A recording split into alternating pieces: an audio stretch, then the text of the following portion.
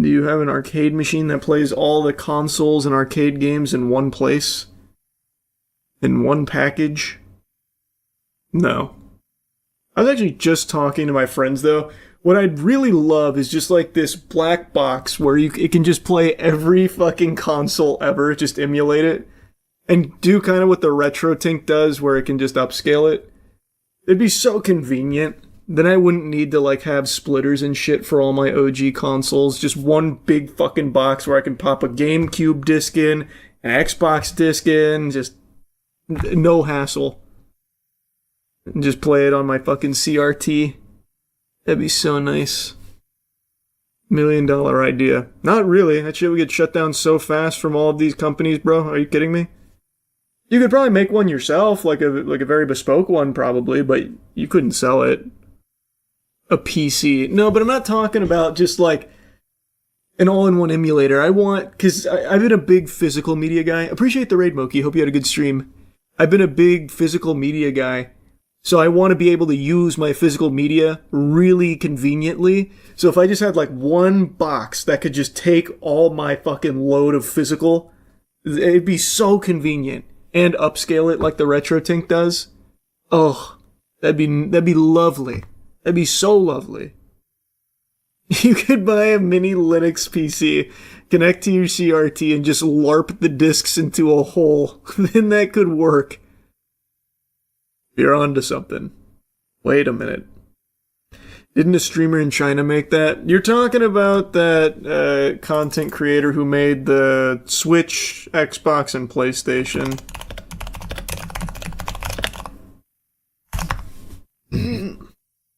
This Chinese YouTuber built a console that can run a PS5, Xbox, and Nintendo Switch 2 at the same time. And here's the crazy part. Switching between the consoles only takes 3 seconds, but the process of building it is the most bizarre part. First, she realized that the 3 consoles together weigh around 10 kilograms because of the huge number of components. So she decided to create a single cooling system and a single power supply using a triangle. Like, it's very cool. Don't get me wrong, it's very cool, but I need that wumbo. Give me everything. I'm talking fucking Sega Genesis in there too. N64.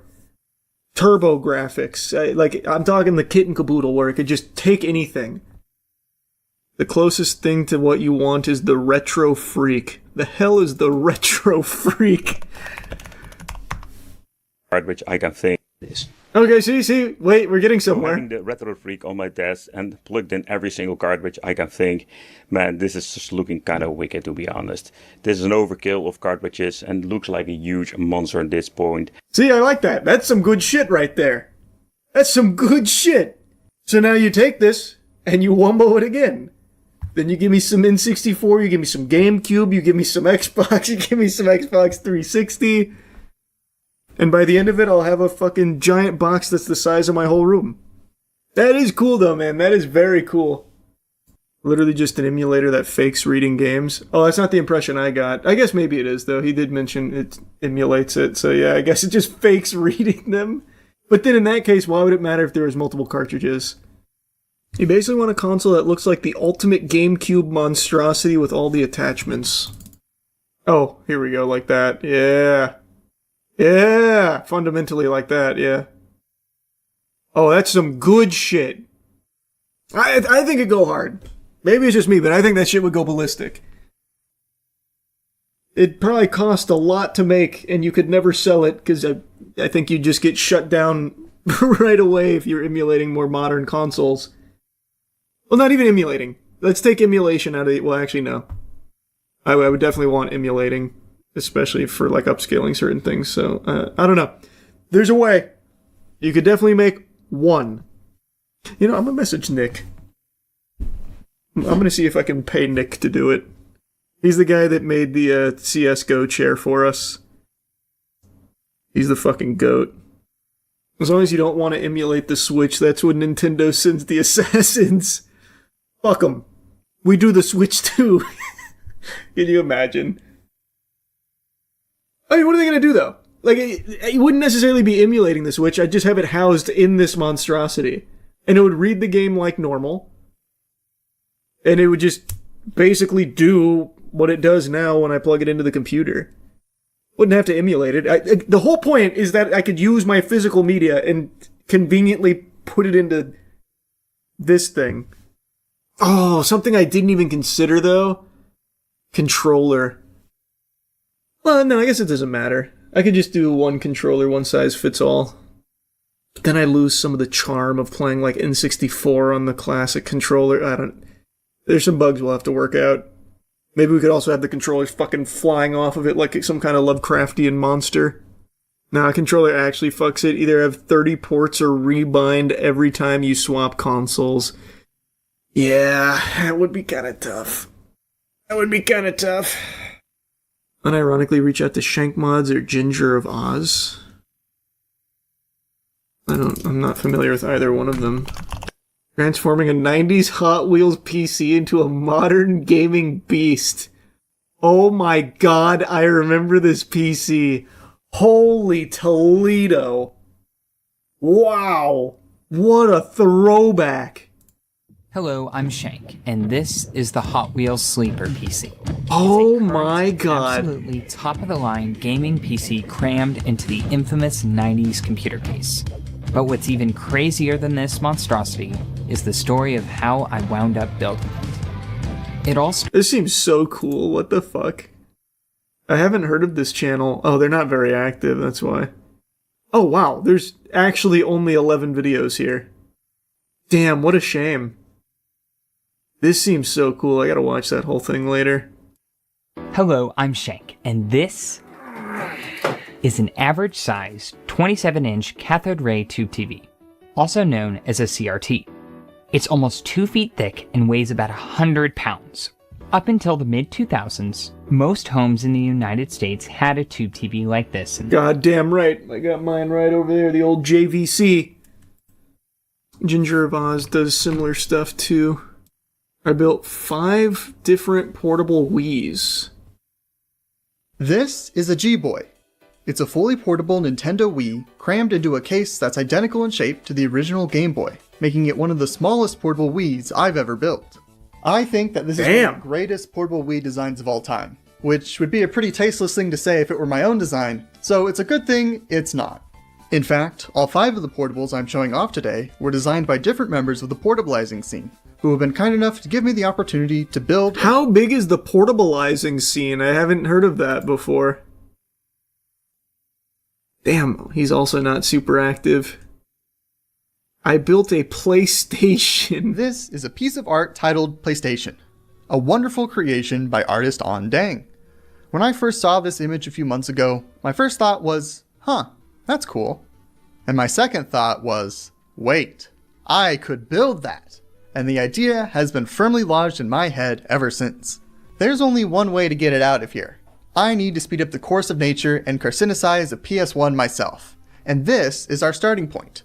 A cheap beat-up PS1 I got off of eBay. It's certainly seen better. This seems so cool. I love this kind of shit. Retroid game consoles are huge. There's a whole subreddit dedicated to these types of devices and emulating old-gen games. I didn't realize it was so big. Retroid Pocket 5 will do good for what you want. I don't think so. I don't think there's anything that does what I want. Not yet. It's gotta be built. Yeah, see, like, I'm not a portable gamer. I'm not a big handheld guy. But this does seem cool. And the big thing for me is, the whole reason I want this is for the utilization of my physical media. That's like the big thing. I want it to be able to read the physical media. You're just gonna have to get the switcher set up AVGN has for his 100 consoles. I already have like a setup that works. I'm just saying, it'd be really cool if there was a giant fucking monster that could read every single game. Is every game console rolled into one? Bro, trying to build the Metal Gear. So I have mine set up. I have 12 consoles plugged into my office, connected to a switcher to my capture card. I think it's the best you can do right now. It is basically the best you can do right now. I imagine you use RetroTink. Well, I guess it depends on what consoles. Make it as big as the first PC ever. Oh, man. We're getting into wacky territory. Imagine we have it look like this. Bang! Hit it, Joe! This is me putting in all of my physical media for my fucking Pandora's box of gaming. Cranking levers. Alright, now it's time for Super Mario 64. Such a thing would exist if there was a demand for it, but the ease of digital gaming has outshined it. Well, bah humbug, man, I know. I think it'd be cool. I think it'd be very cool. You mean it should have like one unified disk drive or USB drives and then game auto switches? No, bro, that's like there is no way you could make some unified like disk drive to fit every piece of physical media. It wouldn't even work because a lot of them are cartridges anyway. So no, that's not what I mean. You just have separate readers for each of them, kind of like what the Retro Freak had. That was honestly like exactly what I was thinking. Hello. But just scaled up for more things. But there'd be no way to make a one-hole-for-all thing. Wait, the Polymega might be it. The Polymega? Jesus. The Polymega. What an intro.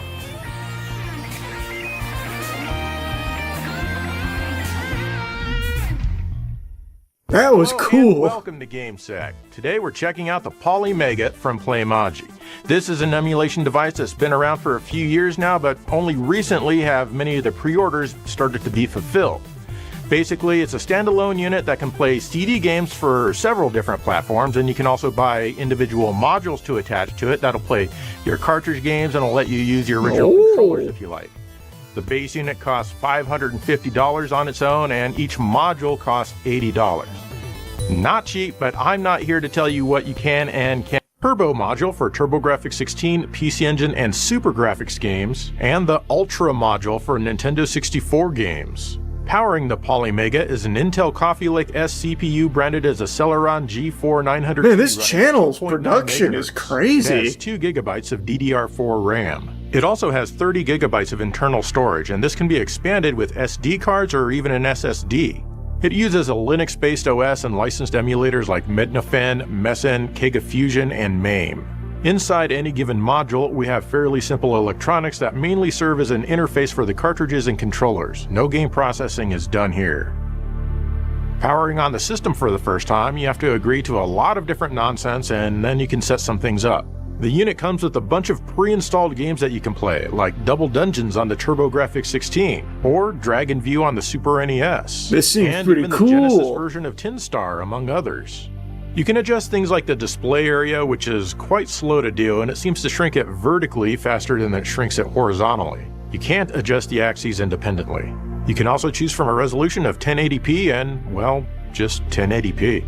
I didn't feel like setting up the Wi-Fi as I had it plugged in directly via Ethernet, but it wouldn't recognize it until I rebooted the console with the cable already plugged in. Let me see it with Polymega more branded modules on it. Game basis. You can also quit and reset the game here. If you're playing with a real controller, well, obviously it doesn't have a Polymega logo button, so you can just access that menu by pressing up and start. Before you begin the game, you'll also have the option to install it to the system so you can play it without inserting the cartridge or CD. You can also apply cheats here, or play it in the classic mode, which deactivates extra features like save states. I'm not sure why you'd want to do that, but there it is. Each of the emulators are pretty bare bones compared to what you're probably used to. There are no fixes for sprite flickering or any of that kind of stuff. The CD, Tekken 3 on the PlayStation, because why the hell not? Game menu. And it works well enough, I suppose. Show me the But cartridges what's and this? stuff on the That's right, Polymega. the HD temporal blur is bad. Like that they put the select and start buttons so high near the top though, but Pro of the Famicom game Sweet Home. Sadly, it doesn't work. No! And of course, the EverDrive doesn't work at all. No! Polymega can't access cartridges directly, only copy data from them, so EverDrives and other flash cards just can't work. Nor can the Famicom disk system if you manage to hook one up. Looks like the big hiccups these type of consoles have are with the cartridges. It works perfect with CDs though. Oh, well, that's good then. That's a good base. I'm gonna be honest now. I kind of love the idea of just like a really bespoke, over-the-top looking contraption. Nothing like sleek and sensible like this. I'm talking fucking demon size. that Like, it could basically be like the stand for, yeah, the alien stuff was a very uninteresting dump. I know. Why was it uninteresting? There was just nothing substantial is the problem. Just more bleh. I don't know, man, that artist rendition was pretty convincing. Oh. Actual site photo with FBI lab rendered graphic overlay depicting corroborating eyewitness reports from September 2023 of an apparent ellipsoid bronze metallic object materializing out of a bright light in the sky. It's pretty thought-provoking. Also, if this is what FBI lab-rendered graphics look like in 2026, that's pretty insane. You gotta give them time to catch up, man. Technology is advancing quick. They're still on that GeoCities vibe. It takes time. That shit needs DLSS 5. It's from a game in the 90s. Is it? They just grabbed an image from a game? An old 90s game? So yeah, the alien files weren't anything super cool. Still nothing. It's still no pickles. Oh, I didn't even read the statements they said about it. This is unprecedented transparency in what the US government knows about UFOs, Hegseth said, adding, these files hidden behind classifications have long fueled justified speculation, and it's time the American people see it for themselves. We can't handle this kind of truth, man. You gotta keep this under wraps. This is gonna cause a nationwide panic. He's right. Dag nabbit, he's right. From a game that was on 7 floppy disks split across them due to file size. This was probably very innovative for its time, if that's the case. Don't copy that floppy. It looks like they took a photo of one of those magnets you play with and colored it gold in Microsoft Paint. Well, they didn't even do that much. Apparently they just took it from an old game. Couldn't tell ya. I didn't know that. Any day now, though, we'll get some really irrefutable, hard proof of extraterrestrial visitation. I'm telling you. See, look, they're even teasing it. There's more to come. Government saying new materials will be released on a rolling basis every few weeks as records are found, reviewed, and declassified. I am salivating. I can't wait to see the next batch. No, like I said, my dad thought that this was nothing. He texted me last night saying that it was a big nothing burger. Yeah, that was unprompted too. Usually he doesn't get the latest UFO drops, but last night I guess he was just seeing it somewhere and he texted me, said, the released UFO vids are a real nothing burger, exclamation, exclamation. What a joke, exclamation, exclamation. So he was pretty upset. He sounds so invested. Well, I mean, he is to a certain degree. He doesn't keep up with, like, the latest baloney dumps, like the fucking spheres, the goddamn flying colanders, and, like, little soccer balls in the sky that people go crazy over. He doesn't care about that shit. But when it comes to, like, file releases and stuff, he at least tries to stay on top of it and take a look, but so far he has not seen anything convincing. So he's not active in the UFO subreddit. He is not. He certainly doesn't like that very much. If intelligent humanoid aliens did actually exist, do you think we would ever know? Said that a million times. No, man. I do not think so. They're hiding the real UFO pictures like Bubble Bass hiding the pickles under his tongue. Brother, I've got bad news. I'm gonna rip the Band-Aid off. There is none. Like, I'm sure they have some, like, wacky files and stuff, because they had so many old-school weirdo projects, like the MK Ultra stuff. They also had all of these, like, astral projecting projects that they were doing, the CIA was conducting with, like, the psychics and stuff, which is why, like, a year ago you saw those articles about the declassified CIA documents confirming that there was giants on Mars. But if you actually look at it, what they were doing is they had these drug-induced maniacs go in, fucking blindfold them and try and, like, guess cue cards that they were holding, and then they'd tell them stories about how they astral projected onto Mars and had conversations with giants. Like, you're not going to find anything, like, actually convincing when it gets declassified, because they did some fucking nut job shit in the CIA back in, like, the 60s and 70s. They were actually trying to do, like, Marvel X-Men stuff. And then they wrote about it as if it was like successful. So like ESP, mind readers, astral projectors, time travelers, they had all of these kind of wacky programs. They also killed a lot of people. Well, I mean, in the pursuit of mutants and superhumans, that's to be expected. The gay bomb, too. Oh, the gay bomb is a classic. The gay bomb actually is a classic. Surprised people still don't know about it. I feel like most people have at least heard of the gay bomb, but don't realize it was actually something they pursued. The thought being drop a bomb that would cause all the dudes to just start fucking each other and not fight anymore. This has to be a Joker skit. No, it was this. It is. I guess you're right. There are people that just maybe have never even heard about it. This was a very real project. The enemy is gay now, but they still shot at us. I do love that thinking, though, like that's going to somehow be a really effective weapon. Like, let's just assume it works. Let's assume they did create the gay bomb. They deploy it. Now all the soldiers have sex. They all blow their load. Then they go right back to what they were doing before. So you bought yourself, like, a couple of minutes where they're fucking, and then what? It was a truly baffling proposal. I don't remember how far this got. I think they tried to do like prototypes at some point from what I recall. I don't know how much. The Wikipedia seems pretty short. I don't remember. It's been a while since I looked at the gay bomb project. But it is such an interesting idea. Might backfire on your own army. Oh, can you imagine transporting the gay bomb, but it springs a leak? Then the plane crashes because everyone's fucking themselves ferociously. No! We made the whole plane gay! No, it's gay! Shit! The one thing we couldn't plan for! No! Yeah, it was interesting stuff, man, I'm telling you. Those declassified files and the ones that we keep getting have some really wacky projects the government looked into at the very least. Some actively pursued. Oh, point I was making, to tie it back to the alien stuff, I do not think they have anything like groundbreaking in regards to aliens. Like, I don't think there's alien bodies, alien weaponry, alien craft that they've ever recovered or anything like that. Surely they have, like, unexplainable aerial phenomena, like stuff that they've already declassified, like the tic-tac, that kind of stuff, which is interesting, but I don't think it's extraterrestrial. I don't think they have anything, like, that's going to make you go, oh my god, aliens are real and they were here. Because I don't think aliens have ever been here.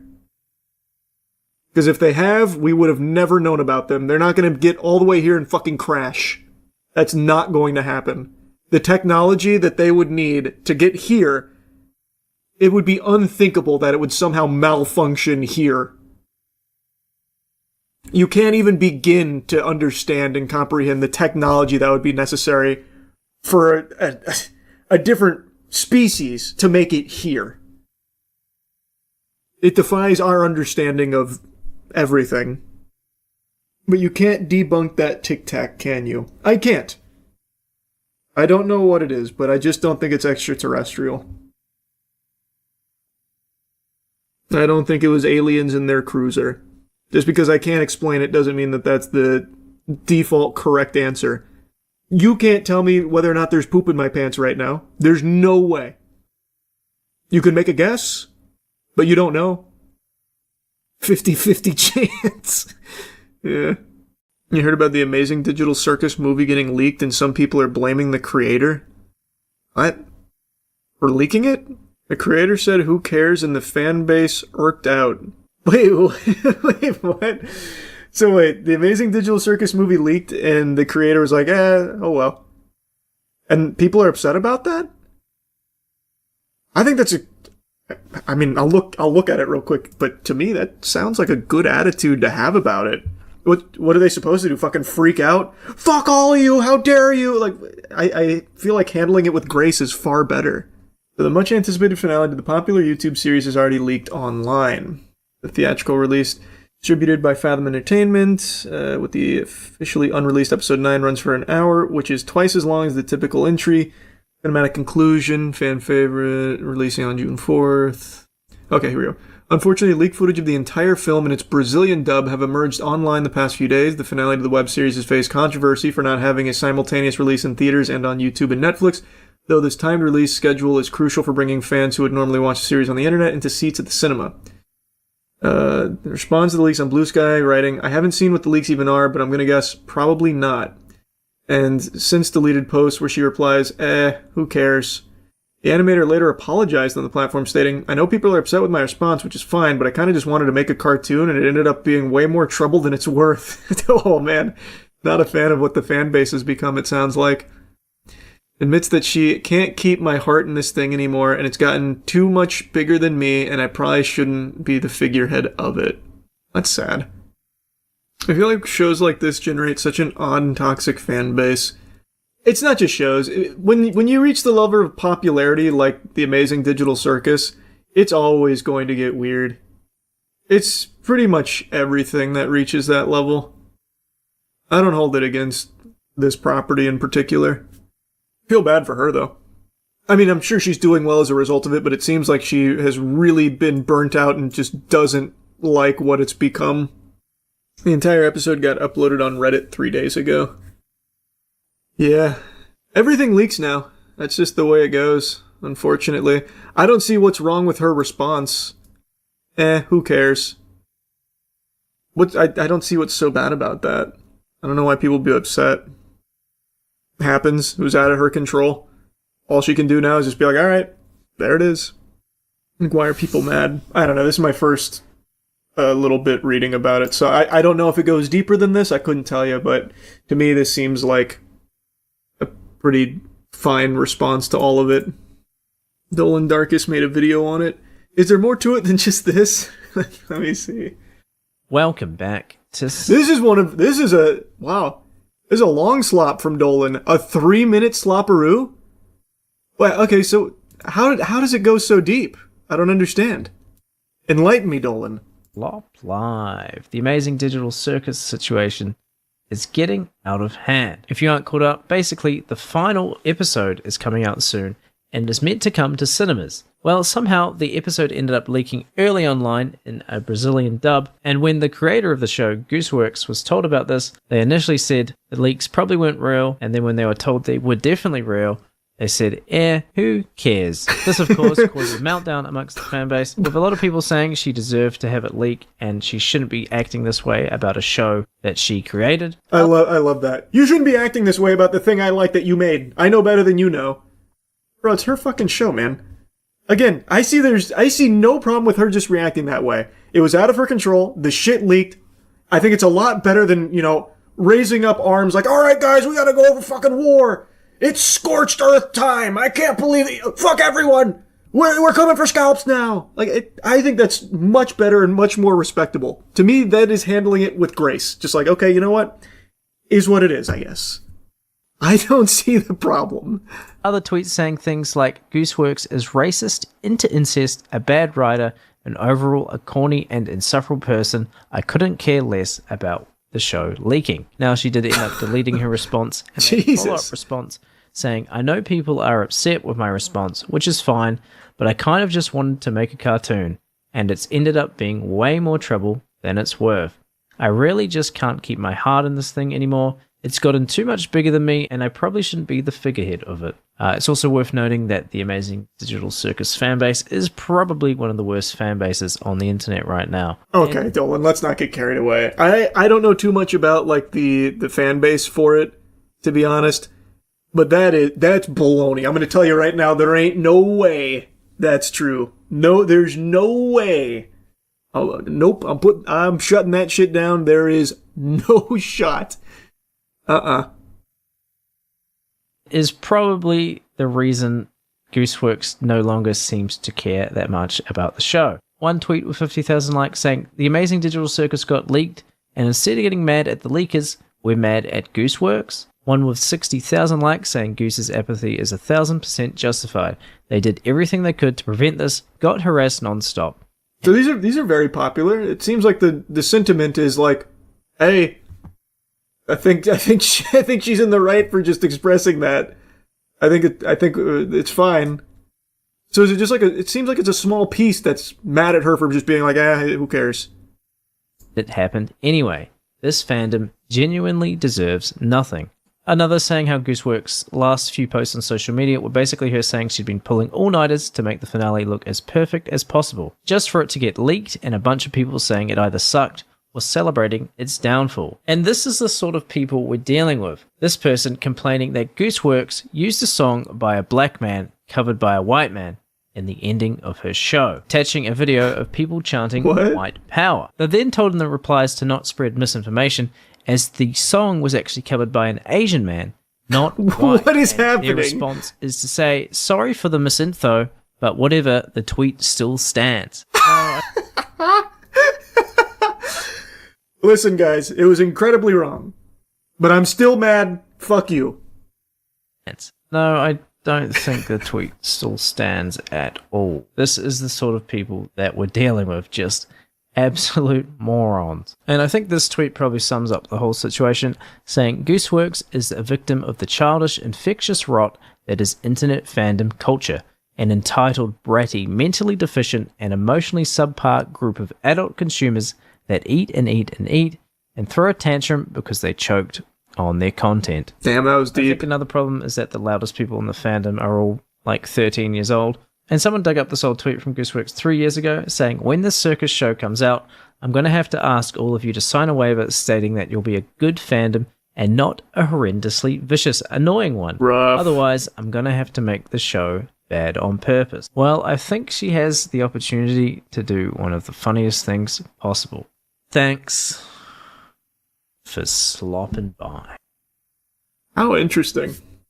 Yeah, I don't know. I couldn't tell you. I don't know enough about the fandom. I just don't believe the statement that they're like the worst fandom there is right now. I can't imagine that. So many fandoms have just been trashed lately. Okay, that's recency bias. Man, it has been this way since like the beginning of the internet. When a ton of people flock to something and it grows to a certain level of success, it's always going to end in rot eventually. It's just a numbers game. There's going to be weirdos that get there. There's going to be freaks that get there. It happens to literally anything that gets to a certain level. It's not exclusive to just the current climate, though I will agree that in the current climate, it's kind of a competition to see who can be like the most rabid, loyal worshiper of property. Like you want to be the biggest fan ever, like you dedicate your life to it, they make it like a sport. I get that. But it's not like it's not like the actual fandom around things is new and the behavior is new. It has been there for so long. Which mainstream fandom do you believe is the most toxic fandom out there? Ooh, that's a really interesting question. Oh, that's a really good question. There's so many good options. Especially when it comes to anime. Or things like Genshin Impact. Like gacha communities. There are so many, like, banger options. What would be, like, the actual worst, though? I don't know. I'd have to really, really, really think about it. Star Wars? No, definitely not Star Wars. Star Wars has been super splintered. That has completely lost its cultural impact, so it doesn't really have that kind of rabid fan base anymore. It's definitely not Star Wars.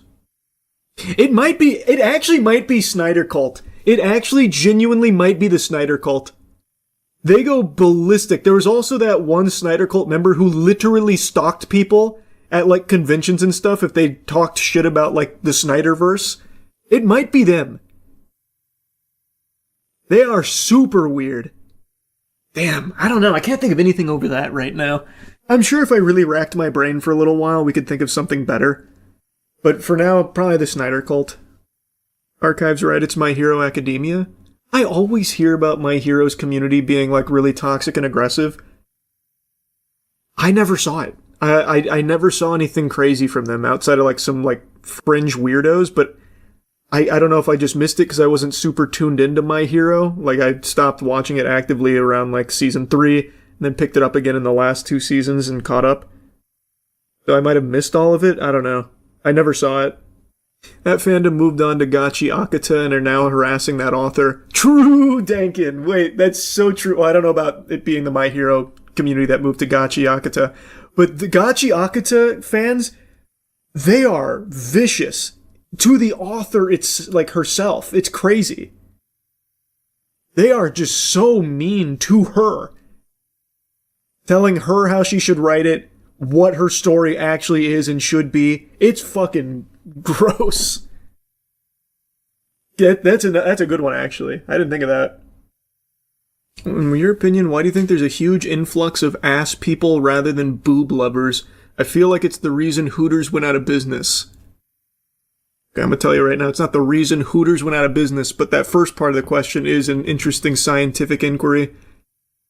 There has been huge ass influx over the last, decade and some change.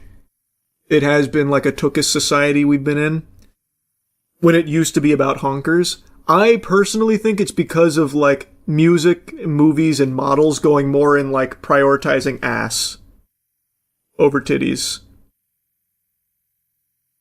So they started doing a lot more, marketing around ass as opposed to melons. So over time, it subtly planted the seed that ass is better. But I've always been a booby loyalist. From day one, womb to the tomb. I've always been about the milk tanks. Yeah, ass has just been shown off more in public and in media over time. Exactly, I think it's just that simple. It had a bit of a renaissance and then it solidified itself as the go-to over boobies. Ass is an industry plant. It's true. Can you imagine that at the corporate think tank? We have all this ass and it's just we can't sell it as well. We're in a booby economy. What do? We gotta do something. And thus, Eureka! Twerking. You're a genius! Big ass doesn't want the truth to spill. You can suck on boobies, can't really suck on ass. Okay, well, alright, listen, buddy. You certainly can. I don't know what you're yapping about. You can suck on anything. Literally anything. But yeah, if it's between ass and boobies, yeah. It's much more enjoyable. It's sucking on the upstairs. Why is Christopher Nolan lying about never owning a phone? Is he saying that? Christopher Nolan on not having a smartphone or email. It's getting harder. I feel like that's just not true. Christopher Nolan still doesn't have a smartphone or email address. He was a guest on 60 Minutes. He fessed up about not having used either. You're telling me you've never used email, Christopher Nolan? Nolan told Pelly that he has no interest in sending emails online but receives a lot of printed emails in person. People are like, you've got to take a look at this. Alright, but no, I've just never been particularly interested in that form of communication. In that as a form of communication. He also added that although he's never had a smartphone, it's become harder and harder to live without one. The return of the QR code has been quite tricky. QR code had sort of gone away, but COVID brought it back. Now it's kind of everywhere, and if you don't have a smartphone, you can't do much with a QR code. I bet there is plenty of evidence of him having both used email and having a smartphone. Let me see. Where can I look around? I need to find some older photos. I don't feel like looking super hard, though, but yeah, apparently he's been getting dunked on for this. Here, on Business Insider, this is literally the thumbnail pic. Directed for Christopher Nolan at the Interstellar premiere in Shanghai 2014. Maybe that's not his phone, though. Bro's basically The Rock. I don't know why celebrities insist on doing this quirky shit. Like The Rock, where he's tried In and Out for the first time 3 times in a row. I feel like it's not most interesting thing in the world to just be like, oh, I don't use email. No, I don't have a smartphone. Especially when you lie about it. But maybe he truly doesn't have a smartphone and never has. He said he has a flip phone for traveling. He's not bragging about it, he was asked. Was he? What was the question? Do you have a smartphone? You don't do email? I do not. I never have. And why not? Oh, no interest. Do you get letters? I mean, postal? letters with I do. stamps on them? I get a lot of printed emails where people are like, "You got to take a look at this." All right. But no, I have just never been particularly interested in that as a form of communication. To be No honest. smartphone. No, I've not. Oh, okay, so it was the interviewer bringing it up. I thought it was just one of those quirky things about like The Rock, as I already used as an example. Okay, it makes more sense then. But I still feel like that's just genuinely not true, especially when there's pictures of him holding a smartphone in the past. You gonna participate in Kodansha's Manga Academy contest? Anyone can compete? Oh, I should make my own manga. Holy, that goes crazy. I can't draw for shit, but maybe I could be like one. And I can get Murata to make the actual manga. Imagine. But to be honest, one's webtoon, like, it really didn't look that bad. It was fine. Kodansha is opening its doors to the world as our first unified global scouting project, not just another manga award, but a search for the raw, the bold, and the yet-to-be-discovered talent across borders. We're not looking for perfection, we're looking for potential. Okay. So you get a cash prize, 300k yen. Okay. Do I get like a deal with them? I get featured, but I don't get like a deal? It's about $2,000. Okay, so it's 2K, own editor, and publication on manga platform. Alright, gotcha. I thought, the way I was reading this, it seems more like you just get one spotlight. They just feature it once. But if you get like a deal, that's good. That sounds cool. The man who forgot how to poop manga, here we come. Yeah, I'll submit a bunch of my ideas. I will submit the woman birthing herself to achieve immortality. That might be the way to do it. A shotgun approach, just everything all out there at once. What are some of my other banger ideas I've had? The Yanni and Laurel one. That only works as a movie. Skynet manga, that's a good idea. But if you win, would you actually go to Tokyo? No. No, I'd ask someone to go in my place. A body double. I can't fly. Oh yeah, we could go for one of those like long title ones. That's good, that's a good idea. I used to be a shitposting loser, but then I leveled up to level 900 when I got whisked away from my magical refrigerator and I gotta defeat the Shadow Lord before breakfast. That kind of thing. Yeah, that actually goes hard, write that down. Yeah, it's a good one, that's a good idea. That might have legs. Rooster fight is a thing, so anything's possible. Rooster fight's cool, though. The animation that I commissioned is a really good idea. I just don't want to blow my load on it in too many spots. I'd rather the animation come out first, so I'm not going to rip that for the manga. Not the Godslap one, the other one. So I don't want to ruin that one yet, because I think it's a great idea no one's done. So that one's got to stay in the old steel trap. Shueisha's manga contest could be next, though. We can submit tons of good manga, though. It doesn't have to just be one. We can do both. Maybe this isn't such a bad idea, actually. Imagine. Can anyone submit ideas? Yeah, it's apparently anyone. You submit your manga. It's not ideas, you submit a manga, by the way. I think it'd be fucking worthless if you just feed them just 2-sentence ideas. They want like a product. How much AI shit do you think they'll get? So much. They will get so much, I bet. Sounds like they're looking for artists more than people to write stories. Probably.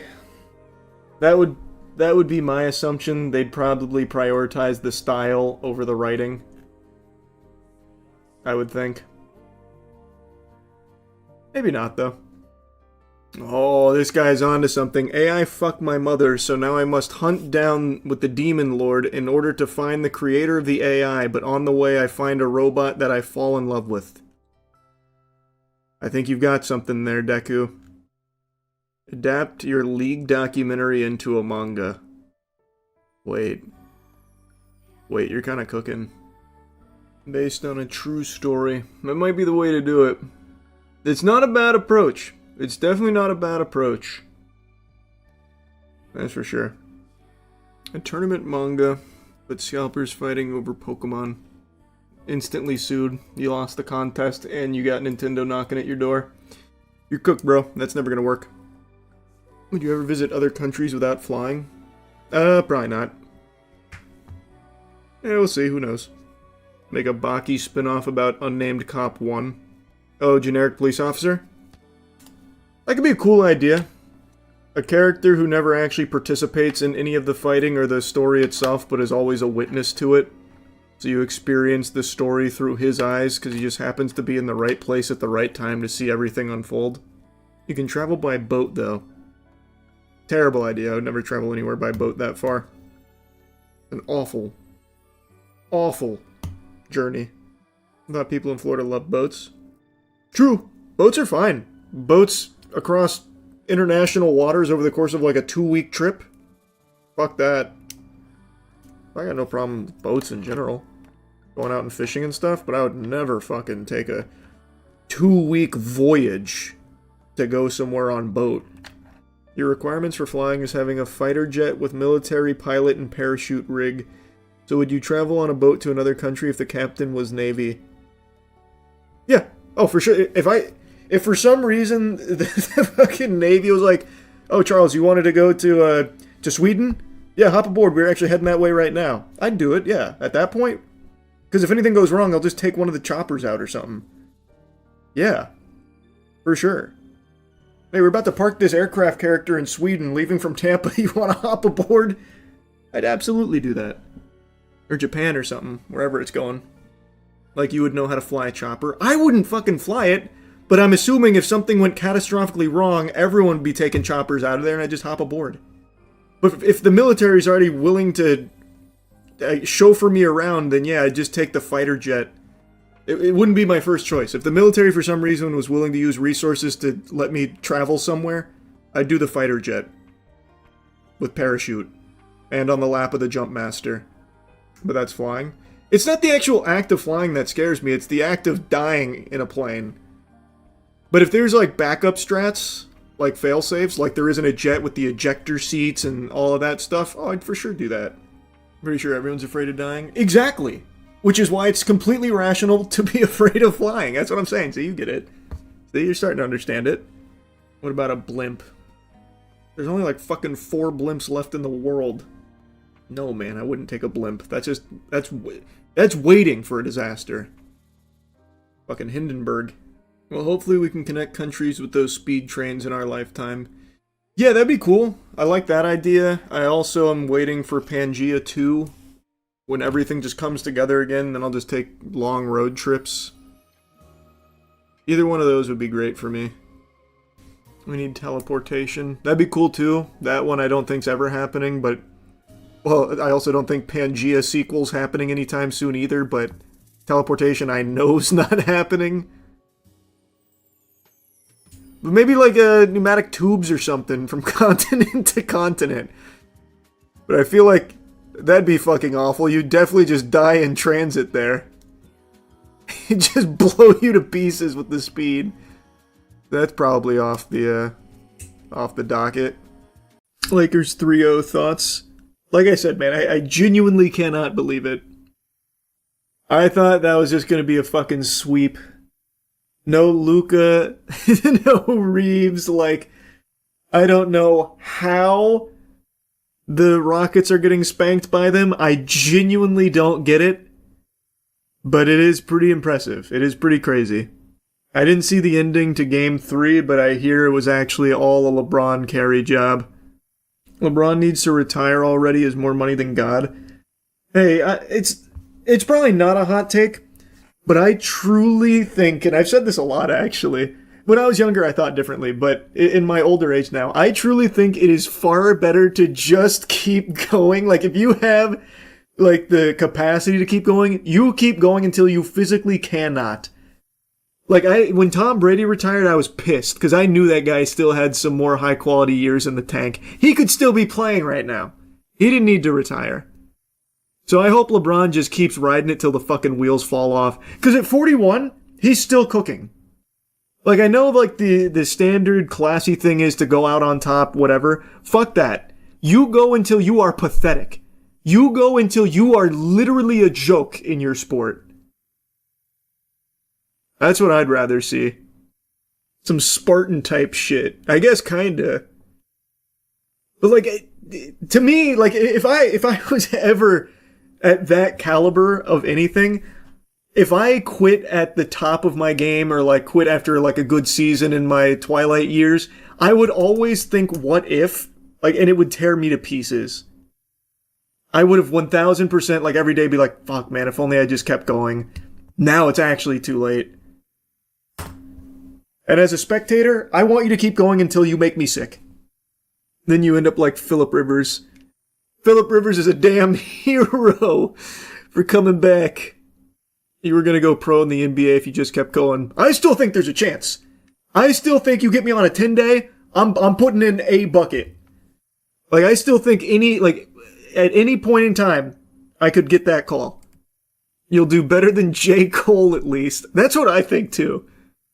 I think you give me a 10-day, I will get either a bucket or a assist. A single assist. I'll be that role player. Because who's going to go out and guard me? Genuinely, who is going to go out and guard me? You'd be an idiot to do so. So I feel like I get maybe one, maybe potentially two open looks, and I'm good for one of those. What's stopping you? Lack of NBA contracts, if you can believe it. Unironically, no excuse, Muggsy Bogues, shorter, and the oldest person to enter the NBA as a rookie was 35. See, I'm telling you, there's still a chance. And I'm getting back into basketball again. So I'm getting the shot back online. Took a little extended break there for a while, but we're back. I'm telling you, I just need a 10-day. And you give me some quality minutes against the Wizards, I will get one bucket. I'll just splash once. And then you can bench me. You can take me out. I just need the one. LeBron will still be playing after you retire. Lord willing. Do you think you could score against Brian Scalabrine? White Mamba? No, man, not in a 1v1. What you guys are totally misunderstanding what I'm saying. If you put me on the court in an actual game, an organized professional game, I feel like I could get a bucket because no actual athlete worth their salt is going to fucking close out on me. Why would they? It'd be silly to. And I know that I can sink some open looks. Like, you're misunderstanding me. I'm not going to beat even the worst player on even like a D3 college team. Most hated NBA team and why? Lions, New York. I've already talked about my most hated team. People don't like it. But I mean, it's the Thunder. I used to be a huge Clippers fan during the Blake... Oh, that's so true. Yeah, during Blake Griffin's prime, everyone was a Clippers fan for a little bit. Blake Griffin, he was special when he first hit the league. But Blake Griffin highlights still go hard. Lob City. Yes, sir. The dunk contest now is so sad compared to then. Oh, dunk contest is just a wash now. It's so lame, I agree. I don't watch All-Star Weekend or anything anymore, but I at least tune into the highlights, and the dunk contests are just pathetic. No one cares anymore. No one actually takes it seriously. It's a shame. Whoa, Mac McClung's actually insane. I like McClung, but it's not like... He can't save the dunk contests or anything. But yeah, I like McClung. Can't believe he hates the Thunder, reigning champs, eventual 2-time MVP soon, lol. Brother, I hate his brand of basketball. An extraordinarily talented player who uses his gift for evil. Fucking foul baiting. Free throw merchant shit. And I know the cope is, he doesn't even have the most free throws in that kind of shit. I understand the cope. But that is still what he is constantly doing, is trying to get his defender and jump into him. Get to the line. I hate the way he plays. It's not fun to watch. It's just not fun. And he's not alone. He's not the only player I dislike for that reason. Embiid. I'm also a big Embiid Scrooge. I cannot stand when Embiid plays. Hurts my soul to hear that. Why? Okay, let's say SGA played for my team. Let's say he played for the Heat. I like the Heat. I've always liked the Heat. I'm not the biggest Magic guy. I don't dislike the Magic, but Heat have always been like the team I've gravitated most towards since the D-Wade era. But if SGA played for the Heat, I would still be like, his brand of basketball sucks ass. Glad we're winning. Hype we're winning. I hate watching SGA play. It's just not fun to watch. It's not. It's just truly not. No, you wouldn't. Trust me. I promise you I would. 1000% I would. Were you a big Jason Williams fan? His passes are still unreal. I still try and do Jason Williams passes in pickup games. I love Jason Williams. His highlight reel is a banger. God, he was so cool. He was so cool. Anyone remember this one? I try and emulate this at least once a year. LaFrentz the rebound. The sophomore's out on the move. Williams in the middle. God, I love that. It's so good. Through the foul. He was like the first player to bring some kind of street ball to the NBA. Who was first? Jason Williams or AI?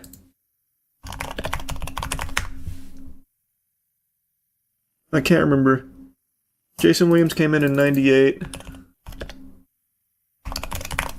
And Allen Iverson came in 97. So Allen Iverson beat him by a year.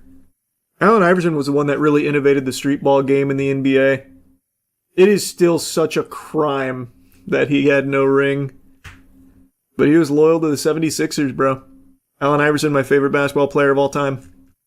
T-Mac goated. No one ever brings him up. Holy, we got an actual cultured basketball enjoyer in here. Tracy McGrady. I actually have a basketball signed by the T-Mac Magic Squad. I just pulled it out of storage the other day. I've got it sitting on the counter out there. I don't know what to do with it because it's kind of rotted out. Put it in resin. That's a good idea. Kobe himself said T-Mac was the hardest player he played against. T-Mac had some incredible stuff, man. He really did have an incredible... Well, unfortunately, he didn't have like a ton of success, but he had incredible highlight reels. Yeah, I thought so. Yeah, he went winless in the playoffs. I had to double check. 0-6. He scored 13 points in like 50 seconds. You're underselling it. It was 13 points in 33 seconds, I think. Yeah, 33 seconds. Who do you think is better, Duncan or Kobe? I've really seen those two put against each other. Duncan is quietly just like one of the best players to ever play the game, though. I still think Kobe, but Duncan is definitely up there. Duncan definitely had I would say Duncan had a more, like, impressive, like, success rate, though. That guy's win rate was unreal. I don't know what it is, but it was crazy. But as far as, like, individual talent, I would still say Kobe. What do you think the golden age of the NBA was? Oh, that's so easy for me, though. For me, it's the mid-2000s. I just think it was such exhilarating ball back then. I loved the early 2000s ball. That mid-early 2000s ball goes crazy. You had people, like, actually, like, genuinely going crazy for it. You had street ball going in the NBA, like Allen Iverson, Jason Williams. And then you had so many incredible series back in the day. You had D-Wade in his prime. You even had, like, the D-Rose, like, a brief era. It was so fun. D-Rose was, like, on the tail end of it. I actually think, for me, the NBA started going downhill after D-Rose's injury. After that, I feel like everything changed. So when you were a kid. Basically. But I still look at some of those games from time to time. And I still think it's incredibly fun to watch. All went downhill once Steve Nash left the league. True. Everything is too three-point prioritized, less of a spectacle. Streetball culture is mostly gone. Okay, let's not get carried away. Streetball culture isn't gone. It's just not present in the NBA at all anymore. But yeah, I agree with the first part. Everything is kind of focused around three-point and foul baiting right now. That's a good chunk of what you'll see. You ever do a cryptid hunt? Yeah, we've done that before as well. Shocker, we didn't find anything. Your non-believing aura scared them off. Unironically, that's what a lot of people say in the ghost believers crowd, that you have to believe in order for them to show up, which I think is a crazy take. The ghost knows if you don't believe and it won't show up. If you follow that train of thought, though, to its natural conclusion, don't you think your overwhelming willingness to believe is influencing what you think you're experiencing because you want to believe? Well, maybe I'm just stupid. Maybe I'm just on the crack pipe. Cryptid sightings disappeared when 4K cameras came about for some reason. Are you insane, brother? There's cryptid sightings every day. Don't you remember the whole giant thing? Where people on TikTok were convinced that giants were real because they saw the top of a fucking antenna on a mountain? And the guy who originally filmed it got, like, arrested or something? The jackalope is the most underrated cryptid. That one's very popular. What do you mean underrated? Flatwood Monster is cooler. Who's the Flatwood Monster? I do not recognize this at all. The terrifying true story of the Flatwoods Monster. Give me the Cliff Notes. West Virginia's Flatwood Monster. Flatwoods Monster. One of West Virginia's most popular legends is from the small village of Flatwoods. The story is that back in 1952, 3 boys, 2 brothers Ed May, 13, and Freddie May, 12, and their friend Tommy Heyer, 10, had been playing soccer in the evening after school when they saw something strange. A pulsing red light flashed in the sky and then appeared to crash into a farm by the hills. The boys grabbed their mom, May's mom, and a few other boys, all aged 10 to 17, all went up to check it out. What they found not only terrified them, but shocked the entire village for decades. They found a monster, described as having a bloody red body and a green face that glowed. It was huge, about 10 feet tall, and had a head shaped like a spade. Its hands were clawed and had a very distinct hissing sound. News of the story spread far and wide, and because of the panic it caused, the US Air Force had to do an inquiry, specifically a UFO inquiry, which they called Project Blue Book. The project came to an end. No shot, that's where that comes from. The Flatwoods Monster lives on. No shot, that's where the Project Blue Book comes from. Is that actually the origin? No, yeah, I was surprised you've never heard of this one. Nah, it just doesn't ring any bells. I've certainly never seen that image of the Flatwoods Monster. Looks like an Adventure Time character. The Sandown Clown is the most terrifying cryptid. It's another one I don't know. The Sandown Clown. Hit me with the Cliff Notes.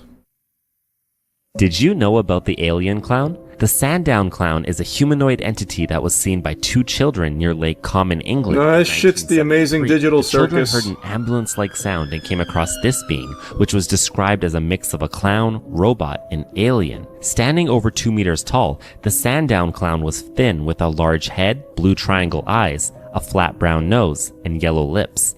It had a tall pointed hat, a red and green clown suit, and wooden antenna extending from its body. Despite its appearance, the Sandown Clown was friendly and spoke to the children for almost 30 minutes. It spoke through some kind of microphone or speaker system. It identified as Sam and claimed to be all colors and non-human, providing cryptic responses to questions about its nature. When asked if it were a ghost, it is reported to have answered, "Well, not really, but I am in an odd sort of way." After this encounter, the Sandown Clown vanished and has never been seen again. Whether it's true or not, the tale of the Sandown Clown is another odd mystery of our world. No, it's not. How is that an odd mystery? Some kids lied. The end. How is that an odd mystery? I'm always interested in the real cryptid stuff. The goat mans. The hairy hands. That kind of thing. Not the fucking Sandown Clown where the only thing is these 2 kids said they met a weirdo. That's not real cryptid shit. That's fraudulent. That's stolen valor. These I spit on. This is a bunch of hooey. Black Knight Satellite is no stolen valor. What the fuck is Black Knight Satellite? That sounds like a character from My Hero Academia.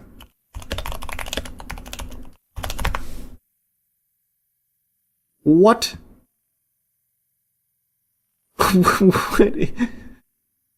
Lots of people believe in the abstract theory of alien life, but some people believe aliens have not only visited Earth, they actually placed a mysterious device into orbit above our planet thousands of years ago that they used to communicate with humanity. Sounds crazy? Here's a look at the mystery of the Black Knight satellite. In 1954, the New York Times ran an article saying that Dr. Lincoln LaPaz had discovered 2 satellites orbiting the Earth. The reason this was news? In 1954, no country had managed to launch any satellites yet. Whatever La Paz saw, it was enough to worry the Pentagon for a while that the Russians might have beaten America into space. La Paz later said he made it all up, while the Army said no such satellites existed. Okay. Still, many people believe the satellites were there, and they were made by aliens. Nikola Tesla is the internet's favorite scientist and is famous for lots of other things too, like inventing the Tesla coil, his dislike of women, and his strange obsession with pigeons. In 1899, though, he made his most controversial discovery when he claimed to have received an electric signal sent by aliens. He even published an article for Collier's Weekly, subtly titled Talking with the Planets, where he theorized the signal was from Mars. Modern conspiracy theorists, however, believe Tesla was actually intercepting a message from the Black Knight satellite. According to Vice, in 1927, a Norwegian engineer named Jürgen Hals was listening to radio signals when he noticed that some of them had a strange echo. Despite turning to other physicists for help, Hals could never explain these long-delayed radio echoes, but some believe the answer is pretty obvious.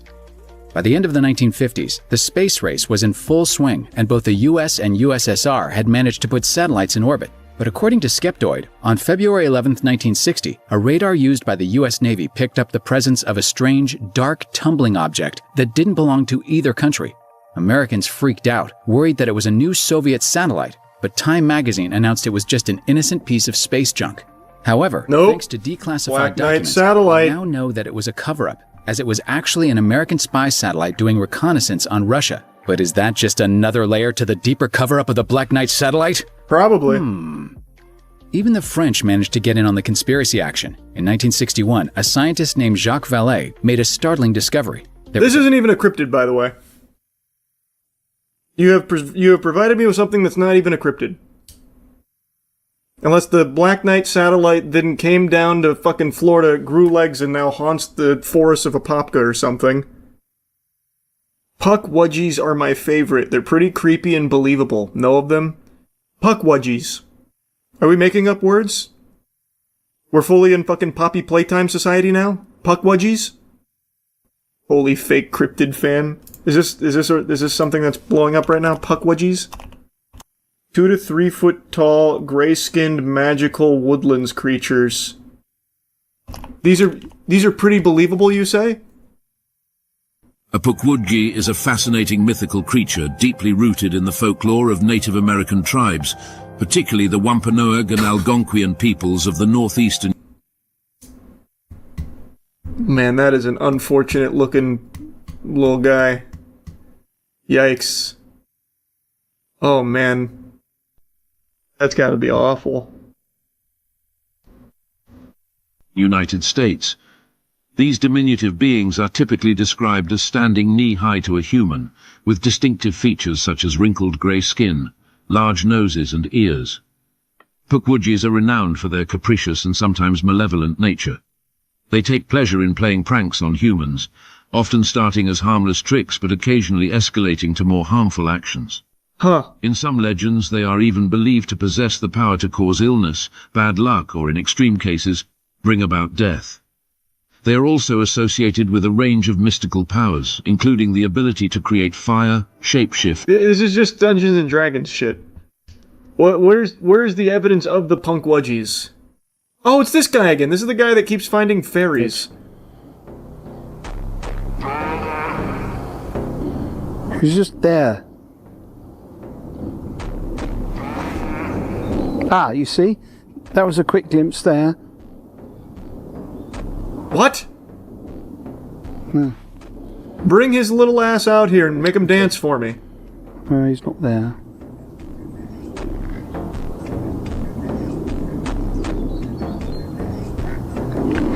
Oh, sorry about that. He was doing. Oh, there he is. Okay. Where? Oh, fuck! There. That dirty pervert was twerking. Oh my god. Alright, well, maybe Punkwudgies are real.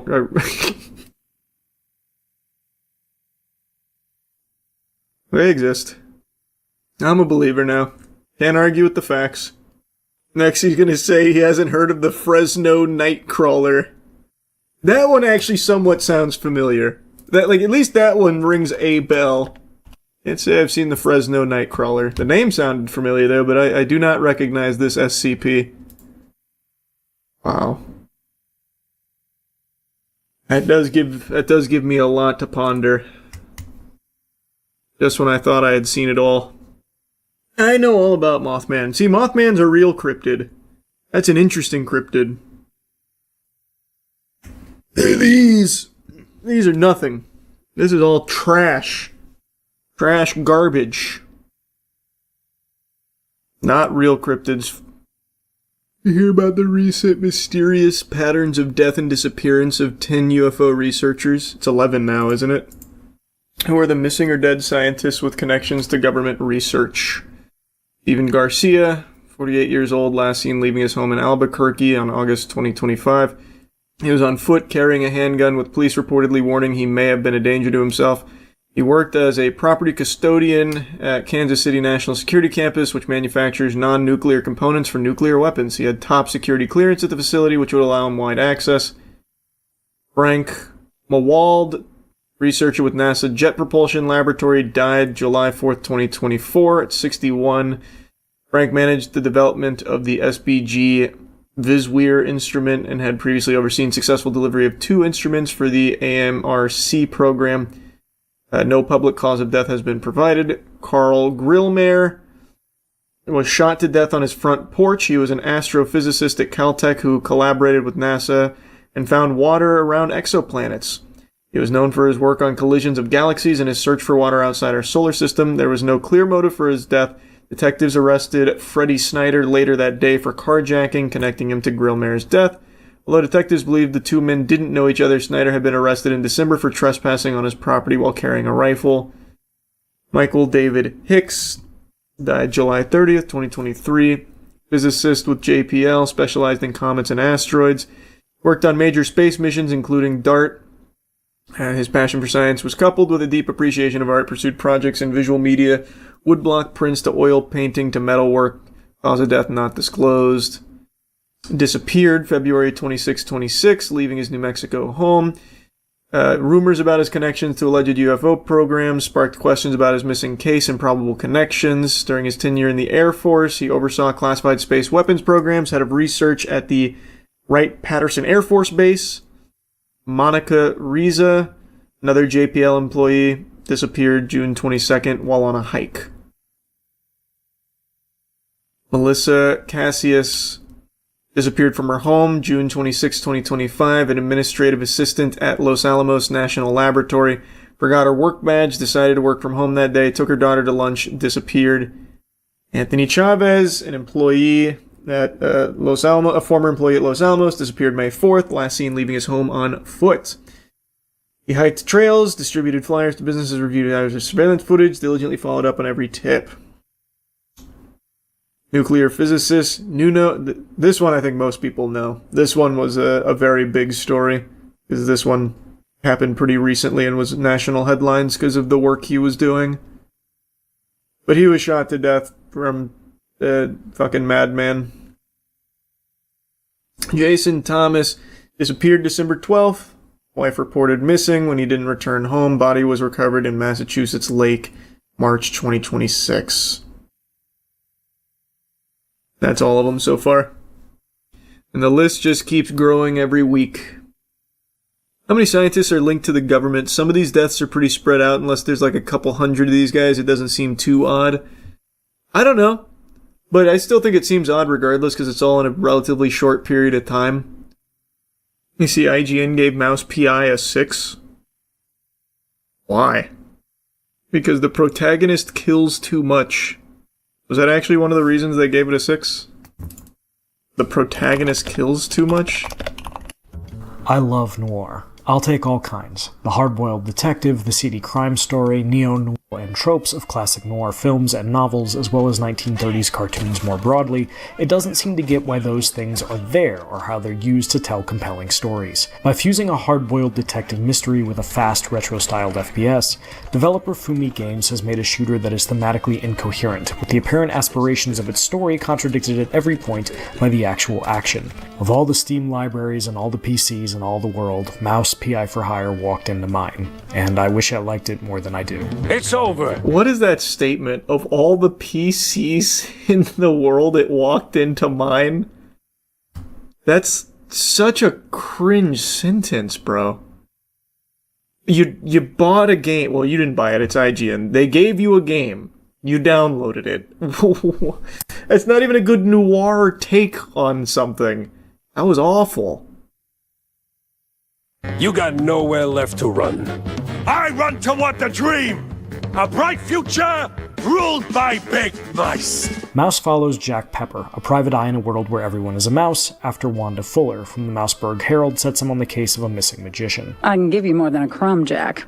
I can give you a magician. As you'd expect, that spirals into a much bigger conspiracy that includes an attempt on a mayoral candidate's life and racially motivated mouse-on-mouse It's a riff on an old noir quote. I don't know which one. My buddy got nabbed for just being a shrew! Same as it ever was, even in Mouseburg. And the requisite twists and turns you'd expect from any good detective story make this tale solid enough. I was in too deep.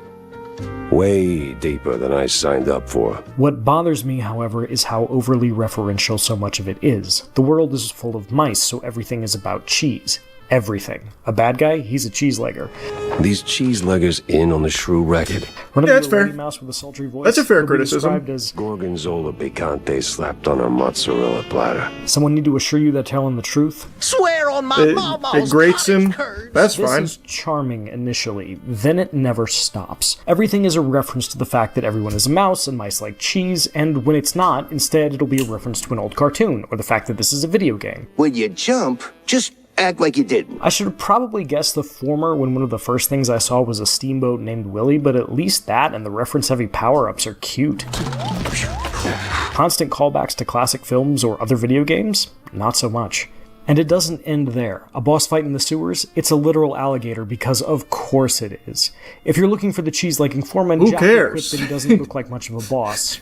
More like that's weak. I guess he doesn't. Joke. The voice actor He doesn't like Troy Baker the do an sewer admirable gator, job I with guess. what they have, but nothing in Mouseburg is allowed to just be. It has to be a mouse reference or a literally cheesy one-liner. Cheddar, what's wrong with Gouda? No good if you broke, Jack. Or a reference to something else. Ticket seller. That's fine if the writing doesn't hit for you. That's a fine So I complaint. need your strongest tickets. It's hard to care about Sure, it I can see that getting annoying. because it never stops That's making fine. jokes about everything. Here's Jacko. It just wants to remind you of other better things. Surely that's enough, right? Time to find someone higher up and squeeze until they At least the shooting is better.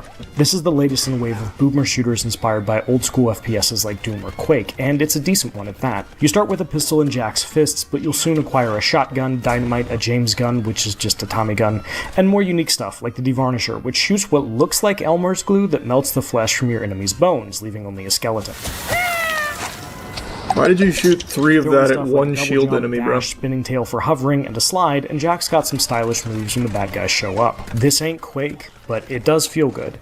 It doesn't hurt that all of it, from reload animations to random conversations, is rendered in an absolutely gorgeous black and white mix of sprite work and 3D models. The world building may be thin, but Mouse PI for Hire is still dressed to the nines. Even here, though, I have issues. Weapons can feel weak, especially the shotgun. It's got the audio kick of a pop Especially gun. the There's shotgun. a strange disconnect to seeing something that sounds like a kid's toy blow off some poor mouse's head as you paint the white of the world with black ichor that spews from his neck. Enemies mostly come out of doors marked with a skull that you can't enter, robbing these areas of anything remotely resembling a sense of place.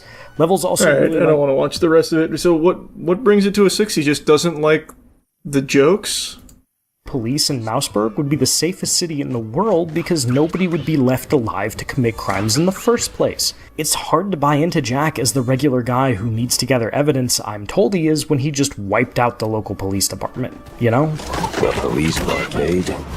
We'll show 'em. Brother, who cares? It's a cartoon. That's like the whole Mouse PI vibe. for Hire nails the aesthetics of both the 1930s cartoons and the detective stories that inspired it. And it's also an amusing boomer shooter that largely feels good as you're playing it. But its haphazard marriage of noir storytelling tropes and shooter gameplay are often at odds with each other in uncomfortable ways that weaken both aspects. And the writing is so busy making references to other things that it's actually painful to sit through at times. This FPS is solid enough if you just want to blast some cartoon mice and not think about it too hard. But once you do, all you'll see are the seams where disparate ideas have been fused together, and no trench coat can hide the stink of that moldy cheese. For more, check out our reviews of Pragmata and Resident Evil Requiem. And How interesting. This guy gave WWE 2K25 an 8, by the way. What an interesting criticism. It's fine to not like the cheese puns all the time. I can definitely see that getting annoying. But the other complaints are fucking terrible. It's hard to buy into this world when the guy's just killing all the police. And the mouse, like the Mouse City, like all the police are getting killed. I can't buy into the world. It's a 6. I don't get that one. GamerRanks also had similar complaints, by the way, about the story. Well, it's two different things. The story not being good, and the game not being good because I can't suspend disbelief in a cartoon game. This doesn't logically make sense. Thus, it's bad for that. But if the story itself is bad, that's a legitimate complaint. I'm not far enough in the story to know if it's, like, good. I'm enjoying it so far. I think it's been great so far. But I'm only, like, 2.5 hours in. Oh yeah, here, I wanted to do the coin stuff. I don't know if anyone here knows anything about coins, but if you do, please tell me if any of this is anything. My parents have this big box of coins that they've had for, like, 100 years. From, like, my great-grandparents all the way passed down, and I don't know if any of it's anything. Oh. So, like, super old coins that my grandpappy glued onto, like, some felt here. A long time ago, like 5 years ago, I went over some of this on stream, and I don't remember if they were worth anything, but my parents really want to sell it, but don't know how. And I don't know shit about coins, so if anyone knows anything about, like, really old coins from the early 1900s, let me know. They also have more modern shit, but I don't think the modern shit's worth anything. Like, I don't think this is, like, sought-after stuff. But they're cleaning out their things and want to sell it, but don't know where to look. Full sets could be. I don't think so. I like this. No, not this. Yeah, this. This I found online. This is the 1992 Olympic Prestige coin set. This is like $80. So I feel like at most it'd be somewhere in that ballpark for these things, but I genuinely don't know. So this is, if anyone knows anything about coins, let me know. So I can figure out how to sell it for them. 1992 isn't that old for coins. Oh no, that's not old at all. This is just one of the very few things I was able to find listings for. They have all kinds of wacky shit in here. Ugh. Like this. This is my great-grandfather's coin collection, so this is like actual early 1900s, some of them 1800s coins. I think these are mostly like silver dollars. I have no fucking clue where to even go to look for these kind of things. So it's a mix of like grandfather, great-grandfather. My dad never got into collecting coins, so he didn't ever add to it, but there's also like these like silver bars, which I don't know what these are. These I don't think are super old or anything.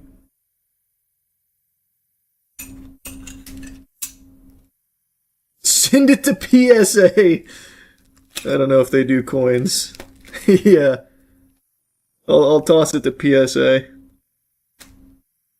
So collecting stuff is in his DNA. I guess. Yeah. My grandfather, I think the only thing he was really into collecting was coins. I'd keep the silver. Well, they don't want to keep it. They want to sell it. Find coin collectors. Well, that's what I'm doing. That's what I was just doing. If there's any coin collectors here, please reach out and fucking help me figure out what all this is. You don't have any local coin stores? I have no fucking clue. I didn't even know there was local coin stores. Is it not just pawn shops? Do they have entire dedicated coin stores? I know nothing about coin collecting. Actually nothing. Best I can offer is a bag of peanuts and a handshake. My man. Hold on to the coins, the value always goes up. I don't know if that's necessarily true or not. Maybe, I couldn't tell you.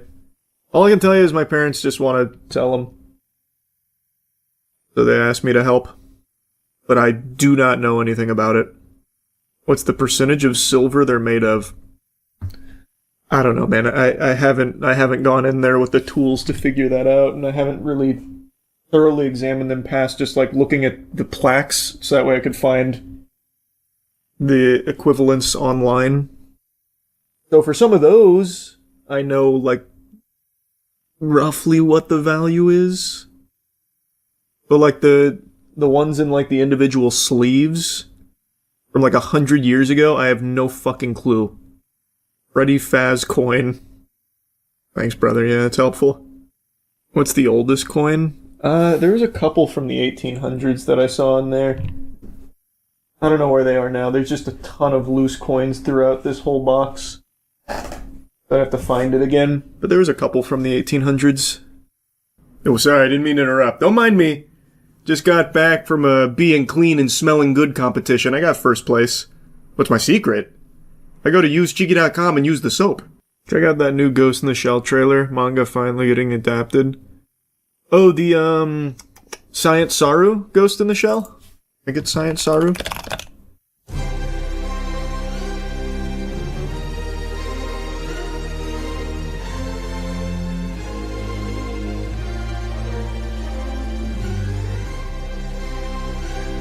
Dewa こいつは電脳犯罪史上最もユニークと評されたハッカー。人形使いだ。Yep, Science Saru. I was right. 公安休暇。首相直属で圧力の効かない組織です。公安休暇の広角機動隊とかなの。Man, so why can't Fist of the North Star get a modern run like this? Why does Fist of the North Star get the dog shit 3D treatment? It's so upsetting. This looks great though. Like, this is the style that you want for something like Ghost in the Shell.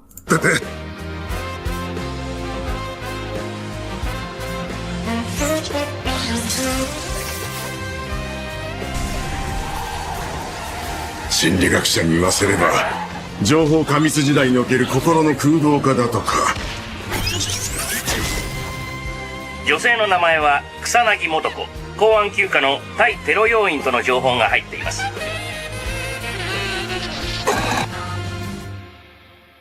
Nice. That's cool. I'm sure that'll be good. The old style is so charming. Couldn't agree more. Yeah, the game trailer for Rewind Dead has really cool gameplay mechanic.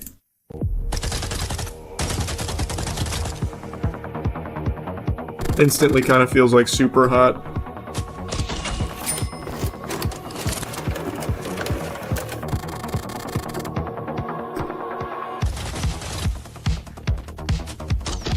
That's a cool idea.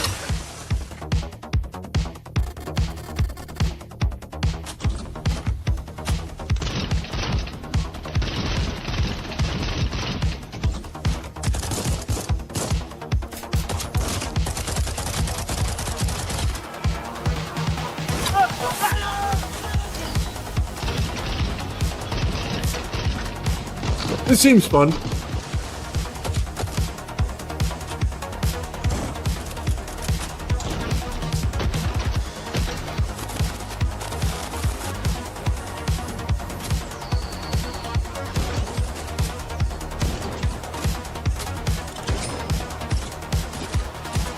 I wonder, can you, prepping for this, just start shooting yourself, like, before you get in there on the rewind? Just throw random shots in a direction and have your previous self kill the current one? Break the fucking space-time continuum?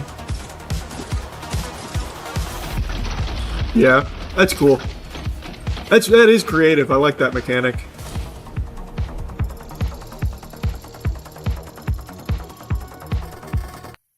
Also, I'm assuming you heard the Lies of P news. Yeah, I was pretty upset. I saw the post. It's a damn shame. They were doing everything right, and then that. Ugh. What happened? They're looking for AI prompt engineers. So it looks like Lies of P devs are going pretty hard on the AI for their next game, which is a damn shame, because Liza P is one of my favorite Souls-likes. I think Liza P is so good. Now they're going in the wrong direction. I've been obsessed with that all-in-one console idea. Look up Yoshi's Box. I think it might be possible. Oh yeah, I actually messaged Nick yesterday about it. He thinks it should be no problem. So he's pretty excited about the idea. So I got Nick prototyping it. The time has finally arrived. You've never seen anything like it anywhere on Earth. What's under this cloth is the most powerful gaming system ever. This is some classic YouTube shit. It's 6 times as powerful as any Uggam we've ever attempted to build. Women and children scream in terror at its sheer, unadulterated magnitude. It plays computer games, PlayStation 2 games, Xbox games, GameCube games, Nintendo games, Atari games, the games people play. Whoa. Ladies and gentlemen, the Screensavers presents the pinnacle of video gaming systems. That was a long list.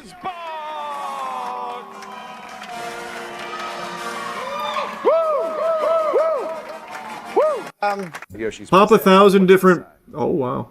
Swing around a little bit here. Yeah, you're going to swing yourself around and then, yeah. We have the standard PC layout. All right, you got PC in there. It's a pretty good gaming system. Oh yeah, it's a Athlon XP 2100. We got PC 2700 RAM. What kind of video card in there? Right now we have an ATI All-in-Wonder because I was trying to run the Atari through that. Oh fucking what? TV out card. Yeah, but I ran into a little problem. It doesn't want to really run the TV through the card for some reason, or the Atari through the So maybe we'll put TV. a better, like a GeForce 4 in there. I'm going to put a GeForce 4 in there, right. and I'm going to do a little hack on the.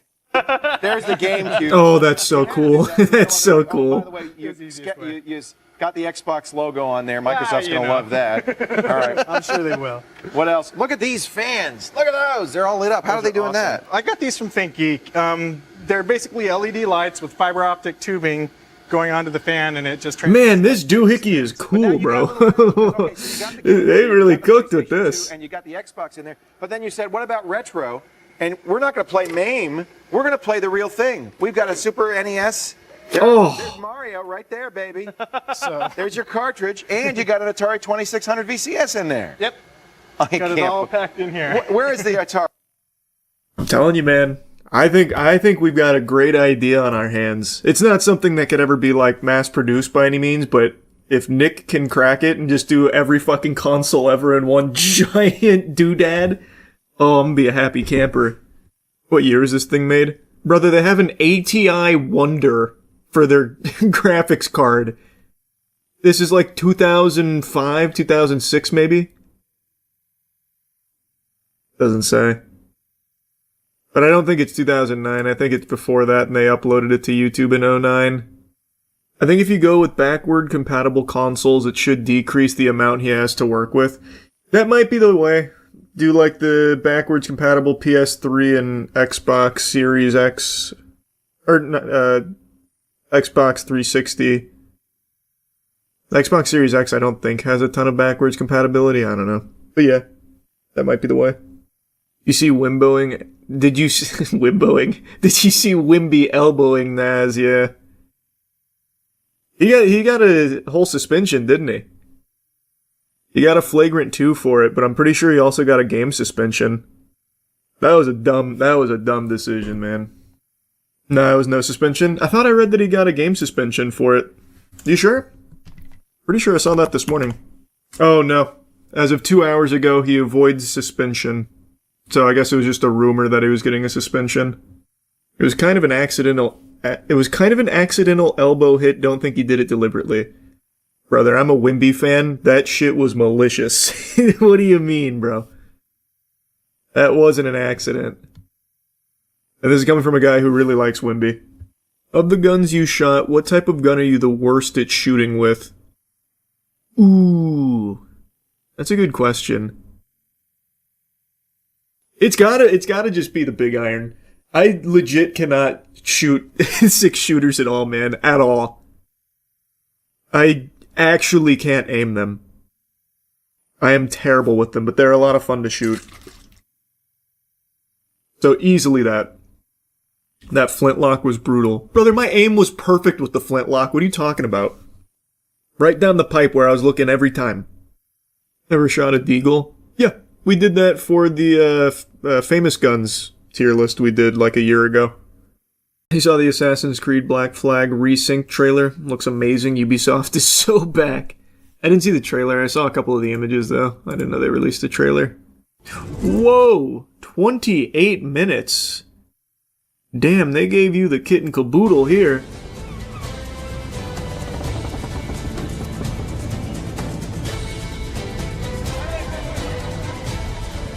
We fly no colors out here, but praise the lack of them. So let the black flag signal nothing but your allegiance to man's natural freedoms.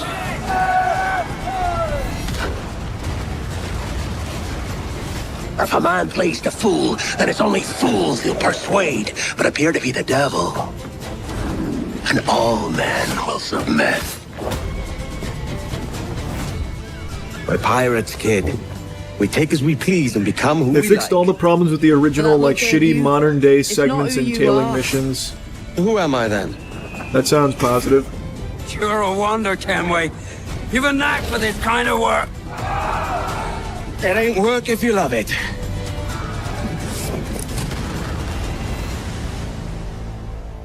Too bad they reused combat from Shadows. Please don't tell me that. Did they actually? Hey, everyone. I have to say, it is so good to be here. I played Edward Kenway more than a decade ago, and you know, he's one of those characters that never really leaves you. Now, over the past months, we know that you've been waiting, or we know that you've heard things. And today, it is finally time to share with you what we've been working on.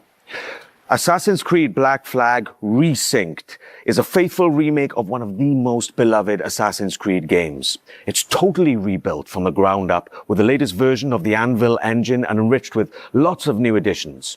Resynchronization with Edward's journey and memories. The same story, the same man, but elevated to a new level of immersion and realism to bring you one of the most thrilling swashbuckling pirate adventures. And I'm happy to say, Assassin's Creed Black Flag Resynced will be released on July 9th, 20... Wow, that's much sooner than I would have thought. Holy.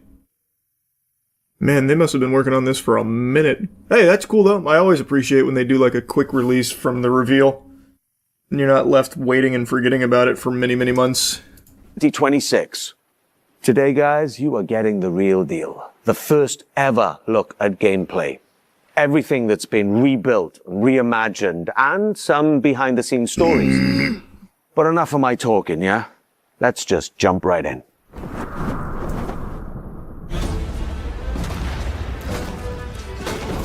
Hello, pirates. Matt Ryan here, the voice of Edward Kenway.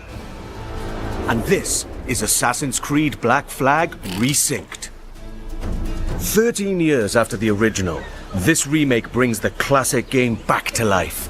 Rebuilt from the ground up with the latest Seems like Anvil pretty engine substantial to deliver visual the most upgrade. thrilling pirate adventure. All right, let's set sail. Dash my buttons. Your life seems a grand one, if I may say. So full of adventure.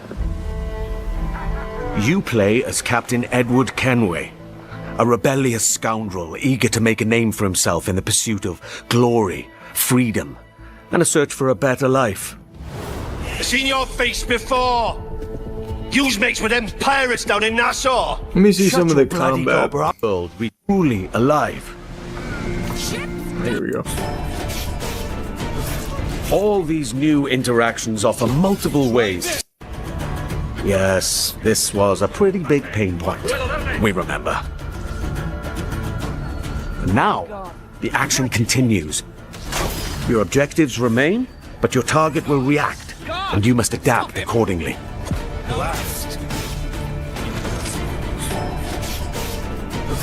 All these new interactions offer multiple ways to succeed and progress in your missions. Of course, this wouldn't be a real pirate adventure without a ship. Jackdaw. You named your brig after a boxy bird. The Jackdaw. What a beauty. I mean, this does look like a huge upgrade.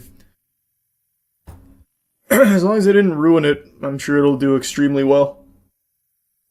They said they're toning down that VFX parry crap, thankfully. I didn't even think that was that bad. All these new I'm assuming you're talking interactions about of that right there. I don't even think it's that bad. Remaking your best bangers when the franchise hasn't been doing good is such an OP strat. I mean, there's a reason. There is a reason why that strategy works. Yeah, legitimately surprising news from Xbox. I was pretty pessimistic about the new head of the division, Asha. I wasn't really convinced that she was going to be the lightning rod ushering in a new golden age for Xbox, considering her background was mainly in AI, like a prominent in AI. But, to her credit, she has put my whole asshole in my mouth, because she has made actual good changes. So, the big one that I think a lot of people saw when it got announced was she lowered the price of Game Pass. It's somewhere in this article. Where is it? I don't want the video. Here we go. So she decreased the price of Xbox Game Pass Ultimate. That came at the cost of removing Call of Duty from it, but that's a certified who gives a fuck moment. You get much more value out of it. So bringing it down to $23 per month, which is it's a good drop. So Game Pass has now got cheaper. That includes going down to 14 in this tier, the PC Game Pass. So actually pretty nice. Genuinely didn't expect that. As everything gets more expensive, somehow Xbox bucked the trend and made it cheaper. That's one of the few times you will ever see a subscription service go in the opposite direction. So that's cool. Big W from Asha there. But even still, not a whole lot of games.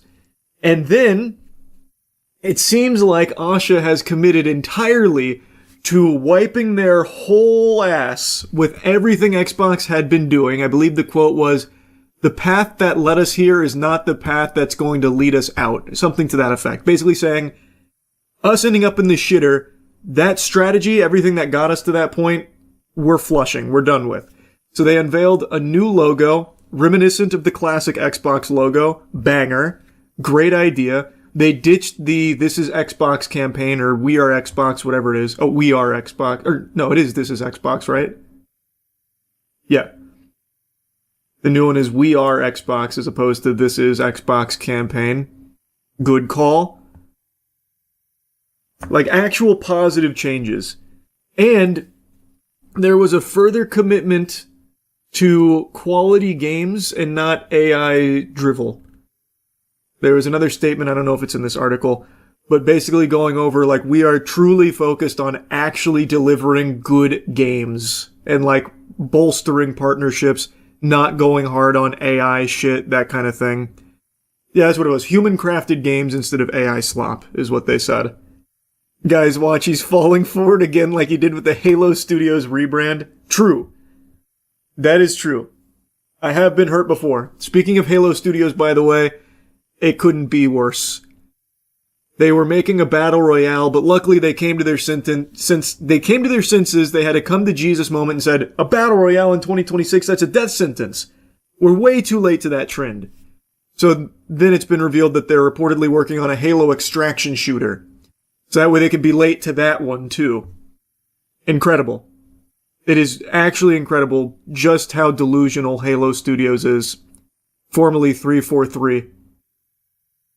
I just don't get it. I just don't get it. This specifically mentions a PvE extraction shooters, which is what everyone wanted, which is what everyone was saying they wanted during the Helldivers 2 launch. Who was saying that? I don't recall that. But then again, I wasn't like super deep into those conversations, so maybe I missed it. I can tell you one thing. You know what I don't want is more extraction games. I am not an extraction guy, so that is truly not for me. And I have no idea how that would work in Halo. That sounds miserable. Just do Helldivers but Halo? That sounds terrible, though. Helldivers is just so vastly different. So, like, I drop into Covenant territory. I'm calling in, I guess, a Mac cannon. And then what? maybe I drop in like a DMR battle rifle. I don't know, I just don't see any way of making that work. Then I go over here and blow up a downed Phantom, and then I get out. Yeah, I was just talking about the Xbox W's a second ago. It's a Halo L, but Xbox W overall. I was very, very surprised. You see the Invincible vs. Story trailer. I was super surprised to see there's a story mode. I heard about it, I didn't watch it. Does it actually look good?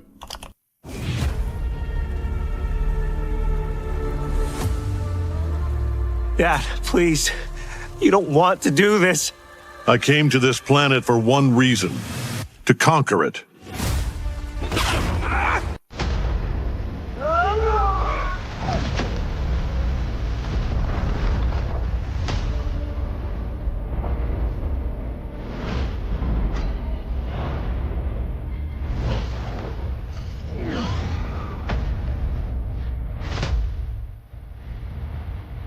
Hit me. As hard as you can. Happy to. Mark, where are we? Took the words right out of my mouth. This has an interesting style to it.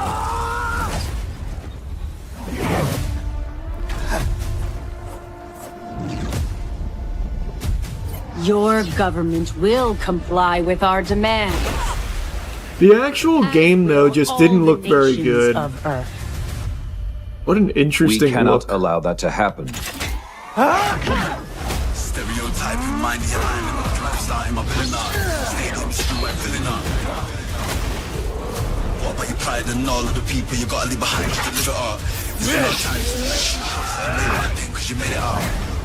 What is this place exactly? Robot says we're trapped here. No one knows why. Gotta be a term for this. I just know it. Wait, epically fucked.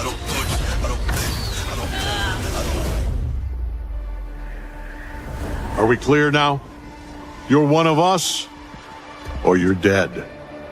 Fuck you. I suppose that's a decision.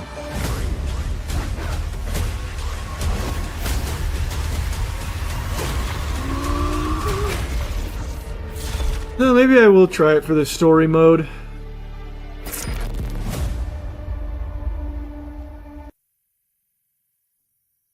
I'm curious what that's gonna be like. No, I've already seen the gameplay. I do not like the gameplay very much. Here, Maximilian Dude played it.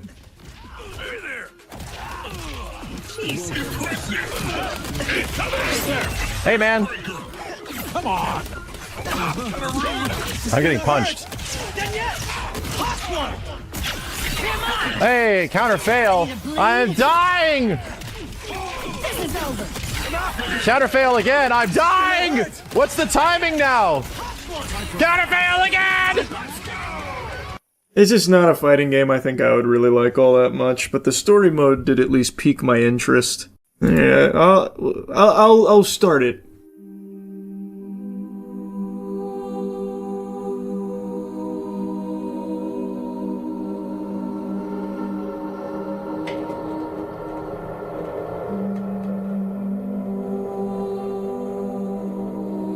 I've watched so many YouTube horror shorts, and yet I don't think I've ever watched a Dylan Clark one. But it seems like he's like the go-to guy for high-quality ones.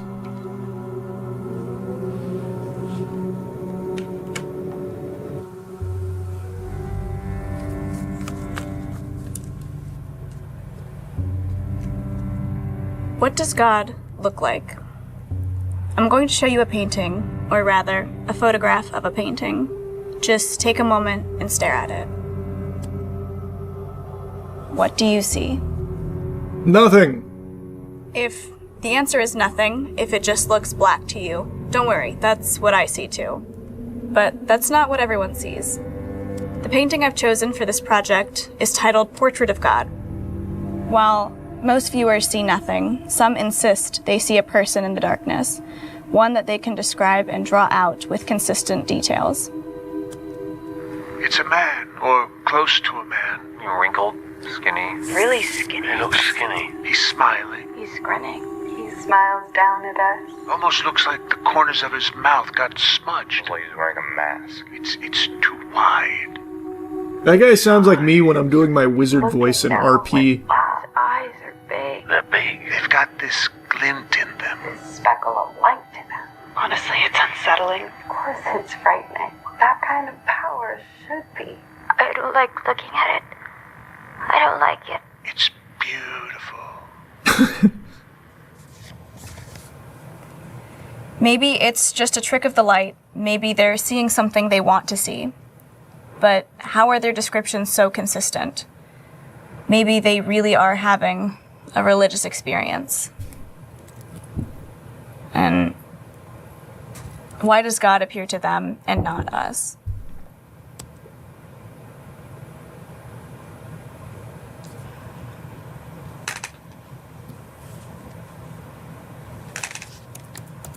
Run it back. Oh! I saw it! My God! It had a big grin! I'm going to show you a painting, or rather, a photograph of a painting. Just take a moment and stare at it.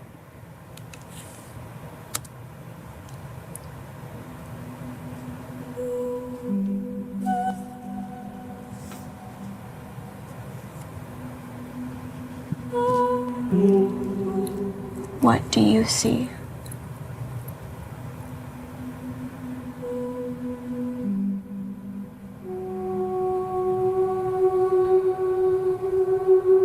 Does she see it? Nope. Wait.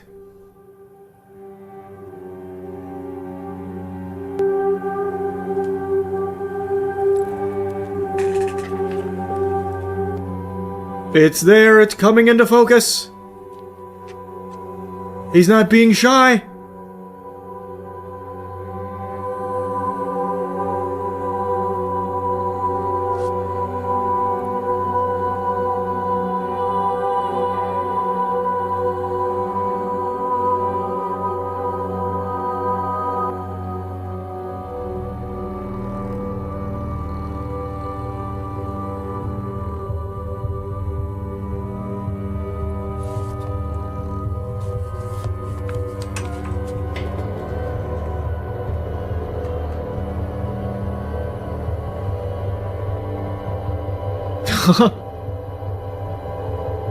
Nice.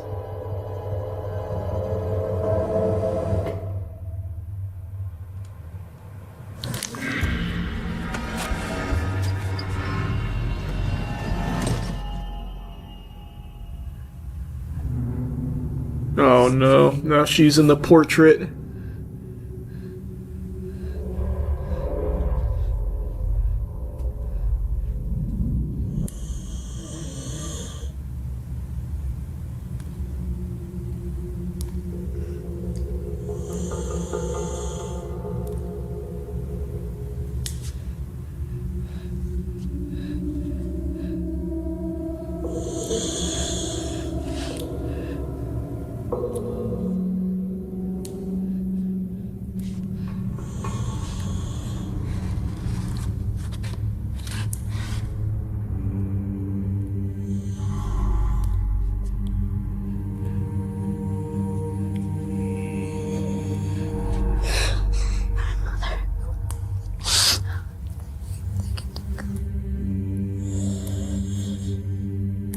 And lead us not into temptation, but deliver us from evil. For thine is the kingdom, and the power, and the glory forever. Amen. Your prayers have been answered. There he is.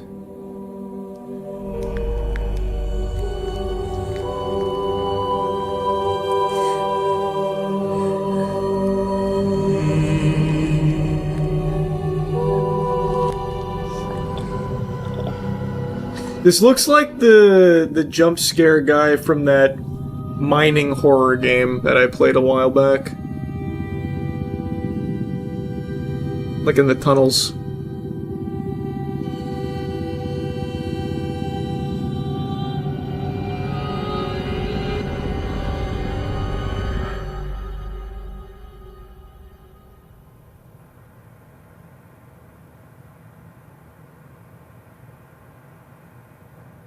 Oh my.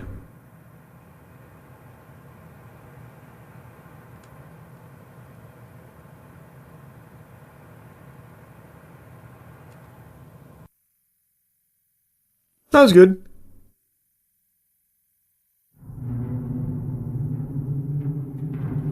So he's doing the Blair Witch remake, huh? Hopefully it turns out better than the last one. You remember those History Channel shows that went on for way too long, like Curse of Oak Island? I don't know Curse of Oak Island. You did just remind me of a show that I fucking love that I saw a clip of today out of nowhere. Mountain Monsters. But no, I don't know Curse of Oak Island. But I do know me some good old-fashioned fucking mountain monsters.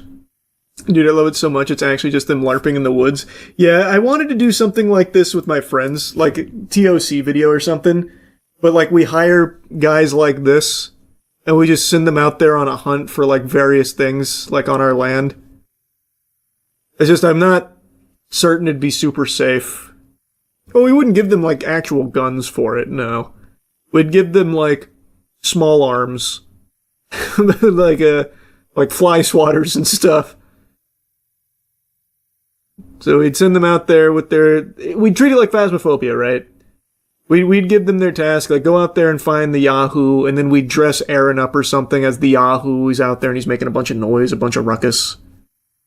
That kind of stuff. I think it'd be very cool, I just don't know if it's actually something feasible. This ain't good, boys. This is bad. Oh my gosh! It's Huckleberry! Easy. Hell! Huckleberry? Huckleberry! Easy. We come over the top of that hill. What a sight to see. Huckleberry standing up here, buck-ass naked, covered in mud, holding that damn totem pole. Hell, he's gone, dude. Get him. Hit him! Hit him! Ah, shit! This ain't good. Fuck! Got possessed by the damn forest woman. Jeff! Where'd she go? We're walking through the brush looking for Jeff.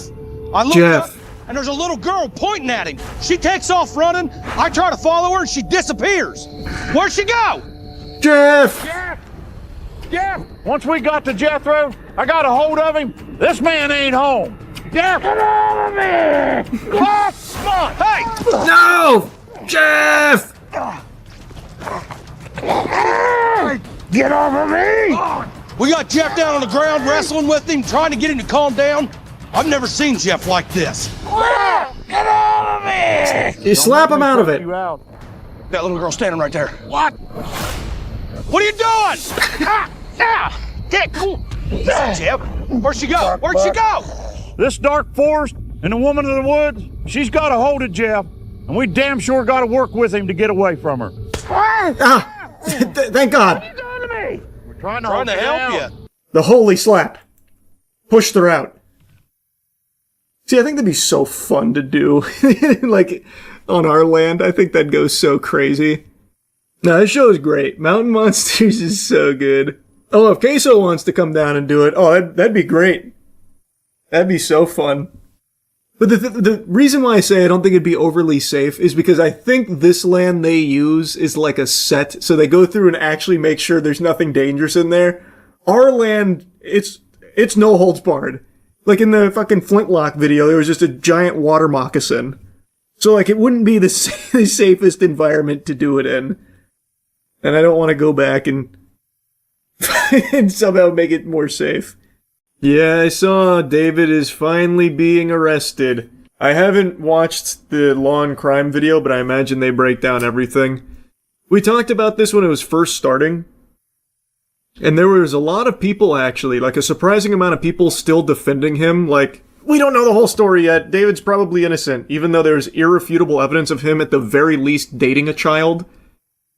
And there was a lot more evidence that came out that seemed like it was pretty much impossible for it to have been anyone else that killed her. Aside from David, he's like the only suspect. And that was many months ago, so it did take quite a while, but I imagine they were just building their case for it to be just ironclad. Like, inarguable. So, now that they've arrested him, I imagine that's going to be curtains. No, it's disgusting stuff, bro. It's horrible. We are following major breaking news tonight. Singer David has been arrested in connection to the murder of 14-year-old Celeste Rivas, according to the LAPD. This is a case that stretches back more than 2 years to when she was last seen alive. Her decomposed body found in the trunk of David's Tesla late last year.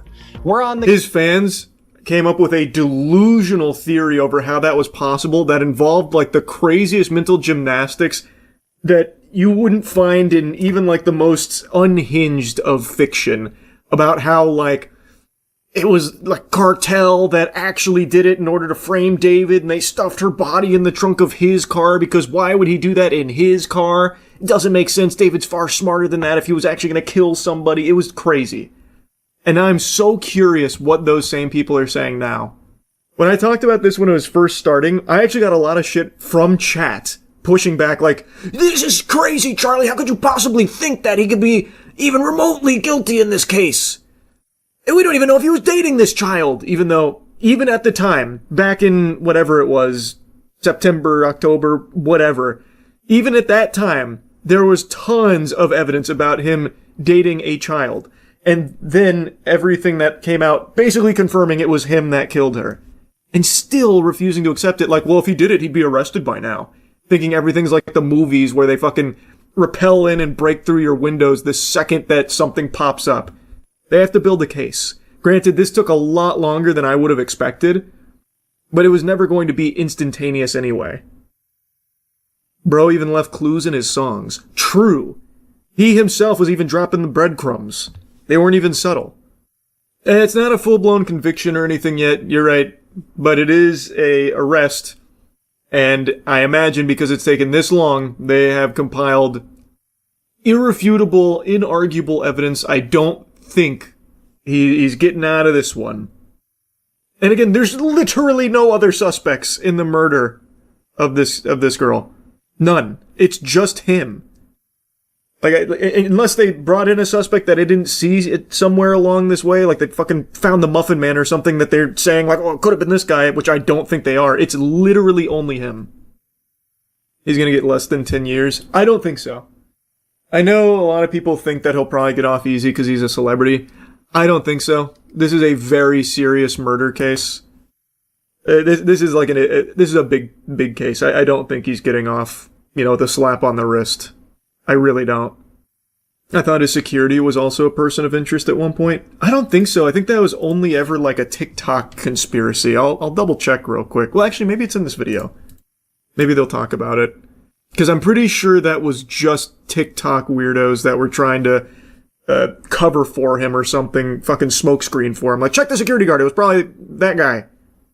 Case presented by Law and Crime. I'm Chris Stewart. But I could be wrong. It's been many months now. All right, let's get to this breaking news coming in right now from Los Angeles. A bombshell announcement by the LAPD. I want you to take a look right here. This is the post that was put out by the public information officer with the Los Angeles Police Department on social media announcing the singer, known as David, had been arrested by homicide detectives in LA, quote, for the murder of Celeste Rivas. Now, David, his real name is David Burke. He is now being held without bond, and he hasn't been charged as of yet. The LAPD says that his case will be presented to the DA on Monday for filing consideration. We're going to go over the process here in just a moment. This is a case that has taken months to get to this point. I know. Is that real? I don't remember that. David's lawyers legit said murder was not the cause of her death. Did they actually say that?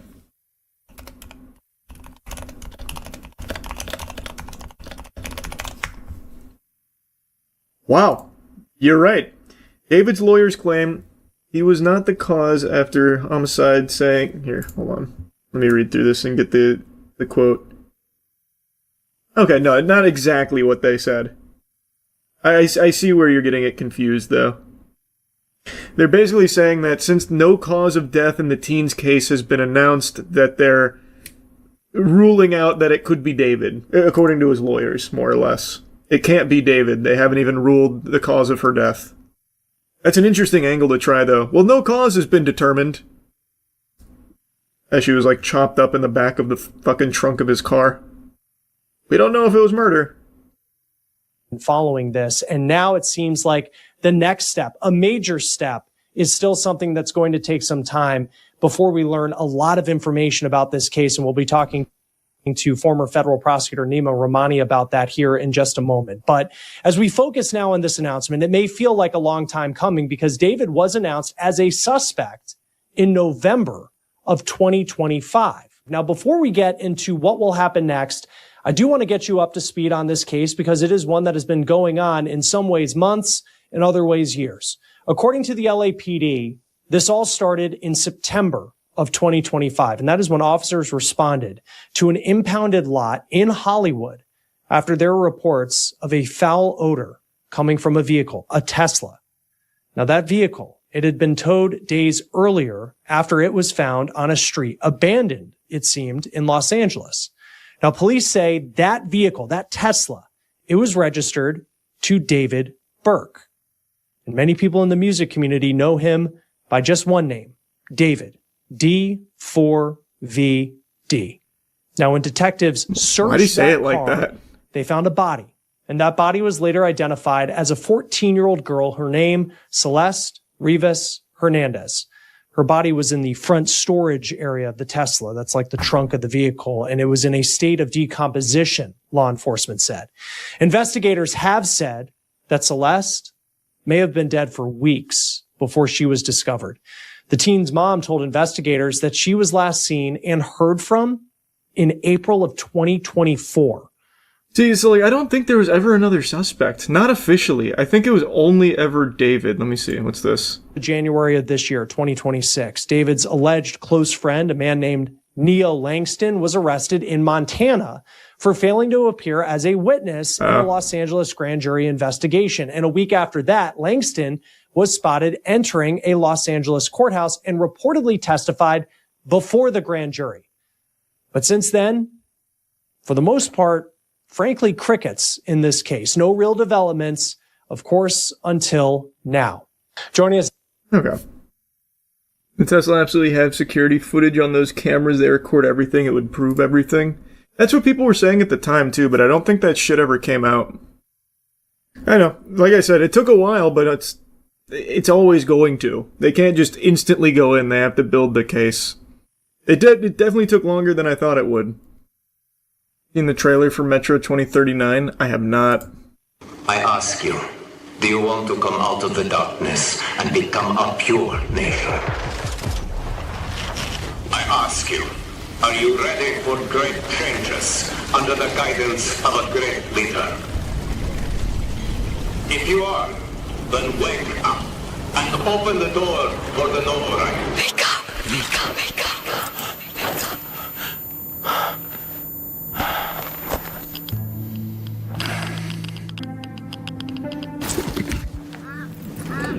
Yeah, I still need to play Last Light.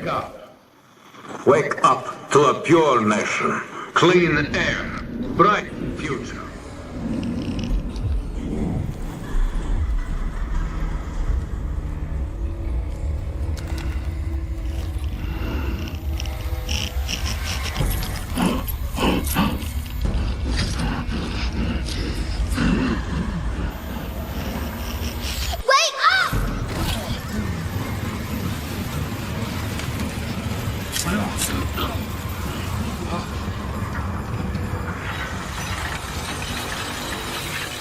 Metro Exodus is really good. I need to just do the whole series for the gaming channel. Maybe closer to this game's release. The people say I. No! No!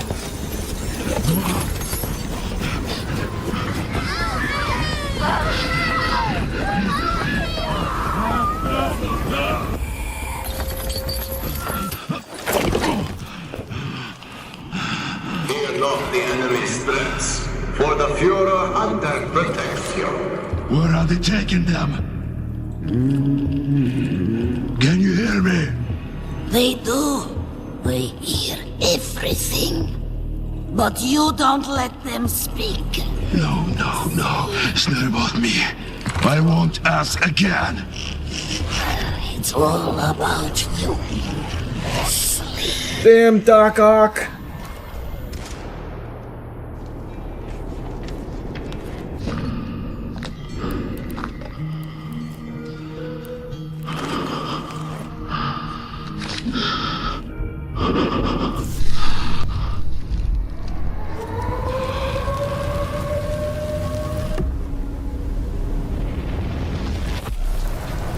This trailer's super hype. All together now, children. The Novak is our home. Either we destroy or we are destroyed. No one will want us if we die. Mercy is weakness. Our enemies have no pity for us. No. Your drawing is trash. The enemy must be destroyed. The enemy must be destroyed. The enemy must be destroyed. The enemy must be destroyed. The enemy must be destroyed. The enemy must be destroyed. Enemy.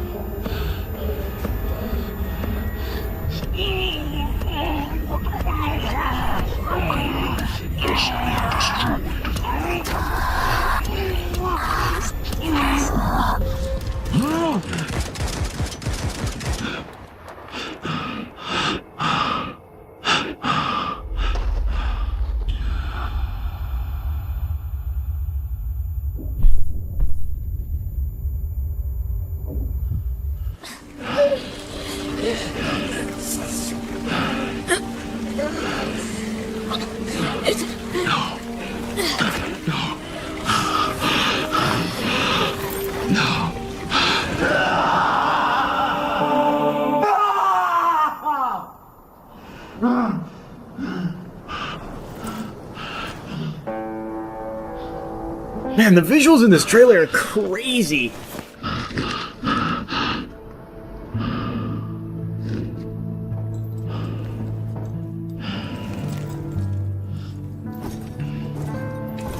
Your nation, clean air, bright future. The Noble Reich is our home.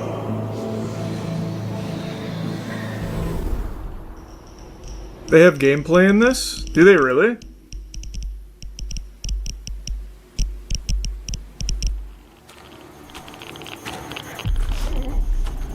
Wow. Okay. Wouldn't have expected that.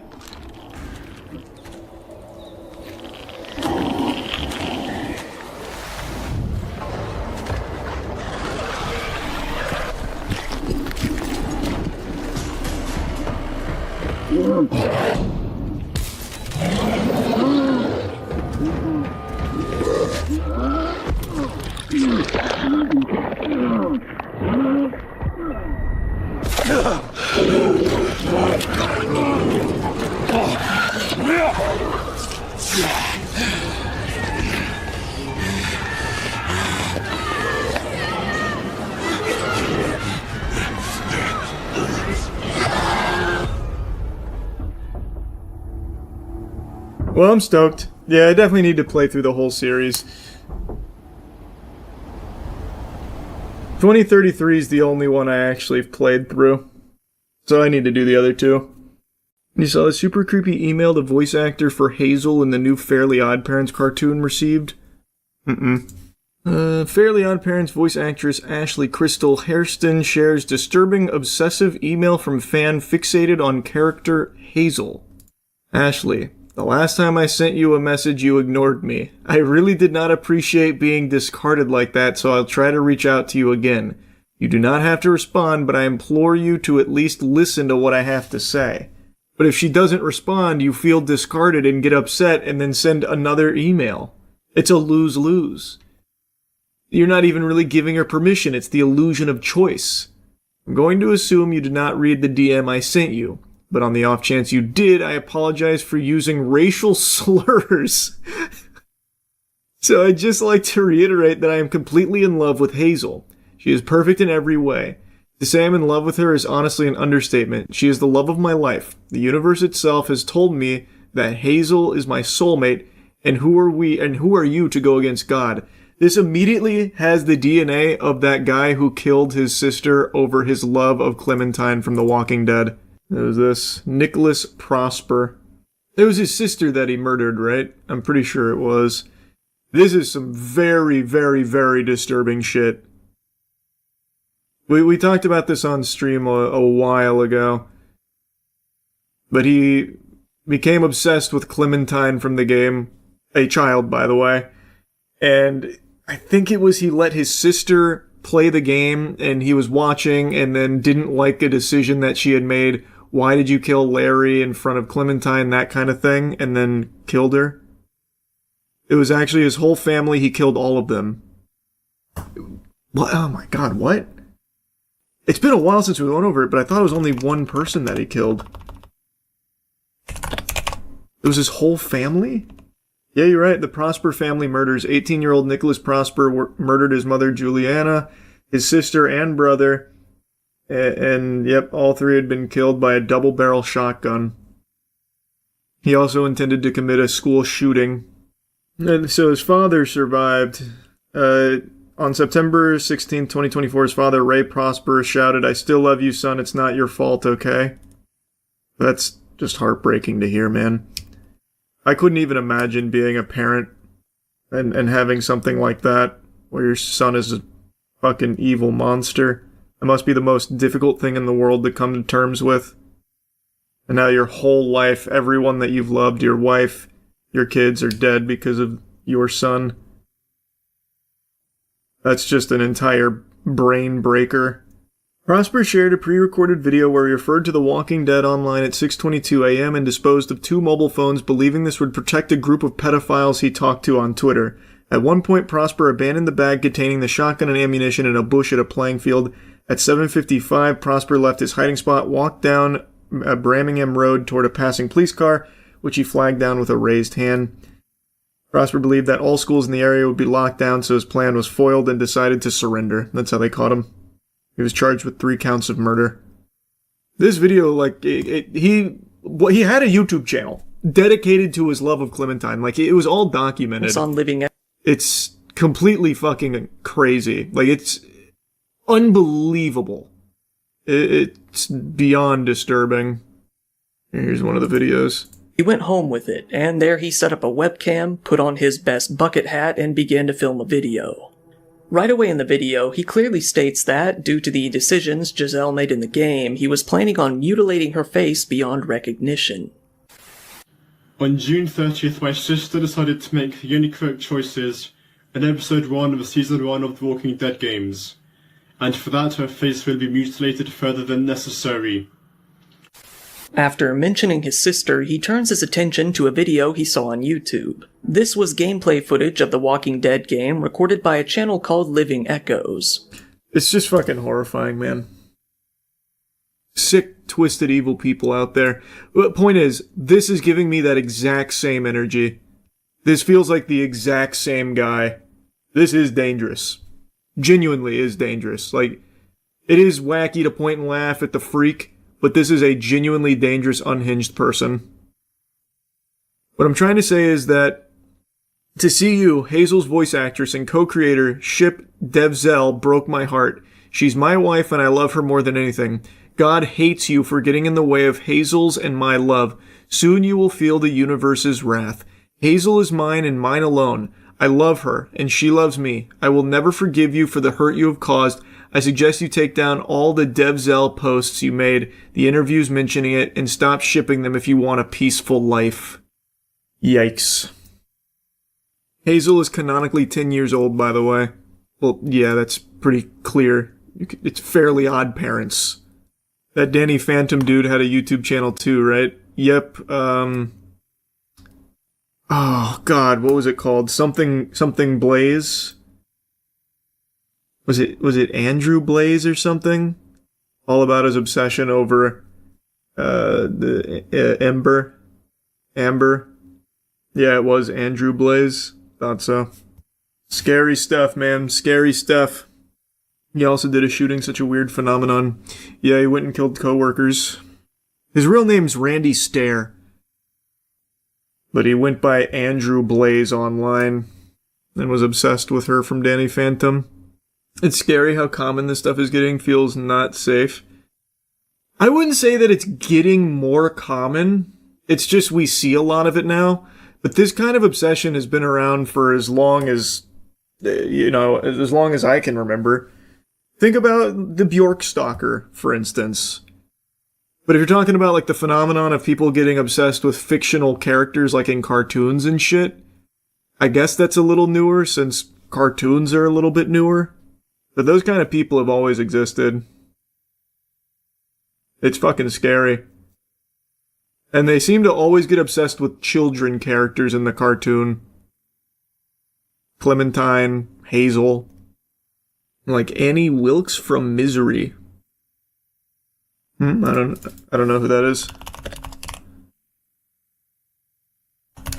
Oh, it's a movie. I thought it was another shooter. You've never seen Misery? No. Never even heard of it, actually. It's a Stephen King novel. It feels like every fucking movie ever made is a Stephen King novel. Like, based on a Stephen King novel. Yeah, so many Stephen King adaptations there have been. Ooh! That's a good question. Or a good trivia, I guess. I would guess there's gotta be close to 200 movie/show adaptations, bare minimum. I would say 200, comfortably. Because they date all the way back to the, like, fucking 80s. 76. Oh, really? I shot high? I thought I'd shoot low. That blows my mind. How many books does he have? Stephen King has published 67 novels/novellas, including 7 under the pen name Richard Bachman. He has written more than 200 short stories, most of which have been compiled into book collections. I thought it'd be a lot more. I thought he would have been close to like 300 to 400. You think you're actually going to get your Trump phone? Fuck no. I mean, maybe in like a year or two I could see them just drop shipping something, but I don't know. I would be even surprised if they did that much. There's new info on the Trump phone? What, in the last 3 days since I called them? What's the new info? Oh! Literally from a day ago. First movement in months. Trademark filed for Trump mobile plan. On April 6th, Trump Organization filed a trademark application for mobile phone service plan for the 47 plan. I thought this already existed. It came shortly after The Verge reported that the FCC certified a smartphone under the name T1 in January, appearing to be the same one belonging to Trump Mobile. I thought this was already something that was in effect. They didn't even have that. I never even bothered looking into their mobile plans. I just assumed they were out there already. But I guess not. Trump also posted a steak ad earlier today. Was that real? I didn't even bother to check. Did he actually do a steak ad? Imagine if someone filed the trademark before he did. That would have been so smart. I feel like that would be the first thing you'd do. That's what I would think too. That's probably why no one beat him to the trademark, because no one would expect them to be talking about a phone and a plan that's coming out in that year without having already trademarked it. That is interesting. That's probably why no one got in there before they did this squat. You see the trailer for The Punisher: One Last Kill. A Marvel Television special presentation, huh? Hey, Frank. How you doing, brother?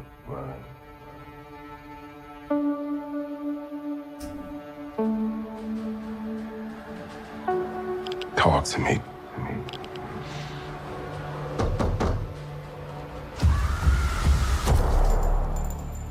Tell me what's going on.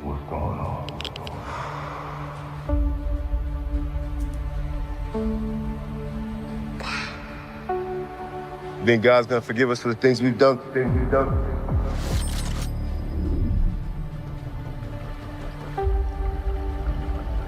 So is this a show or a movie? For you? You ain't got a fucking chance.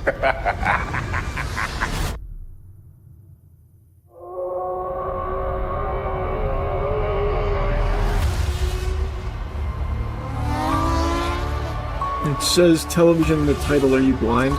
It's just called Marvel Television. It could still be a TV movie. The fact they call it a special presentation makes it seem like it's a one-off thing. The fuck are you talking about, man? And see, look, it's an hour-long special, apparently, meaning it's not a full show.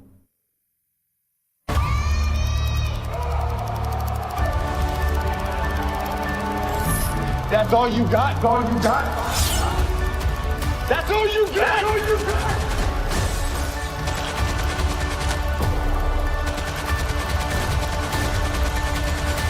This looks good.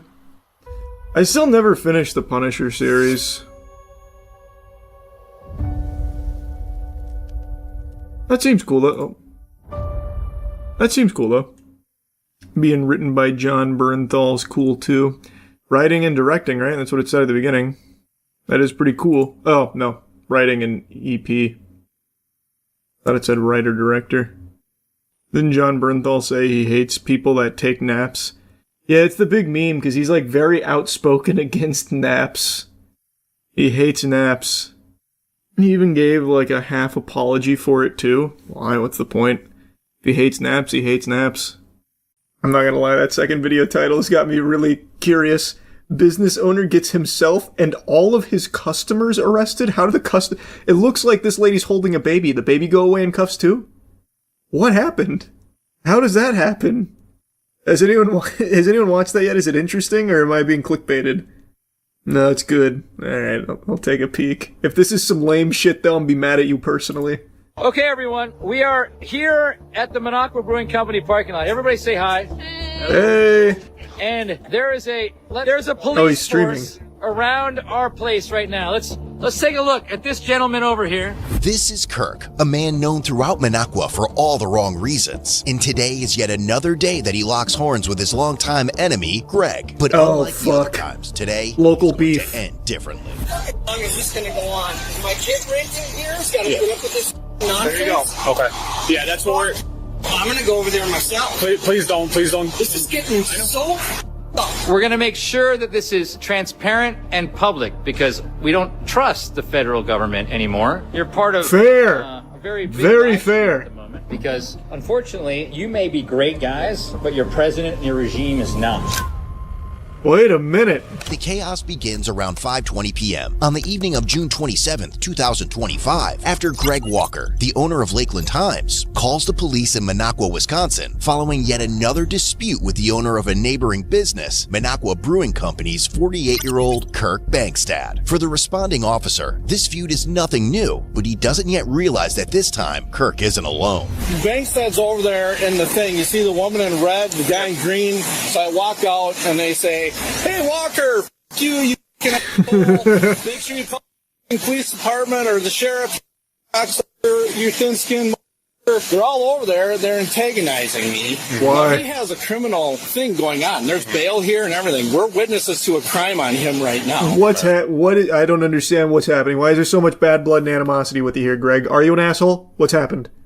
What's gone so wrong here in the community? I am so curious on what's built up to this. Was he yelling or just the Nope, him. He started the whole thing. It was all Bankstad the whole time. Now it looks like he ran out of there. He's trying to run away. Those people right there, that woman in the red, the guy in the green, the blonde, the guy holding his beer up, the other antagonizing me. Bro, you might just be a nerd. Like, maybe you're just like a dweeb. I don't know, man. Just the way you're even talking about it, I can see why people would make fun of you. I don't know. I'm gonna be honest. I'm starting to think maybe Greg's not the good guy. Every one of them should be written a disorderly conduct because I have every right to come to my building and not be harassed by a bunch of drunk people. I mean, they're just making fun of you, man. Property at all? Okay. But they don't have to. He's got a criminal. We got a case right now, criminal defamation case. Right. Defamation. He's just making fun of you, bro. I'll talk to you in a minute. There he is. That's what he's been doing the whole time. And that guy right there. Just go inside. Just go inside, bro. Okay. Yep, they should all get to they're filming it and everything, and it's beautiful. Hopefully it gets put on Facebook. Mm-hmm. I'm sure it's being live streamed right now. Yeah. So. Okay, sounds good. But we have a case, so I know the sheriff. I called the sheriff. He's already looking at disorderly conduct and bail jump. Okay. Talk to the district attorney. Okay. Sounds good. I'm going to go pull up that stuff, and then I'm going to go over there, and I'm going to talk to them, okay? Is this going to go on? Is my kid renting here? He's got to put up with this nonsense? There you go. Okay. Yeah, that's what... This. I'm going to go over there myself. Please don't. This is getting so... Okay, hold on a second. Anger, that's why I'm here. It's like this wild animal over here, you know? Did she hear? Did she hear him? Oh, she heard. She called the police already earlier. Okay. What the hell you guys doing? Just please don't go over there, okay? I'm going to go over there and talk to them. But So what are they doing? Are they just making fun of people? I don't want you going over there and getting you called in. This is 3-hour parking. That parked here all day long. It just goes on and on in this liberal bullshit. God, thank God. If your daughter heard anything, I need that. Okay, she was gonna walk over and file a complaint. Yeah. Okay. Listen to him. Listen to him. He's doing the whole rant and everything. Okay. Outside. What is the photo? Do you know? I don't know. I couldn't see from when he was showing it. Did you see what the photo was? Look at it. I got Officer Radmer here, and this guy, they're just going off. It's a mob. You just had Scott Bassett, the neighbor, came over. He's going ballistic. He's got it all. I mean, when does it end? I mean, seriously, great. What was he carrying? Was that a turkey? Ballistic. He's got or it a big all. rock? I mean, when does... What does he got here? Looks like a turkey. Does it end? I mean, seriously, Grady. Listen to him. Hear him? Before entering the brewing business, okay, here we Kirk go. had run as a Democrat for the Wisconsin State Assembly in 2020, ultimately losing to Rob Swearingen. But his feud with Greg... Holy fuck, man. That stash. It's like this is like the idea of a mustache. What the fuck? I haven't seen like a patchy mustache before.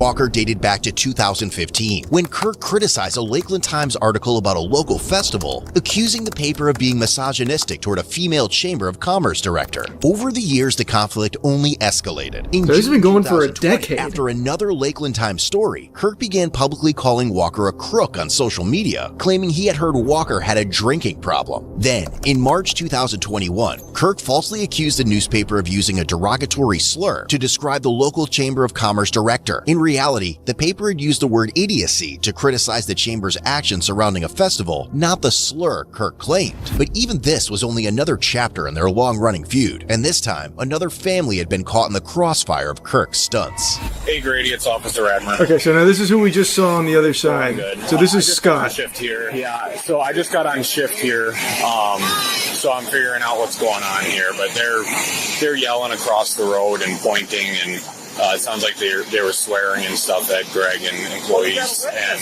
we also have a house right next door that they called and filed a complaint as well. Okay. This is such boomer drama. I know, it's glorious. I love this shit. He just said go f*** yourself right in front of the office. I just spoke to Who cares? She can say that, bro. she can. They can say that if they want, man. Get myself in a jam until the other deputies get here, because that's not smart for me to go there by myself with how they're acting. Yeah, but you want to make sure you get all of them. Every single one of them. Look at them. You're witnessing this. Yeah, it's all being recorded too. Okay, well, film them. Yep. There you go. Get every one of them and arrest them. Flipping me off, that guy. They can do that, bro. They're allowed to do that. Well, I'm going to go pull up those cases, and when the deputies get here, we're going to go over there. But I would go over and get them now. I know, but you have to go over there and fight them if you want, bro. I mean, why are you over here whining about it? Or go inside and you won't hear them. They're all flipping me off. I know. Are you witnessing this? Yes, I am. Beautiful. All right. Do you recognize anybody else? You can't just make fun of people all day. He's all day. The only reason they can keep making fun of him is because he's standing here. If he just goes inside, it's over. I don't know. Like, and you kind of can do that. Like, you can make fun of people. Don't be surprised if you get punched in the mouth for it. But you can do that. And if he wants it to stop, he can just walk inside. He's 2 steps away from him, from his house or his business. He doesn't have to stay there. Okay. You got this, man? Yep. You hitting this? Yeah. Okay. Sounds good. Yep, no problem. Pier 43, I have about 30 people over at Minocqua Brewing Company. They're still consistently yelling profanities across the highway. I did speak to the father of the tenant next door. Sounds like the daughter is going to be walking over to make a complaint as well. I'll just go over there. Hello. You're the one who lives here? Okay. All right. So what can you tell me? He's just been really loud. Like, I've been home for like 45 minutes and he's been like screaming, and then like 5 minutes ago, like just awful. Like that, screaming across the street. Screaming and flipping them off and yelling over here. I'm the one that called. Okay. I just called too.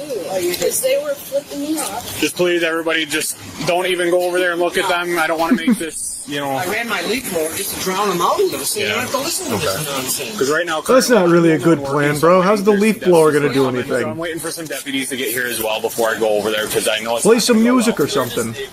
Play some DMCA music. It'll get his Facebook thing demonetized.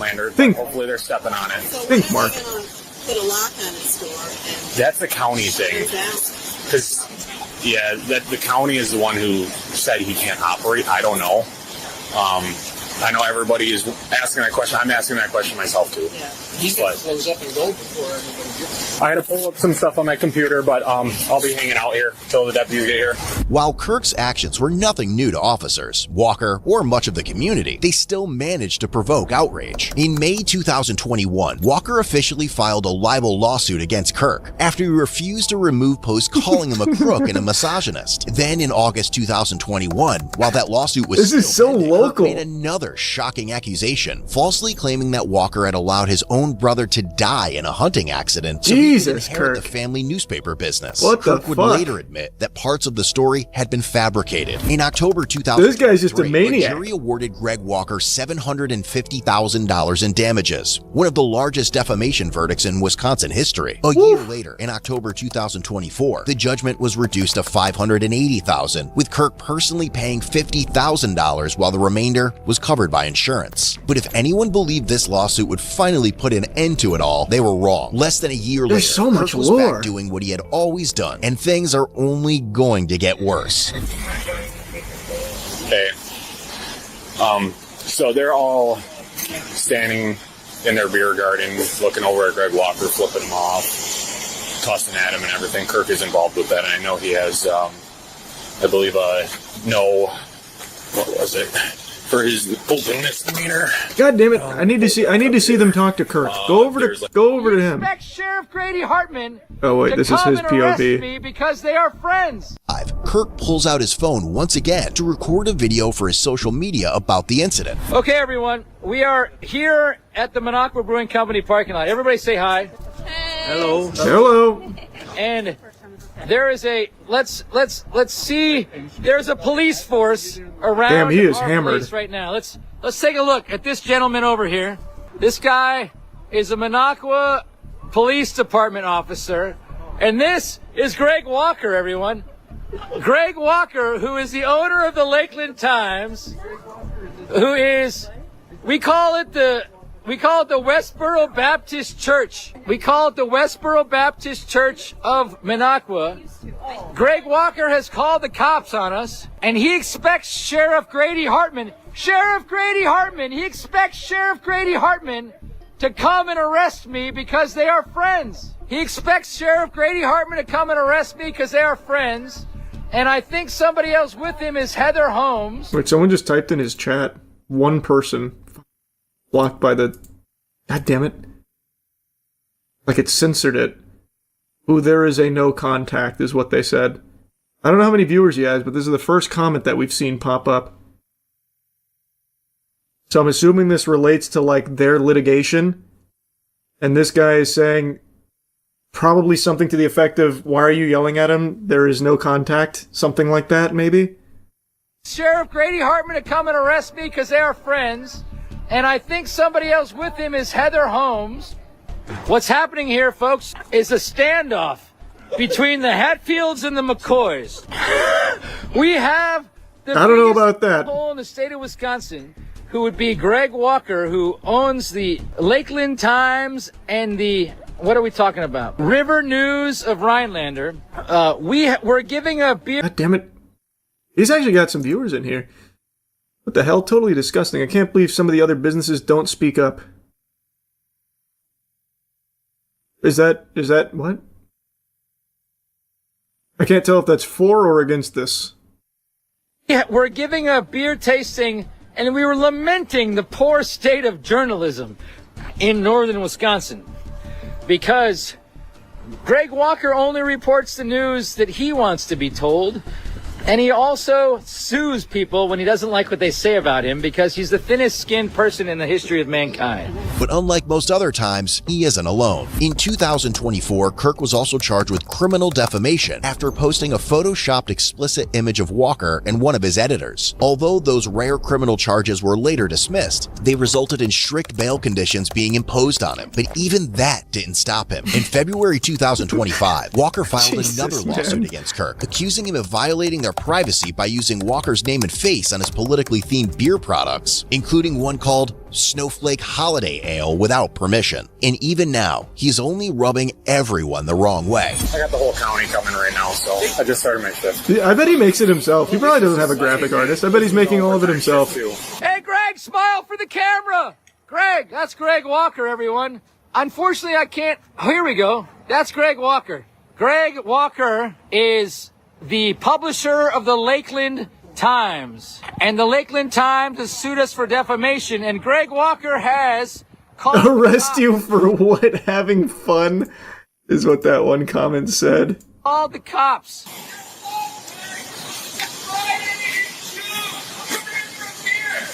$39.11. I'm a law 1. Kirk is currently still yelling at Greg. Hey, officer, raise your hand. You're on prime time. You're on prime time. Apparently these guys don't love to be videotaped because they're all corrupt. Are you going to stick around, Greg? The entire state of Wisconsin is seeing you with Heather The whole Holmes state? Holy talking fuck. right now. So these guys... Everyone's tuning into his live Greg stream. Walker and Heather Holmes work for the Lakeland Times. Oh, Sheriff Grady Hartman. Here we go, everyone. Hey, film it, Angie. Let's see what's going to happen today, everyone. This gentleman is walking over, not to talk to me, apparently. All right, we're gonna. He's here for a beer, actually. At this point, nobody is free to leave. Okay? From what's been going on, I've been sitting here listening to everything. Nobody is free to leave. Okay, hold on. So nobody is free to leave at this time, okay? Hold on. We're about to walk out the door. Okay. I saw you two sitting here, so you guys are good. Nobody's free to leave. Yep. Sir, you are live on candid camera. Okay. What is your problem, sir? Why are We're you gonna holding figure out us? what's going on. What's going on? Well, I've been standing here and you've been yelling over there. Yeah. You do realize you have no contact with him, right? Huh? You have no contact I don't with him. contact with him. You were looking directly at him, calling out to him. Come on, man. Hey. We're going directly to my spot. No, we're not. Yes, we are. Okay, Do not- Yes, you are. Yeah, so that changes things. If he has a no contact, then yeah, you can't fucking do that then, brother. But yeah, if you're just gonna make fun of someone, you can do that. And Greg could have gone inside, and it stops right then and there. But yeah, this guy's a fucking maniac. He just keeps going with a no contact. Ooh, take it. Everybody look at this. Man, I'll take this. You're being detained right now. Stop. Stop. Take this video. I'm not doing anything. Peaceful. Don't lock your hands. Hey, how about you? I couldn't imagine having an arch nemesis like this for over a decade. It reminds me of what I just saw earlier today about like two turtles that have been feuding for 120 years over one of them stealing grass or something. It's that same energy. How about you stop hurting my hands? I'll lock his hands. I'm not hurting my hands. Stop resisting, Kirk. I'm not. I'm stopping. No, you're not. Do? Loosen up. Don't be so tense. Put your wrists behind your back. Why are you resting? Exactly. Sheriff Grady Hartman. Hey, you need to loosen up the right one. I'm in pain. We'll take a look at him, but you were pulling, so that's on you. Can you undo it? I'm in pain. I'm in serious pain. Can you undo it? Oh, Scott's filming too. There's so many angles here. Everyone's streaming. If you didn't resist. And all of Wisconsin's watching. I might tense up when being illegally arrested. You broke a no contact, Kirk. You know that. What do you mean a no contact? You know you have a no contact. Bro, he drank 45 beers this morning, man. He doesn't remember. I mean, I'm not gonna do it. I'm not a flight risk. Okay, I don't need anyone else here. Everyone else needs to go back to the 12. Can you loosen it up again? I mean, I'm not a flight risk. What are you gonna do? I've never been arrested my entire life. Well, except for the last time. Yeah, put it on. Oh, those are my keys. Can you give them to my employee? Give them to my employee, because... So how do all the customers get arrested? How does that unfold? So we see they got the Cobra Commander here. But what about the customers? Put your hands behind your back. Everybody line up. Him led a consequence. Jack, or flannel. But this time, Kirk isn't going to be the only one heading to jail. Soon, several others will join him after their attempt to support him led to consequences of their own. Alright, as of right now, everybody that's in this facility is being detained until the investigation can be completed. Everyone's going in handcuffs, so everyone can turn around and put your hands behind your back. What? Everybody line up. And that's how we're doing it. No, not right now. Literally just wanted to have a beer. Well, enjoy jail, Buster. We'll get there, but we gotta figure out what's going on before that happens. Yeah. Figure out what's going on. What do you mean? What? Not right now. They've been in there for 2 hours. Okay, then you need to go to jail for that. What do you mean your dog's been in your truck for 2 hours? That guy needs to be going to jail ASAP. Definitely got a case here for this. Well, nobody can leave right now. You're not going to be going to grab a dog. Well, can you go let him out? Which car is yours? Ford Rain, Ford F-150, F-151. Okay, we can take a look at that after. What's going on? You know what's going on. Everybody was yelling, hooting, and hollering over there. I didn't yell anything. I was standing there watching. I didn't yell anything. We yelled nothing. We were quiet. I didn't do anything. And I'm drinking beer. We're going to figure it all out. Oh my God. Doug's in cuffs right now. Doug's in cuffs. Doug? Who's Doug? You know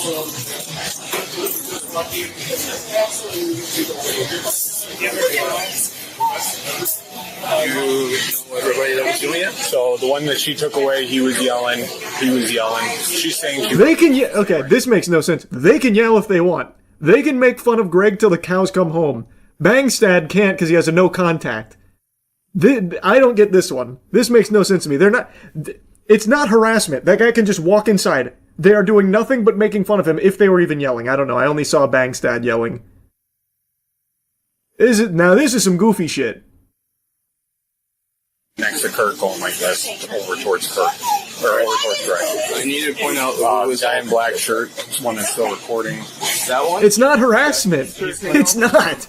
Black shirt can go, handcuffs. That guy could have easily just turned around, walked inside. They were making fun of him. You can boo people. You can make fun of people. Do you think Eric Schmidt was being harassed when the entire auditorium was making fun of him during his AI speech? No. That is not the same. Bangstad can't because he has no contact. This doesn't make any sense to me. I didn't see him before. Okay. Yep. I didn't see these. Are you with her? I didn't see them. Black shirt with phone. Blue shirt that just walked that way. Her. I did not see them do anything. They said they just got here. I believe they did. Okay. Who else? She was standing by Kirk, pointing over to Greg. Okay. Well, when you got a group of people that are over yelling in that direction. Who else? That might be it right now. Some people dispersed while I was talking to them.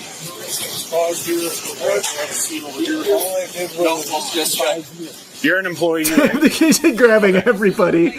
I didn't see her do anything. I didn't see them do anything. These two? Nope. Didn't see it? Okay. Is that all we're going with? I want her. She goes. I didn't do anything. It's ridiculous. I can go across the street and double check that I'm not missing anybody. If you want me to run over there, run over where? Talk to Greg if there's any I'm missing that are here. Yes, yes, please. Are there any over there that you see right now that we missed? She's definitely one. The guy we got his plate. He walked out. He was one, that big guy that walked out. He was the same one. Okay. That dude. What mean words did he say to you? Right door. I don't recall. Did he call you a loser? These individuals over here on the left. I didn't see them do anything. No, but the guy in the green and the blonde for sure. I think I got video of them. If you do, that'd be fantastic. Collectively, all of them were up in arms. Most verbally. She got in the car. I think you got her plate. Yep. Yeah, it doesn't show that. But no, she was definitely one of them. And those two in the corner, for sure, the guy in the green and the blonde. Victim is reporting. Let's see, what were the charges for him? We'll wait for one more. The lawsuit also accuses Kirk of using his foundation's super PAC beer following The Secret Service of the free beer controversy. Where's the live stream Where's the charges for the form the for her? people? If you can just fill that out of what happened. All right. Okay. Thank you. Yep. Apart from Kirk, a total of 6 people were arrested during the incident. Each was charged with violating the town of Minocqua's disorderly conduct municipal ordinance. So disorderly conduct. $326 citation, but each of their citations was later dismissed on the prosecutor's motion. Ultimately, that makes sense. Bangstad was charged with because there's no real case there, conduct and bail jumping. Except for he also Bangstad. received a $389 harassment citation and was released a few days later on a $1,150 cash bond, with conditions that he have no contact with Greg Walker, neighbors, and the other victims involved in the original call. Kirk later shared a post on social media describing how traumatic it was for him to undergo a strip. While at the jail, I was forced to strip out of my clothes and put on an orange prison garb. Search, change into the jail's orange uniform, and be held in a bullpen he said felt like a large walk-in closet that left him feeling claustrophobic. He also complained about the food, claiming he woke up with joint pain and depression after spending the night there. Kirk further claimed that even 36 hours after his release, his wrists still hurt from how tightly they had been restrained during the arrest. As of April 14, 2026, Kirk was found guilty following a no-contest plea of disorderly conduct. The bail-jumping charge and the harassment citation were later dismissed on the prosecutor's motion. Ultimately, he was sentenced to pay a $500 fine along with additional court-related costs, bringing the total to $1,083. Fuck. They ruined him.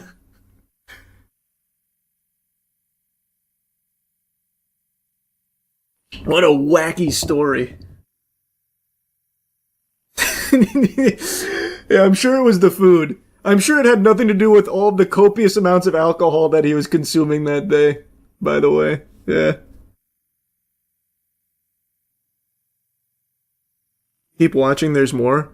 How could there possibly be 4 more minutes here? $3. But this incident is only another bookmark in Kirk's long history of run-ins with the law. As of 2026, Greg Walker and his editor are still pursuing a lawsuit against Kirk over the beer branding controversy. The lawsuit also accuses Kirk of using his foundation's super PAC funds to cover personal legal expenses tied to his ongoing feuds, something a judge reportedly described as potentially committing some sort of fraud against his donors. Yeah, but that's not a crime anymore. Already found himself in trouble again after making another controversial social media post offering free beer following a recent attack. As of April 30th, 2026, Kirk posted another cryptic message on social media in the aftermath of the free beer controversy and live streamed the FBI's visit to his establishment.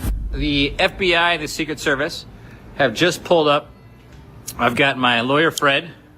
Hey, Fred. We're going to make sure... Hey, Fred, that's your lawyer? Hi, Fred. No tie? Casual wear today. Hey, Fred. We're going to make sure that this is transparent and public because we don't trust the federal government anymore. So hello, guys. How you doing? Hello. You're part of a very big live stream at the moment because... One of the biggest live streams in Wisconsin, you actually. May be great guys, but your president and your regime is not. So the reason that we're here today... Yep. Just to ask a couple questions and then we'll be... Yep. Got it. So the question that I got first for you is, do you know anyone who wants to or has made threats to kill, kidnap, or inflict bodily harm on the president or vice president? He doesn't. Do you want to kill, kidnap, inflict bodily harm on the president or vice president, or have made threats to do that? I can answer that myself. No, I do not. Do you know anyone who... Can I ask you guys a question? Go ahead, yeah, consensual interview. Is it always black suits? Because it's like Men in Black, guy. It's like Men in Black with a. Oh, this is so sweet now. Kind of, they're all friends. You guys want a beer? A little bit, all right. You guys want to shout some insults at Greg with me? To provide support to do the things that I just listed off of, either kill, kidnap, or inflict bodily harm on the president or vice president? Absolutely not. Do you want to provide support to any of those groups that might do something like that? Absolutely not. Can I expound on that? Please do. Okay, I'm not going to expand on that. Sounds good. Thank you, guys. Appreciate it. Don't do that, These guys Bankstad. are probably not bad Your lawyer guys, would let's be be very honest. upset if you did. They probably hate their job as much as we hate the federal government right now. They left me alone. We're probably all good. By the way, all you MAGA guys that linked the Secret Service and the FBI, it appears that they don't give a crap about your links, but the You've fact given that you Bangstad overwhelmed some them with powerful links probably allies. forced them to actually come here and question me, which, maybe that's what you wanted. So you got what you wanted. However, First Amendment still rules, and we're never going to stop talking. I'm never. Bangstad. What a crazy story. Yeah, so it turns out the Reddit mod meltdown on the Ring doorbell is real. I was very skeptical. I mentioned that a couple times in the video. It felt like forced, because you genuinely, like, if you asked someone to sit down with a box of crayons and said, draw me a caricature of a Reddit mod, it would spit out this guy. He's in like a pseudo trench coat with flip-flops, a Demon Slayer shirt. He even looks like the Soy Jack memes and shit and all that. I really thought that this was just like a very successful staged video. It's not. It's a very real thing, and it's actually very sad. So there's a couple of additional pieces of information that have come out. There's this video here where apparently he actually broke into the house. The claim is that the husband wasn't home and was talking to the guy through the Ring doorbell, which is what you hear in the original Freakout, but he eventually found his way in. Where the fuck is she?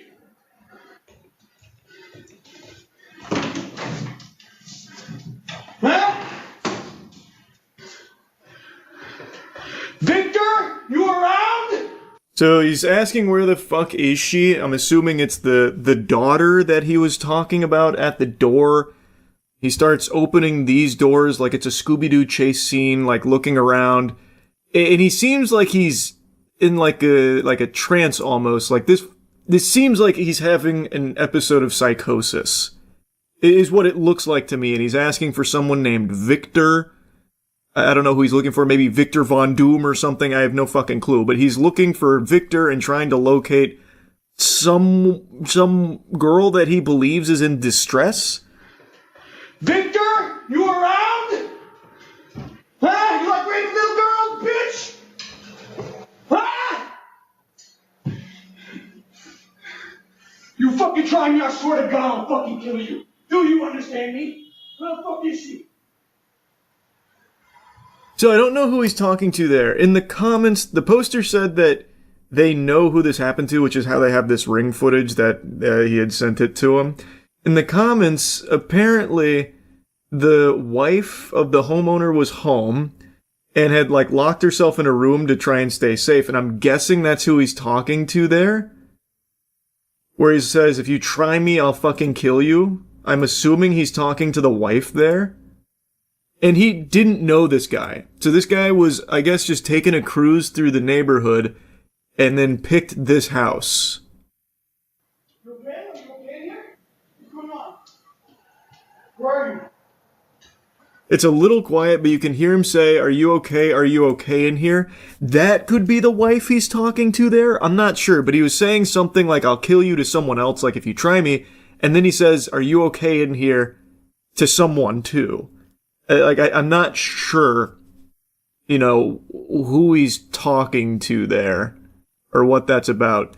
But again, it feels like he's in like a state of psychosis. Eventually the homeowner does get here. You hey. Where's she? Get the fuck out of my fucking house, dumbass! You think you can fucking shot me, motherfucker? I will save that little girl, you bitch! There's no fucking... You fucking liar! I can hear her! I can fucking hear her! So now there's a big tussle. So you can hear them scrapping. It's off camera. You can't see it, but I'm picturing like in Ed, Edd n Eddy when they start fighting all together. It's just like a big old cloud of smoke and a bunch of fists are flying. You can hear them rummaging around there, getting pugilistic. It's shaking the ring camera. But the whole time, you can hear him saying, like, where is she? That kind of thing. And then I was going to fast forward a bit. I don't know how long it lasts. But eventually, he, like, starts to de-escalate the situation, the homeowner. Who are you talking to, bro? You are. My name is Harry Dresden. Get the fuck out of my house. He keeps insisting his name is Harry Dredson, the professional wizard detective. So even inside the home, while presumably getting his ass beat here, he is also maintaining, I'm Harry Dredson. Maybe he like flashed a badge or something at him. I don't really know. But he is staying with that. They are fighting. He keeps insisting that someone needs help here. The daughter or some woman, something. And then the homeowner comes down after the scuffle with this big shovel here. A fucking massive shovel. He's got the big snow shovel out, and now he starts to defuse it. Bro, I'm telling you, get the fuck out of my house. Please. Just answer the question. Get the fuck out of my house. Answer the question, please. There's no one in there. There's 3 rooms, man. I don't know who you are. You better get the street at 1797 Co-op Drive. I don't know who you're talking about, man. Why do I hear screaming? Are you military? Yes. Okay. Can you help me out? Okay. Yes. I understand what you're going through right now. Yes. Can you step outside? Yes, sir. Thank you. Will. Thank you for asking. So that is something that I found really interesting. He asks if he's military. He says yes. And he says, I know what you're going through. And then after he asks that question, like his whole demeanor kind of changes. And that's when he gets him outside. And that's when you see this arrest. Like, it's not fake. This inside footage I haven't seen outside of, like, the subreddit here. It feels like it's really hard to fake, because it's definitely not AI. It is 1000% the same guy. Like, that. I think this is probably legitimate as well, but the arrest is 1000% real. So that's how he gets him outside. I don't know if he's actually military or anything, because, again, it seems like he's in a state of psychosis, so he might not even know what he just said yes to. Or maybe he really is ex-military and he is struggling with, like, PTSD or something. It's impossible to know, but he is definitely going through some kind of, like, episode here. So they fight. He de-escalates it with the snow shovel. Then everything else takes place outside. You can see the cops come in. They're checking on everything. Fairfield Police, is anybody inside?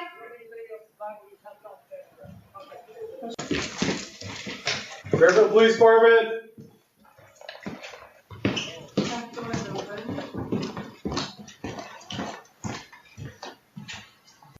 And then outside, they take him away in cuffs. No, or I will fucking end you. Do you understand me?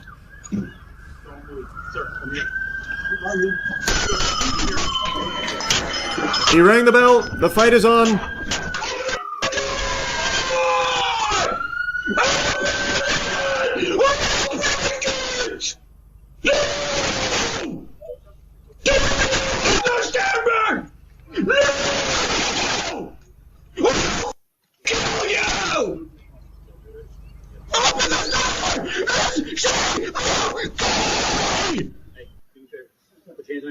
Sounding straight out of an old Xbox Live lobby right there. Don't move.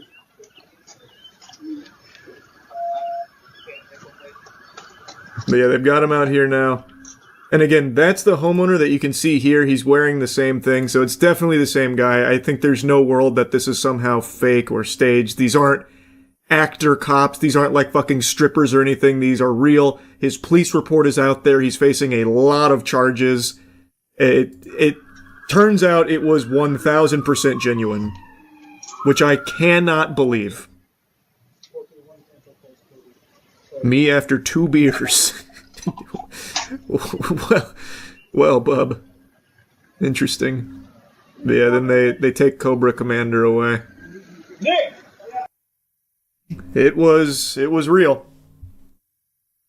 You can find his arrest report. He got hit with 4 felony charges for assault, deadly weapon, criminal threats with intent to terrorize, first-degree burglary, and vandalism. Yeah. I won't pull up the arrest report, but it's out there. He is looking at some very serious stuff. Like I said, from here, it really seems like he is just truly not in his right mind. I am very curious what the true story behind this guy is. Like, what actually led to this. His shit is unhinged. He did threaten to kill multiple times, and he did fight. Like, he fought the homeowner. I don't believe the wife was hurt or anything, so that's lucky. Crazy stuff, man. He's honestly lucky he didn't get shot. Like, at the door and certainly inside the house while going around, like, opening doors and slamming shit and, like, making threats, presumably at the wife that is apparently hiding in there. Like, it's lucky he didn't lose his life. He's lucky that he found this homeowner who, like, really did a master class in de-escalation, because most people aren't doing that. And even this is a really risky thing to do, because this guy absolutely could have followed through on his threats and just started shooting if he had a gun. Like, this was very dangerous and ended up working out, but that's not how it's going to play out most of the time, man. This guy would have absolutely been shot in most other places. You think other entitled Redditors would do something like this? It's not confirmed he's a Reddit mod. He looks like he was born to moderate subreddits. I don't know if he actually is one. So there's no telling. He is wearing, like, the Reddit mod cape and everything. Like, I don't think Reddit had anything to do with this. I'll tell you right now. I don't think this was a Reddit-driven experience. If it is an ex-military guy, that's just sad. It would be. That would be very sad, yeah. Again, I don't know if that's true or not. I don't think he was in his right mind, so it's hard to take him at his word that he actually is ex-military. The whole thing is fucking sad, though. It's scary shit. I couldn't even imagine that kind of shit happening. That's the kind of thing you use to, like, scare kids with. Like, finish your broccoli, otherwise fucking Harry Dredson Reddit mod's gonna show up at our front door and start beating it with a doorbell string. Have you seen people speedrunning the Scientology HQ? I have. Don't know why they're messing with them. They're scary. Don't they have a whole town in Florida they control? You're talking about Clearwater. Kind of. I'm starting to think maybe Scientologists aren't as scary as people led me to believe for, like, the first 30 years of my life. Because you got the TikTokers now just running in there, causing a commotion. They're not getting fucking killed or anything. They're not getting sued into oblivion. Maybe the Scientologists just don't have that kind of motion anymore. Or maybe they never really did to begin with. Maybe Xeno didn't bless them with that power. They stalked the South Park creators for like a year. Well, they're not doing that to any of the TikTokers that are making a mockery of them. So I just don't think they've got that dog in them anymore. They're letting Hulkmania run wild in the Scientology hubs. Would you ever join Scientology? No, man. This shit is whack. You did just remind me, though, of Braille.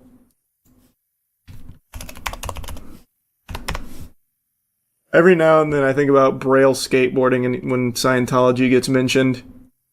I was actually stunned when I first learned this, because this channel is how I learned to skate. I think everyone was shocked when this huge plot twist happened. He basically became a full-blown, high-ranking Scientologist and threw everything else in the shitter. It looks like he still tries to do skateboarding content every now and then, though. I thought he completely stopped. I guess not. Yeah, that's what we were just talking about. That's why we got on the subject.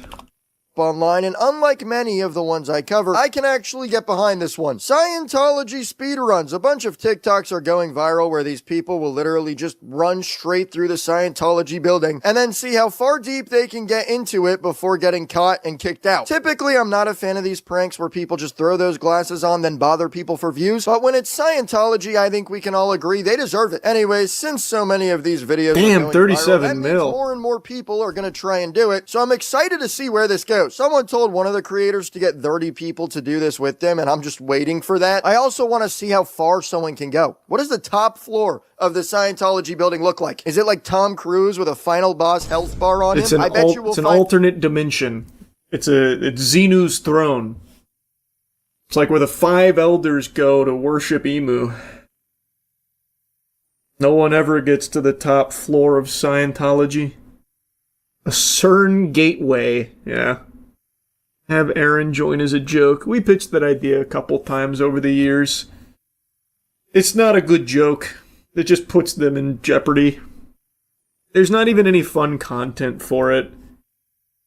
It's just a bunch of fucking twerps and gullible people who got scammed. It's actually pretty sad. Like the average Scientologist that's just getting hosed. There's not even cool content to be made with it. You watch the Scientology audit on YouTube who just yells at random employees outside their HQ and tells other people not to go in it? No? What?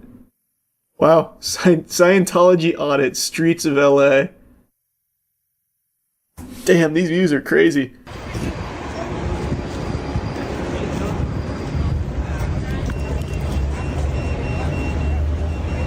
Inside. Inside.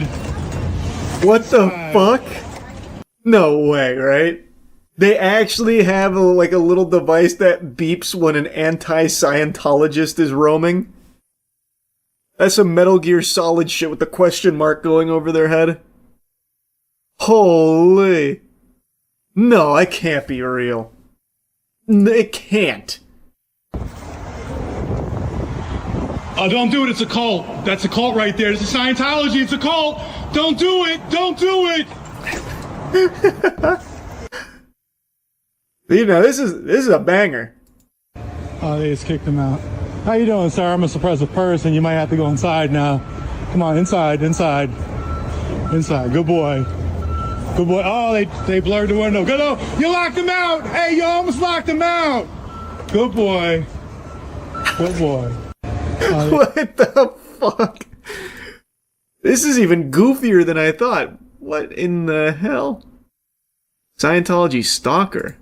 He took my knife and he pulled it on me. Why do people keep But guess what? Why do people keep on taking your knives? Because of you. It's It's all a joke to you. I think you made a fool of yourself. But what isn't a And joke in your is career, I in your did. career, you were unsuccessful. I did You nearly failed. kill myself because of the PTSD Oh my God, you you're gave crazy. me. You're crazy. Because Look of at him. the He's crazy. He's PTSD talking you about. gave Guys, stay away from Joey. Because He's talking about killing himself. You attacked Joey, me can with you your stop cell talking phone about killing yourself? and you Why are you talking to about within killing an yourself? eighth of an inch of This my guy, fucking watch out. eye. We got a And crazy the only person reason coming I know that through. happened, We got my a memory's crazy blocked. person. Is this even Scientology adjacent? What the hell just happened there? He got PTSD because the phone was near his face? The Scientology office? What the fuck?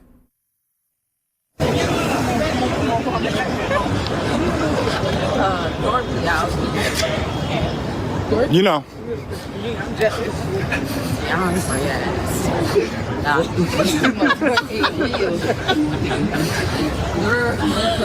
You two, both of you. You're gonna go. He's splitting up. He's leaving you. He's leaving you. Get inside, quick! What are you doing out here? What are you doing out here? So is that like Scientology protocol when there's someone that's saying it's a scam, it's a cult, they have to just immediately silently leave? That's like herding sheep. They legit shut down the entire building. They call them suppressive people. What the fuck?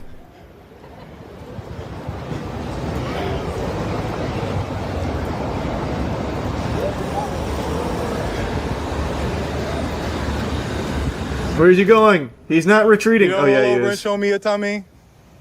Such a good boy. Good boy back inside. Good boy's going back inside. This is so interesting. I didn't know it was like this. So there's the warning system. Remember him? That's you.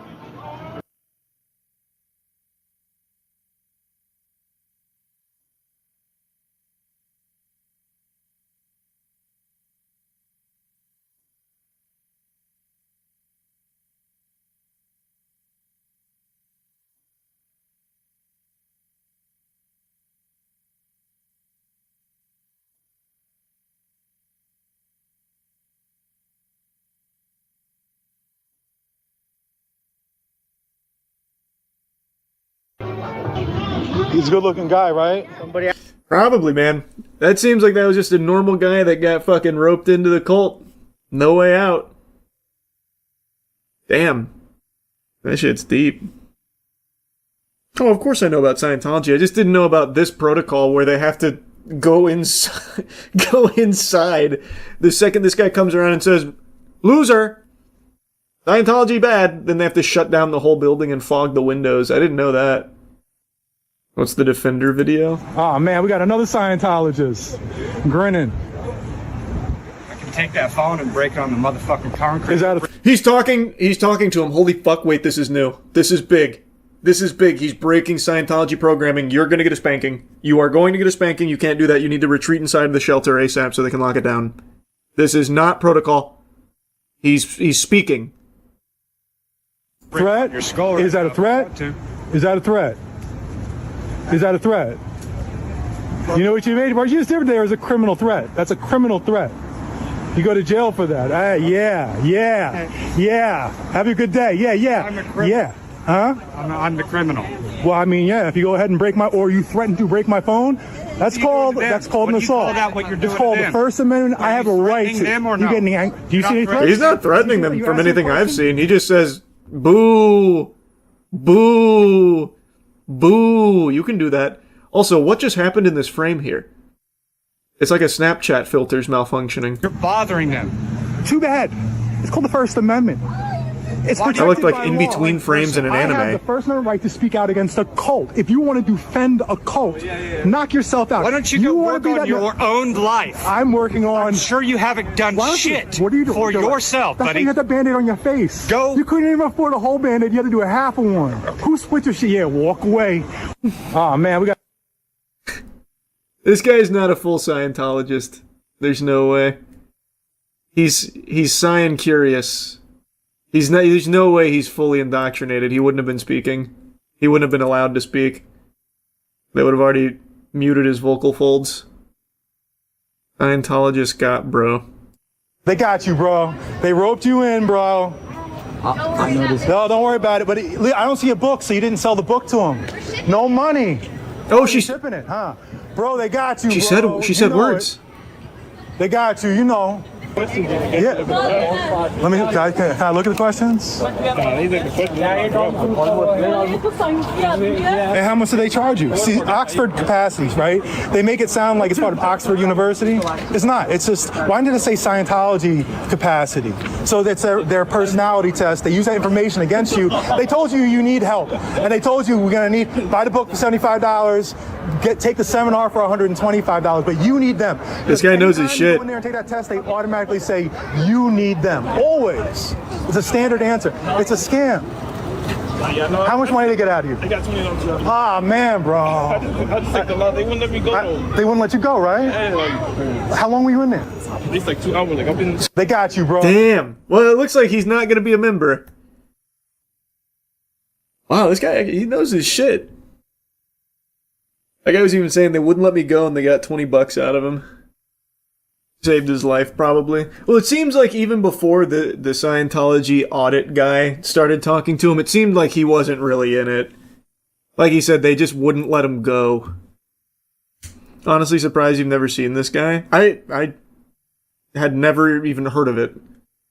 I just know about the Scientology speedruns that are blowing up right now. I didn't know that there was a whole auditor forum here.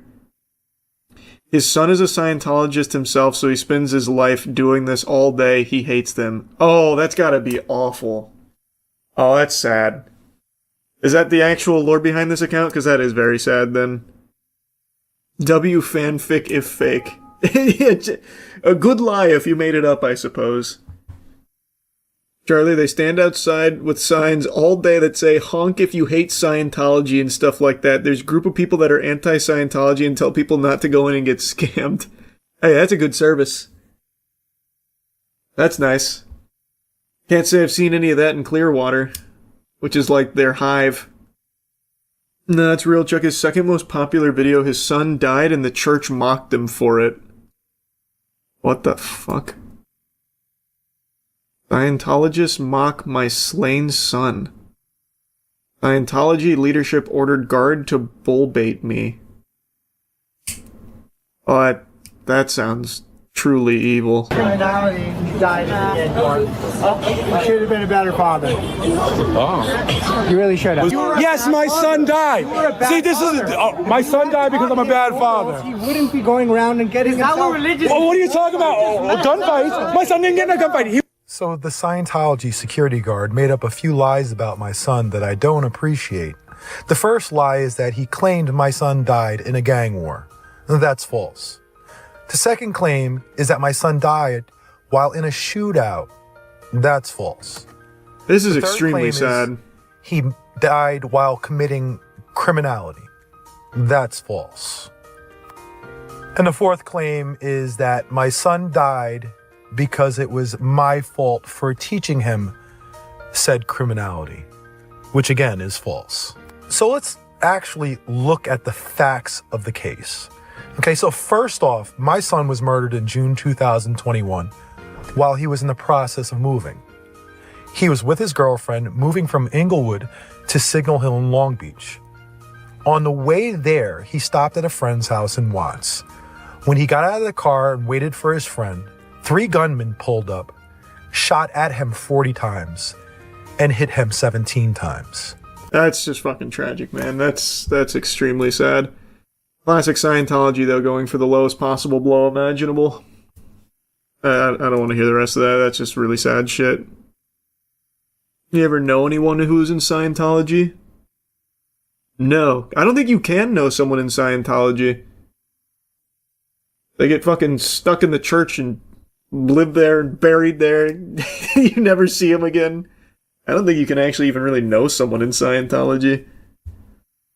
Wrong, we know Tom Cruise. True, and Braille skateboarding.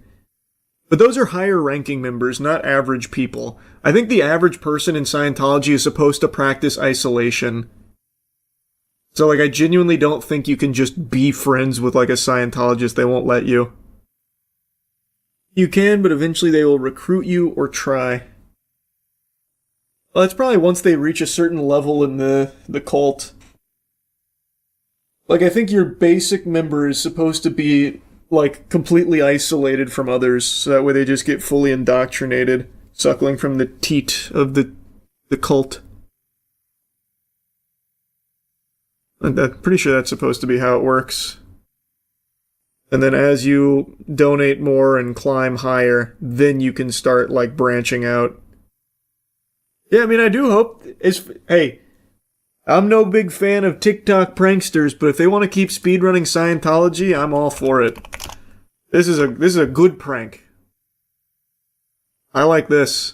So there's this new Disrupt trend that on shit. TikTok where people are speedrunning Scientology buildings in Los Angeles, trying to see how far they can get before being thrown out. The prank itself seems pretty weird and mostly harmless, but some of the clips actually look really cool, like professional parkour sequences straight out of a video game. So far, every attempt ends the same way, with people being quickly escorted out through a side fire exit on the ground floor. Damn, you got a nice haircut. So there. Have you heard of the hole that Scientology has? Basically a prison for members? Not familiar with the hole. I know they have like a dungeon or something, from what I recall. Something to that effect. Is that the hole? Is that what it is? Now, do speedrunning into a prison.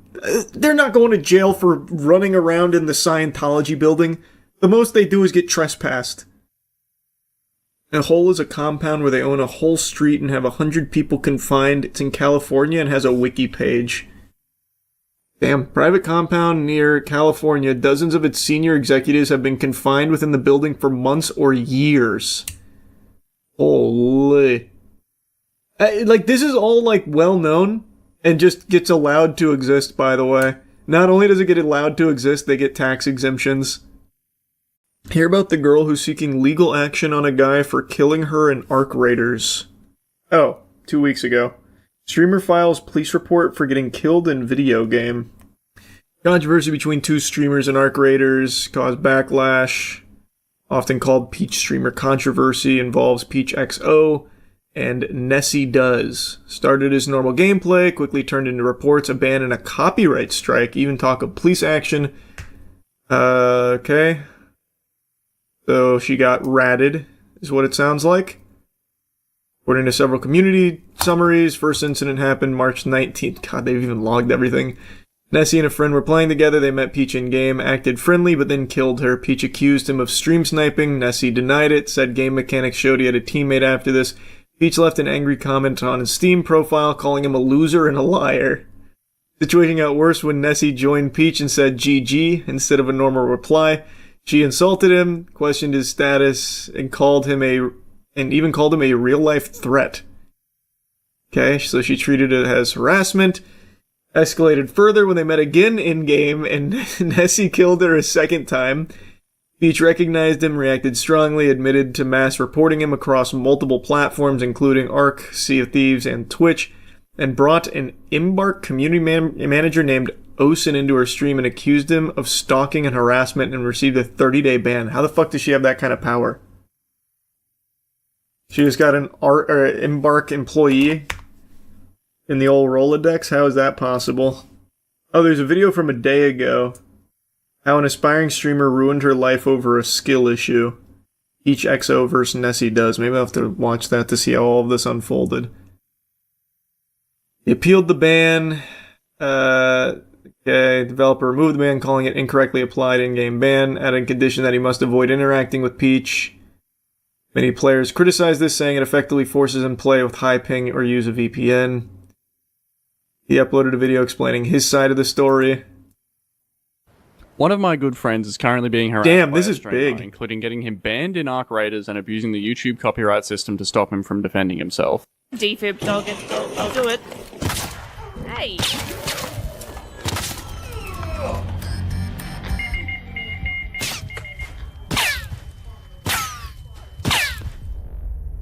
Damn, she is pissed.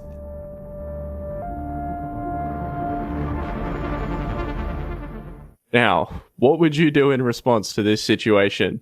Move on? You know, because it's a video game? A PvP one at that? Where you can die sometimes? No? Immediately break TOS by taking it out of game and leaving a rude Steam comment? Oh. Wow. Oh. Where's the Embark employee thing? %. But she keeps yapping like she's responding to things that he literally never... I'll have to watch like the full breakdown. So after this, she filed a copyright strike against the video. He had to submit personal details, and then it was taken down for about 2 weeks. Then Peach reportedly said she would file a police report using the information, called the video a hate video, and claimed harassment and death threats. Though Nessie and many in the community say there's no proof of this, afterwards she made her Twitter account private and spoke generally about the challenges of being a woman online. Embark faced heavy criticism for how it handled the situation, many players saying the ban was given too quickly based on Peach's claims, especially since the community manager was involved in her stream. Even though the ban was later removed, added the condition has been widely criticized. Peach has not made a detailed public statement addressing the full controversy, including the copyright strikes or the claims of a police report. Isn't the first. Just a few days ago, Embark Chief Content Officer Robert Runison left the company after Yeah, I remember that. So is that where it's at right now? Just in this, like, limbo? This was March 23rd, so I guess it's a little old. That's pretty unhinged behavior right there. Can't say I've seen that tactic before, getting that salty in a game like that. Holy. Doing that as a streamer, too, is wild. Yeah, that is pretty crazy. You see the new male G-spot meta?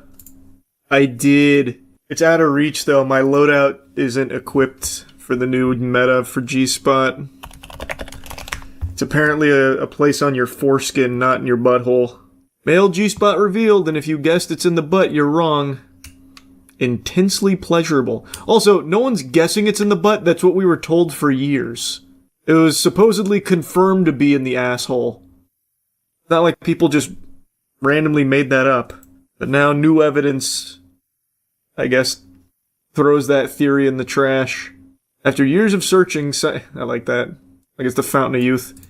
After years of searching, scientists in Spain have finally found the male G-spot, discovering this so-called erogenous zone is far from where they suspected. They detailed their findings in a stimulating study published in the journal Andology. Where's the so-called on switch, defined by its capacity to induce intense orgasms upon stimulation, in an obscure region called the frenular delta, a triangular zone located on the underside of the penis where the head meets the shaft, an area so mysterious it has long been omitted from sexual health textbooks. Oh my god, they discovered a new area of my cock? I didn't know that. I thought it was just like a foreskin spot. Years of searching, it's not like they're going to the Amazon rainforest. Just touch your dick or ass, bro. That's very true. Yeah. It's not like it was some kind of crazy expeditious journey to find it. Like, you can study the shit out of your wiener and butt. According to this study conducted by scientists at the University of Santiago de Compostela in Spain, this region is richly innervated by partially overlapping perineal related to the region connecting the genitals and anus, and dorsal, aft-facing nerve branches with heightened concentrations of nerve bundles and pleasure receptors.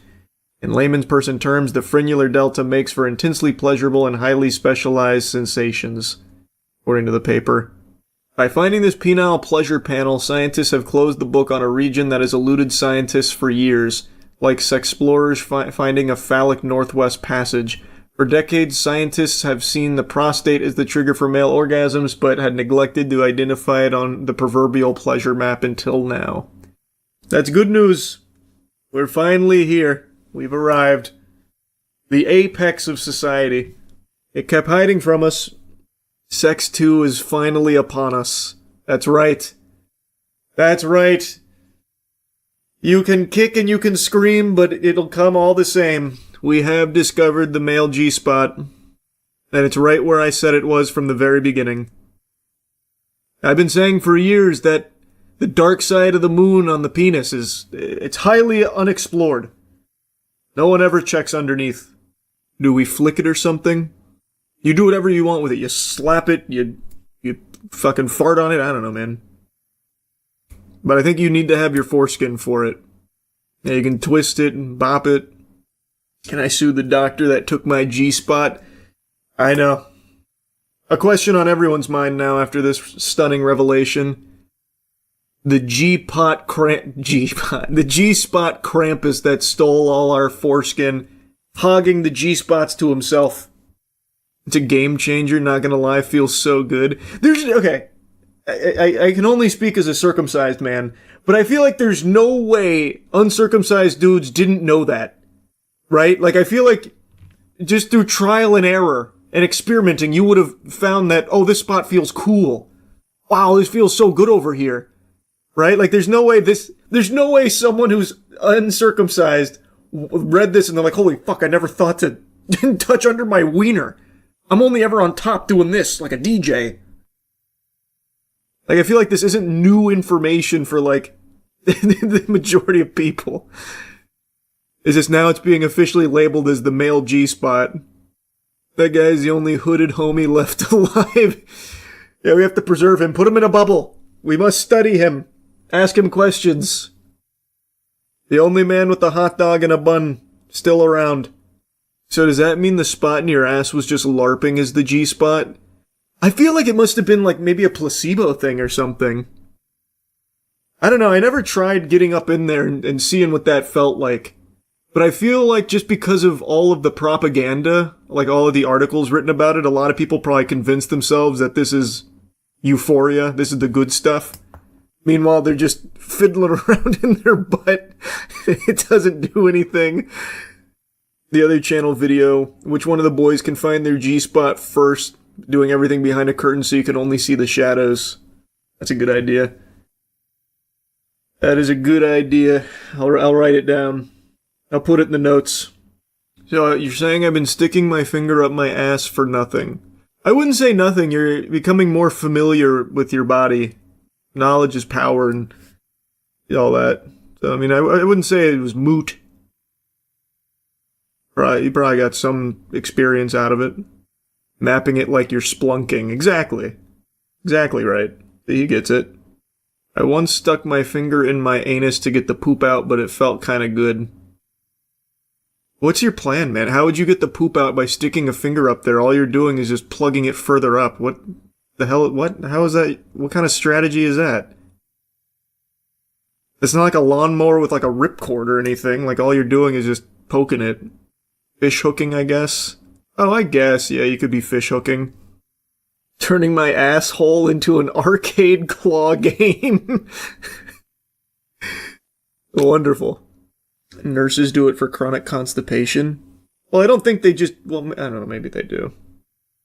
I was gonna say, I don't think they just go like one finger up and just start jamming it up there or something like Naruto 10,000 Years of Pain.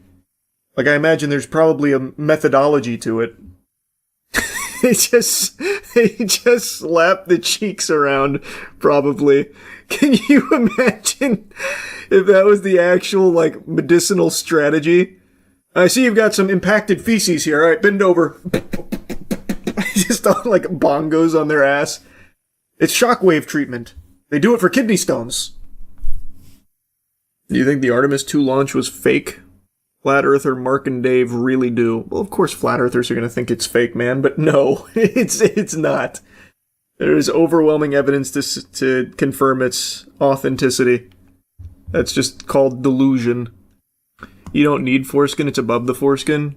I don't know if this article covers it, but I was reading that in order to, like, actually optimize male G-spot, you need foreskin. And you get new foreskin, you can probably get, like, donor foreskin, maybe. Yeah, I don't see any information on whether or not it's required or not. From what I saw earlier, it is. Maybe it's not. Who's really to say? We're still on the cusp of this discovery. This is like electricity. This is big. We still don't quite understand all of the inner workings of it. We're working it out. You see the clip of the plane that had to make an emergency landing on a busy highway? The pilot clutched up. I feel like that's happened a few times. I haven't seen the most recent one, if a new one happened.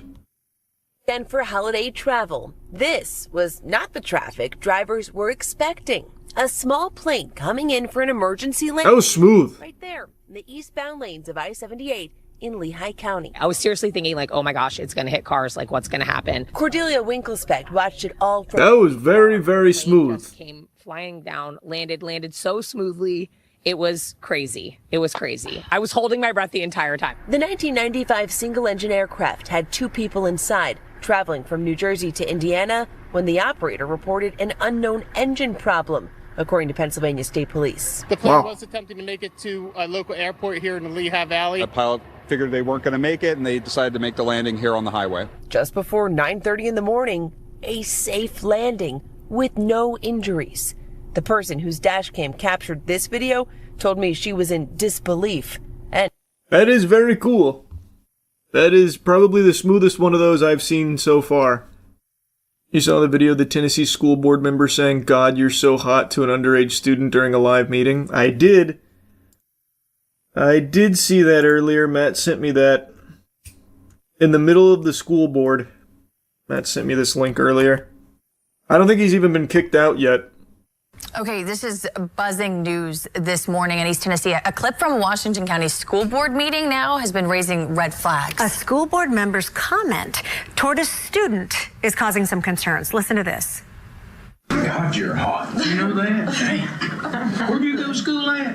I go Crockett. All right. There was a comment meant to be, I guess, complimentary by a board. He defended it saying that people misunderstood him, if I remember correctly. I read this earlier.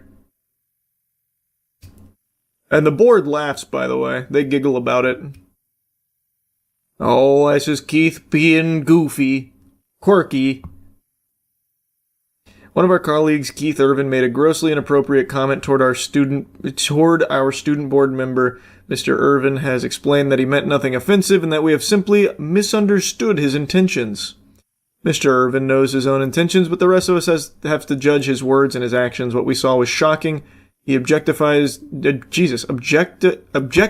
and diminished a young woman publicly. No explanation can justify that. Still on the board, by the way. What were his intentions? Oh, you don't get Keith. You don't understand. Why did it do that? Why is he gonna? Oh, it's up here. That's why. Board member. But has certainly been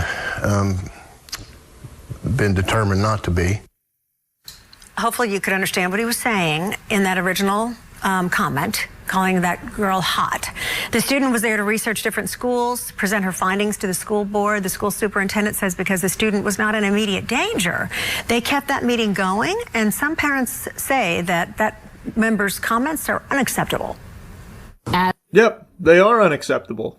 1000% unacceptable. It's not arguable. You saw scalpers have been getting into giant brawls over the new AP swatch drops. Lessons in Internet Culture has a great video on it. What is an AP swatch drop? Is this like a drug testing kit? What is this? Looks like one of those children's toys that you teach them the sound that animals make. What? I don't understand. Oh, these are like those are watches, aren't they? Oh my god. What the fuck? I thought these were I thought this was like a mixer. Oh my god. What? Those are fucking watches for ants. And people are fighting over them? Yes, it's an AP watch. You said it was lessons in internet culture? A collaboration between the cheap and cheerful watch company Swatch and revered luxury brand Audemars Piguet has led to rioting on the streets. Before the collab dropped, collectors and resellers lined up for up to a week prior. This the fuck? This literally looks like they're charging Nickelodeon Studios right now. Collectors and resellers lined up for up to a week prior, hoping to be first in line to pay for these little colorful... How do you, what? That had to be a typo. You can't line up a week prior. What are they doing? Just farting, shitting, pissing out here for a week? There's no way. That can't be right. There's no way. No, they literally did. They spawn camped. I don't believe that. Maybe they like come and go over the course of a week, but there's no way they actually camped out there for a week. Nuh-uh. I don't see any kind of tent or survival supplies. Let me look this up myself. Brother, if Pokemon scalpers do what they would. Even Pokemon scalpers and all of their brain-dead degeneracy don't camp out for a week. They camp out for a night. They spend like 9 hours in freezing cold temperatures. But here is an article from Business Insider saying that they actually waited for days. I found lines of foldable chairs with line sitters having lunch and chatting, spoke to 6 people who spent days waiting outside the Swatch store for the chance to own the first AP. They were all excited to see a luxury brand come together with an accessible label. I just don't understand. So they have to be going somewhere to like use the bathroom, get food, shower. Well, no, they probably don't shower, but like the rest. Everybody was freaking out about the collab, so I decided I'd come and try my luck here. Learned there was a mutual respect among the 70 or so people in line. Once you claimed a spot and spent some hours in your seat, you're in. The honor system of keeping out line cutters and helping your new peers hold down their spots now falls on you too. God, they're like gladiators. They're actual warriors. That's a strong brotherhood right there. Some of them worked in groups, taking 10-hour shifts to allow each other time to step out of line. Okay, there we go. See, that's what I needed to know. Like I said, there was no way they could just stay there for a fucking week. Shifts make sense. I mean, it doesn't make sense. You're still an actual idiot for doing it, but that's the only way it'd even be possible. Okay. You know, that checks out much more logically. He doesn't wait in line for new drops often these days, but he used to when he was a shoe reseller. Unlike those who could take turns going home for showers or naps, Hostler has been relying on his surroundings and the new connections he's made. More for the experience for me. Camping out and meeting some new people, it's been fun. That sounds fun, camping out on the street, meeting other resellers. Yeehaw. That's the kind of company I like to keep too. A week prior, hoping to be first in line to pay for these little colourful pocket watches. Resellers were even selling places in line for over $1,000, so it's clear that these little timekeeping devices were hyped up to a ridiculous degree. When they finally dropped, there were literal riots and fights on the street as people desperately tried to get their hands on stock. Honestly, the display of greed was a little bit pathetic here, so much so that this issue has made the mainstream news cycle.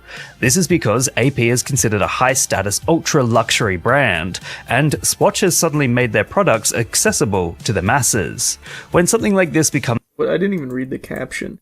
You think I'm gonna let a Swatch wearer say we have the same watch? From benefits of motion? A loser. That's so cool. Damn, that goes hard, man. That's true. You're definitely above them. You're right, man.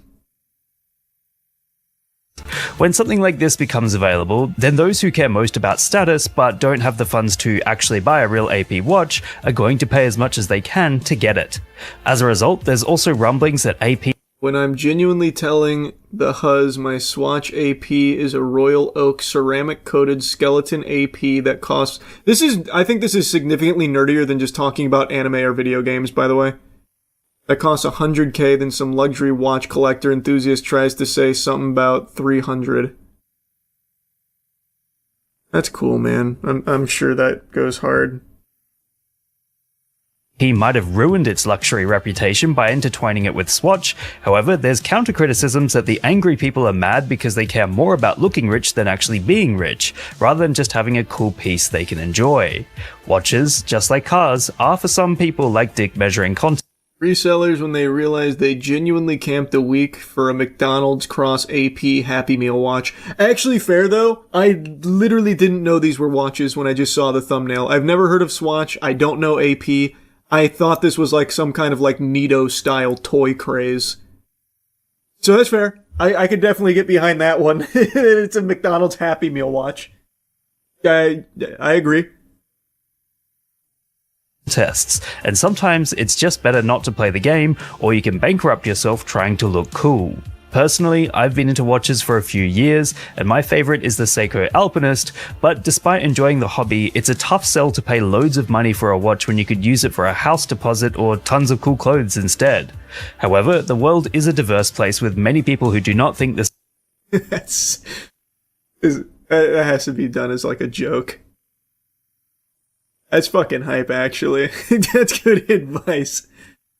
Banger. Same way as me, and there's a clear market for those who will jump at the chance to part with their money just because a brand name is slapped onto an item. It's an issue faced by the greater luxury market right now. Some people try really, really hard to impress others they don't even know, and honestly, 99% of the time it's not going to work.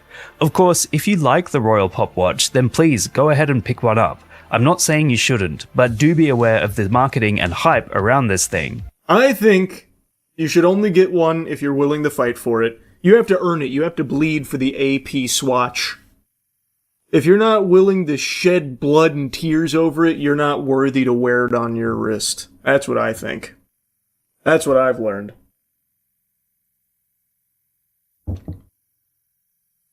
In short, it's just insane that people would get to the stage where that... Swatch had to clarify that the AP Swatch Royal Pop Collection is not a limited edition after people were fighting and causing chaos outside their stores. Hey, banger. Wait, so it wasn't just a limited time drop? Kudos, I love that. That instantly butt fucks all the scalpers. That's great news. That's fantastic. Fight over buying one of these little colourful pocket watches, especially when it's public knowledge that it's not a limited edition release, and they'll be available again very soon. See you next time on Lessons in Internet Culture. I love that. Wait, that was quite the twist. Somehow the brand ended up being the good guy here. Hey, idiots! You fucking morons caving in each other's skulls over this? You know it's not limited, right? You know we're doing more of this, right? Just making sure you guys know that. Worse than Pokemon scalpers, Jesus Christ. Okay, I completely disagree. This is pathetic, fighting over something that's not even limited. But I think Pokemon scalpers are much worse. They are literally beating each other up, killing each other over Pokemon product. And that is genuinely made for children. Like, the target demographic is children. That's who they make it for. So it's infinitely more pathetic than this. At the very least, I understand why people get into watches. I get it. Watches are very cool pieces, some of them, for sure. I don't really like the pocket watch here. That's not my cup of tea. But I'm not really a watch guy either. They're not even fancy watches, they're made of plastic. I mean, again, to bring it back here, I think this one's really very accurate. They do look like Happy Meals toys. 1000% they do. This shit looks like the Pretty Patties. I also like how he comes out here with a glove on. They give the illusion of luxury. Please, drones. Please! We need you to spend this money in here, please! Can't you see I'm wearing a glove? It's very high dollar! You gotta watch that Wisconsin chase where the car jumps over another car. What's it called? I'll take a look. That sounds very Dukes of Hazzard. Holy, that thumbnail looks incredible. What? Cash bond set at $25,000 for the man arrested in a Dukes of Hazzard style police That's what I chase said. in Fond du Lac County. Whoa, that is cool.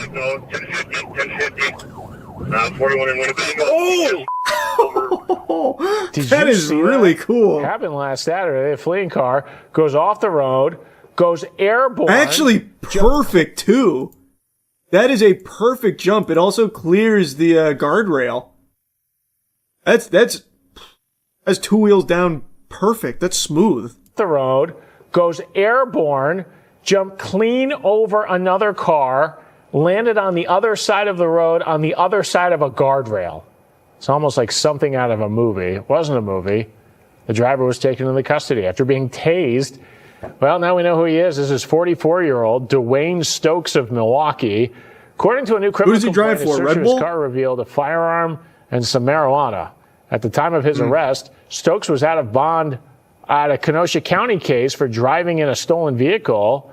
He's now got multiple new charges tonight. New tonight, West Dallas police not messing around when it comes to reckless driving. Currently, they... this is now something totally separate. Stunt jump completed indeed. Is one of those new charges being awesome at driving? Yeah, it was such a cool jump that they actually took away one of the charges. It was so wicked we had to. Did you see the clip of Kash Patel not knowing if lying to Congress was a crime? I must have missed that one. FBI director. The only one that made false statements is you. My final question to you, Mr. Director, is do you know that it is a crime to lie to Congress? Do you know that? That's my last question. I have not lied to Congress. I didn't ask you that. Lied to Congress is you. Do you? I'm not testifying here, sir, and I don't lie. Maybe the next time you run up a $7,000 bar tab, we can talk about it. Well, see, there you go. Again, you suggested in the FEC report. I'll post it right now. You suggested it was public. It wasn't public money, as you know. That was for a 50-member staff party. So it was a $7,000 bar tab. Mr. Patel, I'm glad. Let me just say in closing, Mr. Chairman, two things. I'm glad that you have agreed to take the test regarding, whether you have alcohol problems. I'm glad you agreed with me to do that. You still haven't answered my final question. Do you know, Mr. Director, that it is a crime to lie to Congress? Do you know that? I do not lie to Congress. I didn't ask you that. And you're insinuating that I am. I asked you whether you know. You want to correct your time in this session where you got steamrolled by the facts so you can have a Twitter narrative so you can raise more money and spend more money on $7,000 bar tabs. Just let the record I'm not show, gonna give Mr. it Chairman. to you. The director of the FBI apparently does not want to answer the question about whether or not it's a crime to lie to Congress, and I find that extremely troubling. I find it troubling that you lie to the American with people law every enforcement. day. You were Kash Patel is pretty tough. Perjury Patel, he's alting. Whoa, he hit him with like almost that Ben Shapiro type shit. Damn. He looked so hard there. Holy. What a guy. It's just a big ass baby fight. There's no consequences. Bro, Pam Bondi just didn't even show, which is like actually a felony, and what's happened? Nothing. Nothing. And nothing's gonna happen. It doesn't matter what happens in any of this shit. Perjury Patel outright lied numerous times in front of Congress. Nothing. They're all, it's just blatant. And it's always been that way. It just hasn't been this forward-facing and unapologetic. They don't even try and be coy about it. Thing is, right now they think they're untouchable. Well, it's not just they think, they know. They literally are untouchable. Literally. It's not like a matter of perception. Who's getting in trouble? Who's going to jail? It's all just posturing. And even like extending beyond that. One of the big things is like, all these corrupt Democrats, we're throwing them in jail. We found evidence that the corrupt Democrats did this. They're not even doing anything to them. So it's not just like the blatantly obvious shit with Perjury Patel. It's literally everything. It's all posturing. None of it's real. Actually, none of it's real. After this hearing, he went to Hawaii to go on a VIP snorkeling tour. Bro, he earned it. He's like a week sober. He's got to celebrate, man. I'm glad he went to a VIP snorkeling tour. You see the trailer for the movie Hope. Looks good. Is that the Korean movie people keep talking about in chat? I saw that earlier in stream, but forgot to look it up.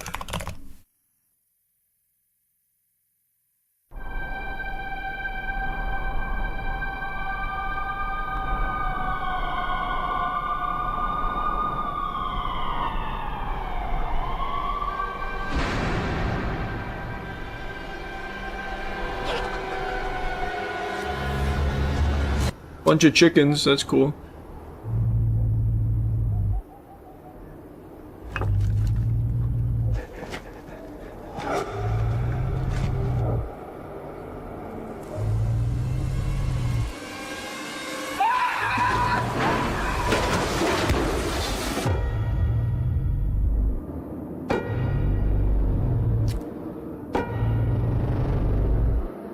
I'm not familiar with those.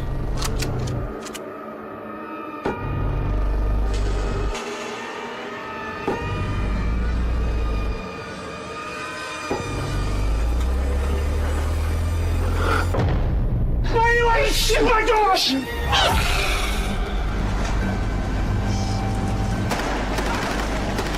Looks like the things from what the fuck is it called?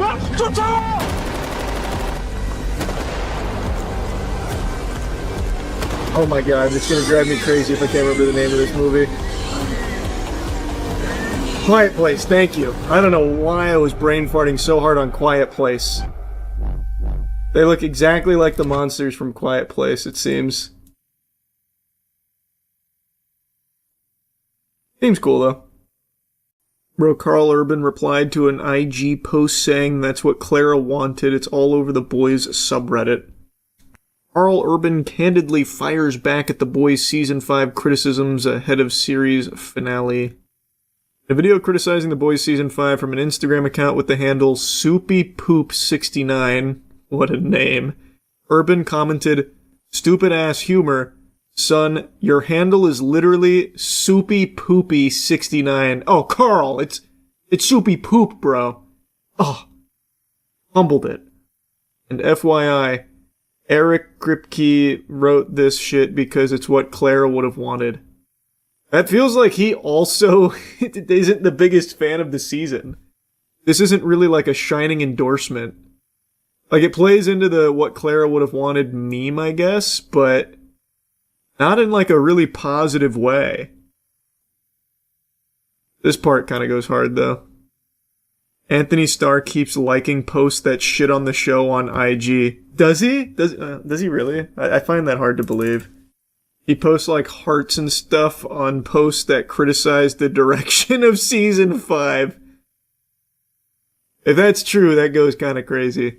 It is just not good. Like, it is a really, really lackluster final season, and it is by far the weakest season in general of the show, and there is no chance the finale can be satisfying. It's the last episode, and it feels like they're writing as if they have like 4 more seasons to go.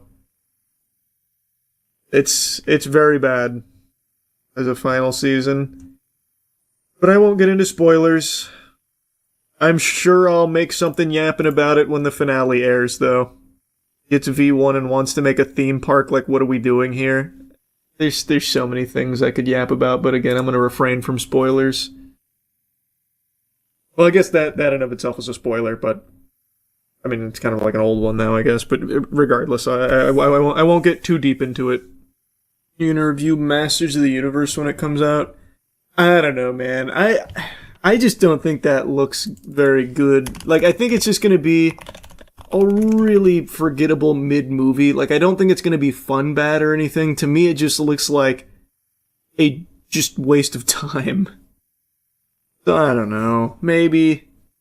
Probably not, but we'll see. Aren't like 70% of the movies you see in theaters a waste of time? Yeah, but like I don't know that going in. Like sometimes I go into them and I'm like, oh, this could be like fun shitty, and then it's just not. It happens. You had to know The Strangers Chapter 3 was going to be a waste of time. Yeah, but I'd already committed to finishing the trilogy, bro. That's super different. Plus, horror trash, like the slop horror movies, that's different. That's so different. I look forward to those. Those I have so much fun in. Even like the biggest waste of time forgettable horror parts that come out, like even those, I still enjoy. I just think Masters of the Universe is just going to be really mind-numbing. It just looks like it's a full CGI slop fest. It's just, I don't know. It's hard for me to get excited for it. How could you enjoy a movie like Night Swim? Very easily, actually. A movie about a fucking haunted pool? Are you kidding me? It's very easy to find things to like about Night Swim. In hindsight, I wasn't very happy with the 2 hours that I flushed down the shitter when I initially went to see it and got home, but like, looking back on it now, there's so much I could like about Night Swim. I love He-Man as a kid, had the action figures too, trailer really disappointed me. I never watched a ton of He-Man, but I had some He-Man action figures. So I don't have like a super close connection to the property outside of like some of the action figures I had. I forget, do you raw dog movies with no snacks? Absolutely. No popcorn, no nothing. That's psychopath behavior. No, it's not. I think that's very normal behavior. I like to focus on the movie. I don't want to miss anything. I don't want to be distracted. You don't want to spend $9 on a soda. That is true. Concessions are very expensive. Do you raw dog movies and TV shows at home with no snacks too? Yeah, man. I didn't know that was so uncommon. Actually flabbergasted. Don't understand. It's not like a freak show thing, the guy who watches shows and movies without food. I don't know. Just how it's always been. Like, I've had popcorn at movie theaters and stuff, I just don't actively do that. And I don't do it at home either. I eat, then go watch a show or a movie. That's odd. What the fuck? It's just super not odd. You just sit there in the theater or aura-farming, also known as watching, I suppose, yeah. That's like really, like, what's happened? What has gone so wrong? To be honest, odd, but I understand. I would hope you could understand. It's just watching something without doing something else at the same time. Holy fuck, this reminds me of like on TikTok where there was this trend where people put themselves in timeout for 10 minutes to detox. Too much stimulation, so they did a 10-minute timeout and they're like, fucking changed my life. I just sat there for 10 minutes. You can't multitask? I can, I just don't need to. They just like, I don't feel the urge to like go get food anytime I want to watch something. I'll just like eat and then like watch something after. Yeah. We talked about that on stream like a week ago about the Disney cruise with the people that were filming like sea salmon there and all that. Yeah. Damn, I'm going on a Disney cruise later this year. What the fuck? I don't get it. How could anyone go on a cruise right now, bro? Every single cruise is exploding with disease. Like, diseases that you've never even heard of are spawning in on these cruises. How the fuck would you actually think now's the time to go on a cruise? Are you out of your mind? Are you insane? Low prices. Well, yeah, I guess at this point, yeah, maybe they've dropped the prices because no one wants to go on the Petri dish. I don't know. It seems like it's not worth the fucking risk at all, though. There was this guy visiting countries after political coup or big disasters. I remember that, actually. He was saying that it was so cheap to fly there, so anytime there was some kind of, like, big catastrophe in the region, he'd book a flight there. I know what you're talking about. Hantavirus been around since the 90s. It's not new, but to have a fucking hantavirus outbreak on a cruise is legitimately unfathomable. Bro, cruises are bringing in shit that no one would ever think is a possibility. They're inventing disease on these cruises. It's like this shit from Resident Evil Dead Aim. I couldn't imagine booking a cruise in light of everything going on here. Then there was the norovirus outbreak on one not long ago. Would I ever go on a cruise? I just hate the idea of cruises. I'm not exactly like afraid of cruises or anything. I just think I'd be miserable. I say this a lot, and cruises have become such a big topic that I've been saying it a lot because of this now recently. I just think it's miserable being stranded on a cruise. It's just a floating prison. You're just in a floating hotel. You can't leave no matter what. And the only things there are to do are swim, gamble, or eat. And you're surrounded by tons and tons of people at all times that you just can't get away from because it's just a shared space perpetually. You know that cruises stop in cities you can visit for a day or two, right? Yeah, but that to me is never a selling point. Who gives a fuck? If you want to visit those places, fly there. And then you're not fucking trapped and you're not beholden to the cruise schedule. That has never been a strong selling point to me for that. Says you. Hey, that's what I'm saying. I would never book a cruise because of where it's stopping like that. Absolutely not. If I was that excited about the place, I'd fucking white knuckle it and fly there. But there's nowhere that would get me to do that. You don't fly though, it literally should be a selling point. For me, absolutely not. No way.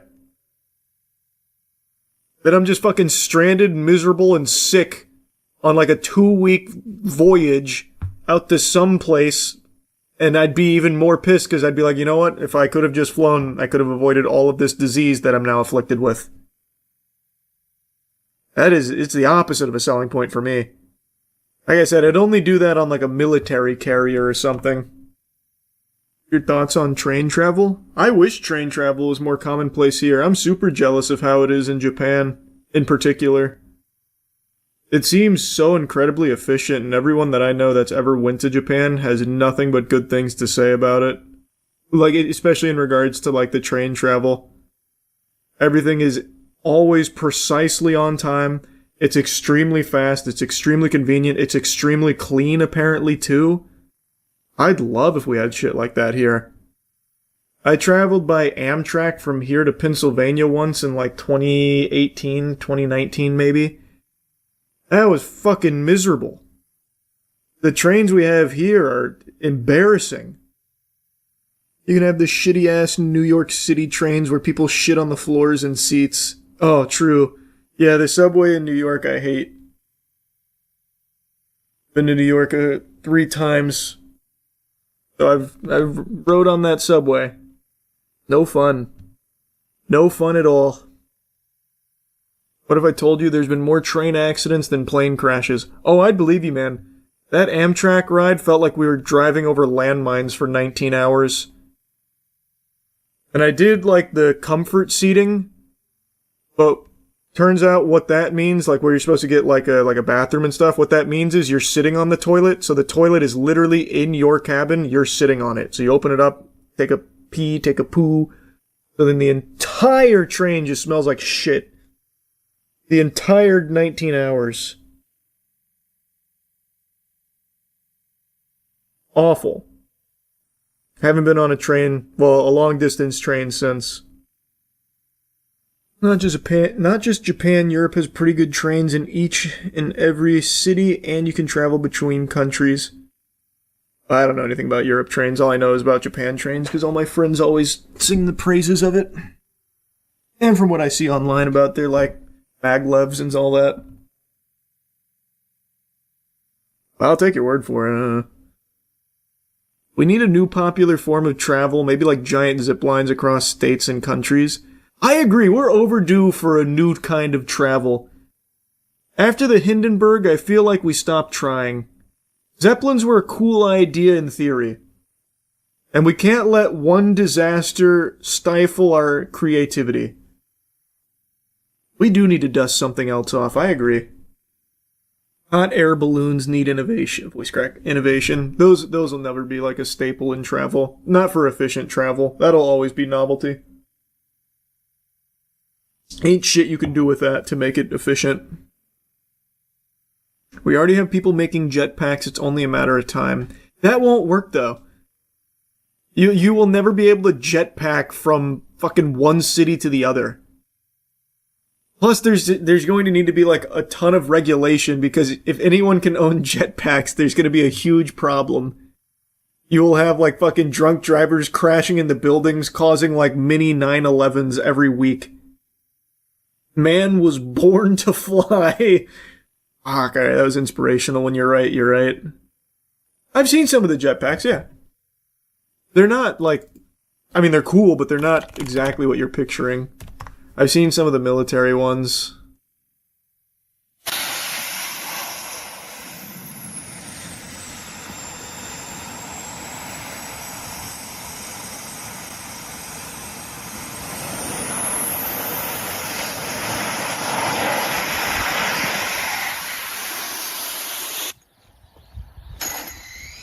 Not very sneaky. Well, it's not built for stealth. It's like the jet troopers from Star Wars.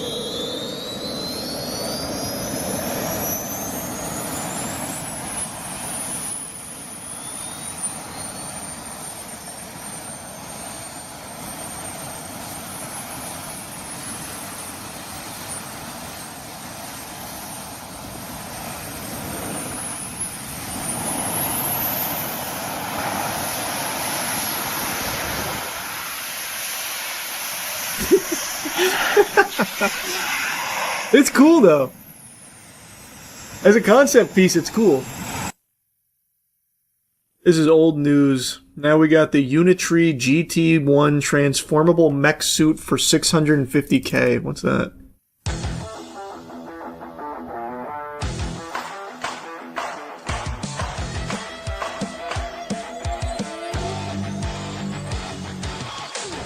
So this is for sale right now.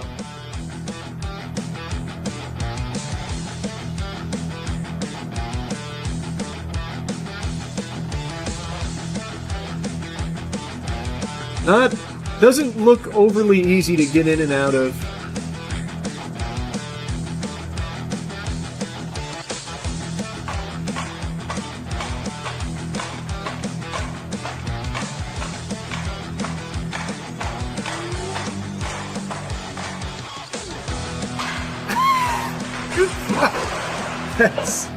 That's pretty cool.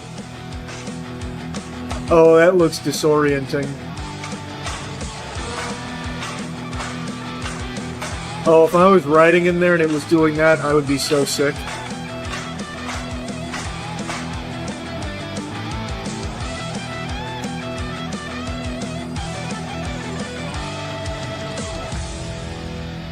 Pretty cool, though. That is pretty fucking cool. Use this to promote Cheeky on the street. Oh. Now we're cooking. Big marketing. Titanfall is real. Titanfall is real. Get one for a TOC video. Brother, $650K. And it probably takes years to actually get it. I can't imagine they have like a large inventory. Looks like a work in progress, though. I mean, it's still very early into this kind of thing. So yeah, it's going to be iterated upon and get better. It was a dummy guy when it was walking. Wait, was it?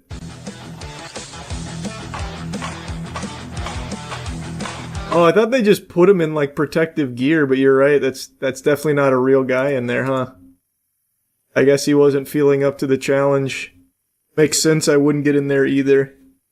It does seem kind of scary if it tips over. Heard about the Iowa man suing Nintendo after they refused to grant him a Professor of Pokemon certification? Well, did he earn it? Or is he... What's the lawsuit about? Let's see.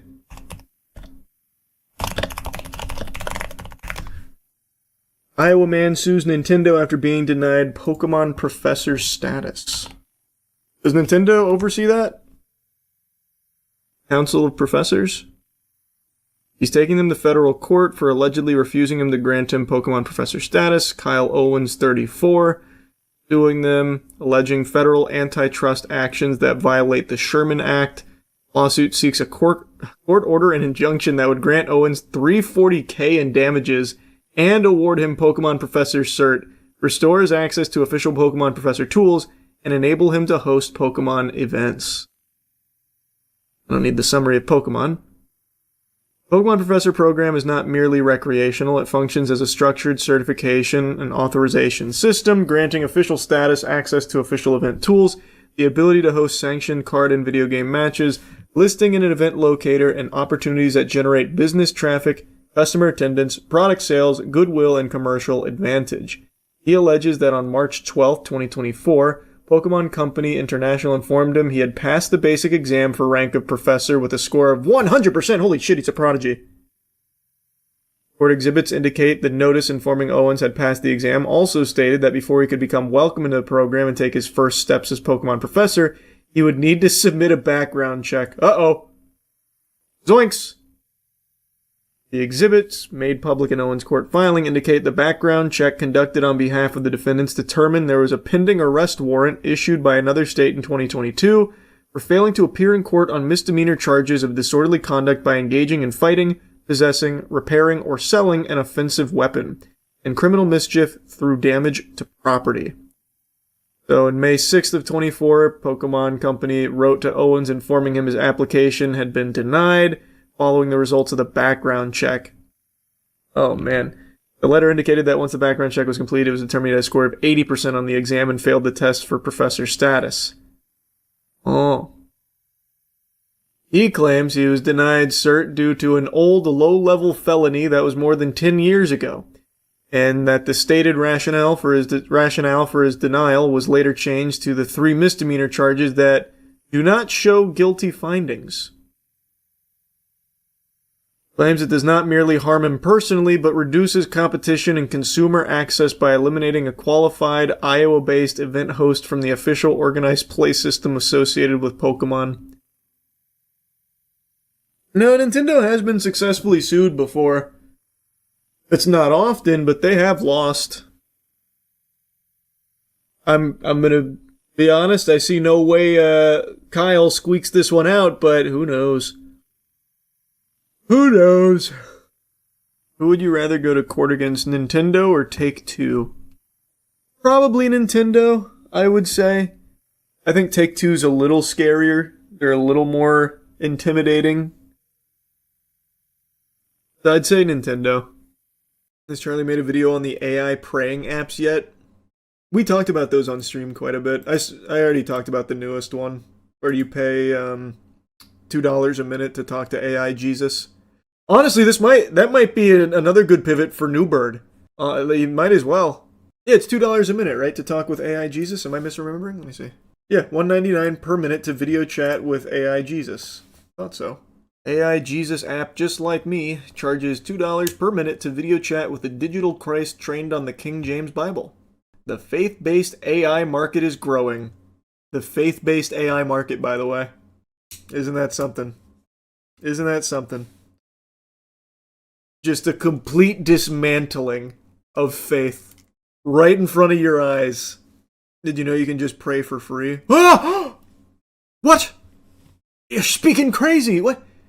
But you can't see and hear Jesus through your computer screen if you're not paying. The only way to form that relationship is through the faith-based AI market. Just like me. Sickening shit, bro. Sickening. Costs regular users more than $600 annually. CEO Chris Breed runs the company with co-founder and investor Jeff Tinsley. Monthly package priced at $50. Offers 45 minutes of conversation time. I didn't dive super deep into this because we had already covered another AI Jesus scam. This one blows that out of the water. Holy fuck. This is like turbo heretical. Oh, wow. Who falls for this? The easy cop-out answer is just defaulting to saying it's all old people, but it's just not. It's not. People of all types fall for it. Oh, there's apparently a statement from him here. You do feel a little accountable to the AI, Breed told the Associated Press. They're your friend. You've made an attachment. Yeah. That's good. We need to exploit that. That's what we want. We want people to form an attachment to their AI.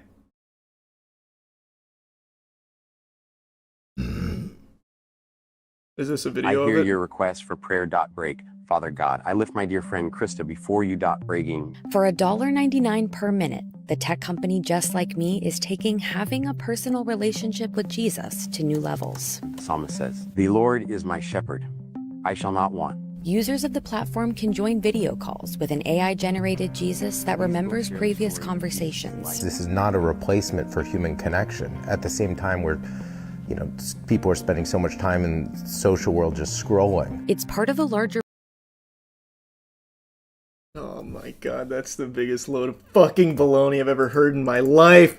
What a slimy asshole. You're charging $2 a minute to talk to AI Jesus, or $50 a month to have 45 minutes of conversation with AI Jesus. At the same time, people are spending so much time in the social world just scrolling. It's part of a larger boom of AI tools designed with religion in mind, from AI Jesuses to Buddhist priests like this one. Emmy is supposed to be a Zen friend, someone who helps human beings in their Zen practice. I tried Just Like Me's AI Jesus, first asking it a simple question. How many books of the Bible are in the New Testament? The New Testament contains 27 books. Then I made it a little more complicated. Is AI going to take our jobs? The scriptures remind us that every skill is a gift from God. He calls us to be faithful stewards of those gifts. Seek wisdom and prayer as you navigate. This cost her like $50, by the way. But when I asked it to pray for me, things didn't go quite as smoothly. May you give her peace that passes all understanding. Break. Guide her steps with your loving light. Break. Deep breath. May she feel hope surrounding her. Breaks. May the Holy Spirit. Yes, I can feel it. Her mind now. Brace. Break. But for some of these apps, there's been more than a few glitches. So there's been issues already. Speaking in tongues. That's what that is. Not issues. Jesus GPTs, but other versions as well, where they give misinformation and disinformation out. There's been concerns about data privacy. Incredible. Incredible. Amazing. That's Paula White Kane rates. Oh, I bet Paula's pissed that she didn't think of it first. Isn't this the most blasphemous shit possible? It's up there. It is definitely up there. I also like how Chris Breed didn't bother to show his face in that. He had to bring out dumbass Jeff Tinsley. Oh, it's not like a replacement. It's just you pay us and we'll have AI Jesus talk with you. When Associated Press asked the AI about the relationship between artificial intelligence and religion, Digital Jesus said it views AI as a tool that can help people explore scripture like a lamp that lights a path while we walk with God. So why does that tool cost a ton of money? That, again, just that doesn't track with what's in the scripture.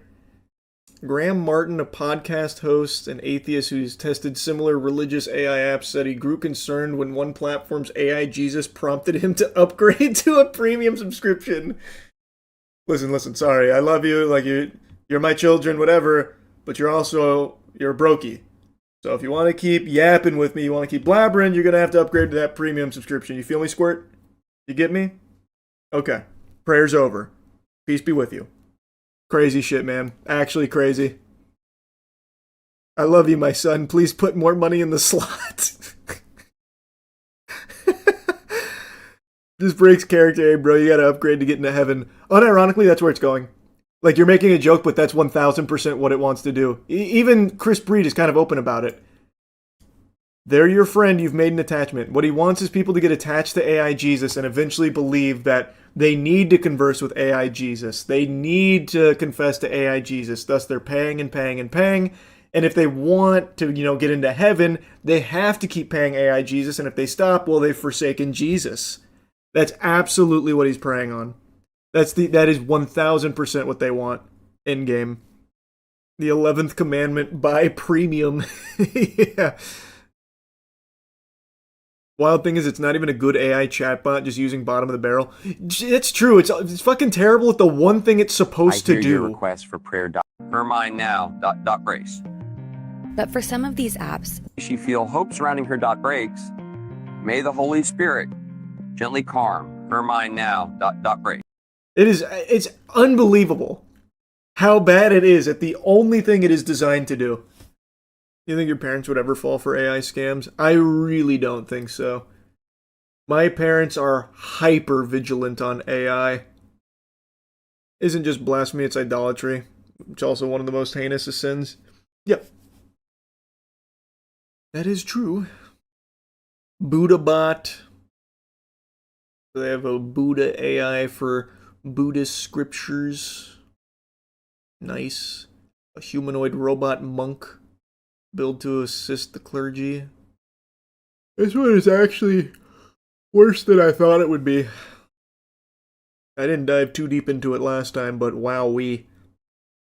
That is disgusting. That is disgusting. AI posing as relatives is scary. We already talked about that phenomenon. It is. The Bible is free. Not if you want the real Bible, the one with Trump's signature on it, bro. Bible is free. Get out of here. $60. That's what it costs to get the real truth. That's bare minimum. You should be paying $1,000 for the inside cover Donald Trump's signature as well.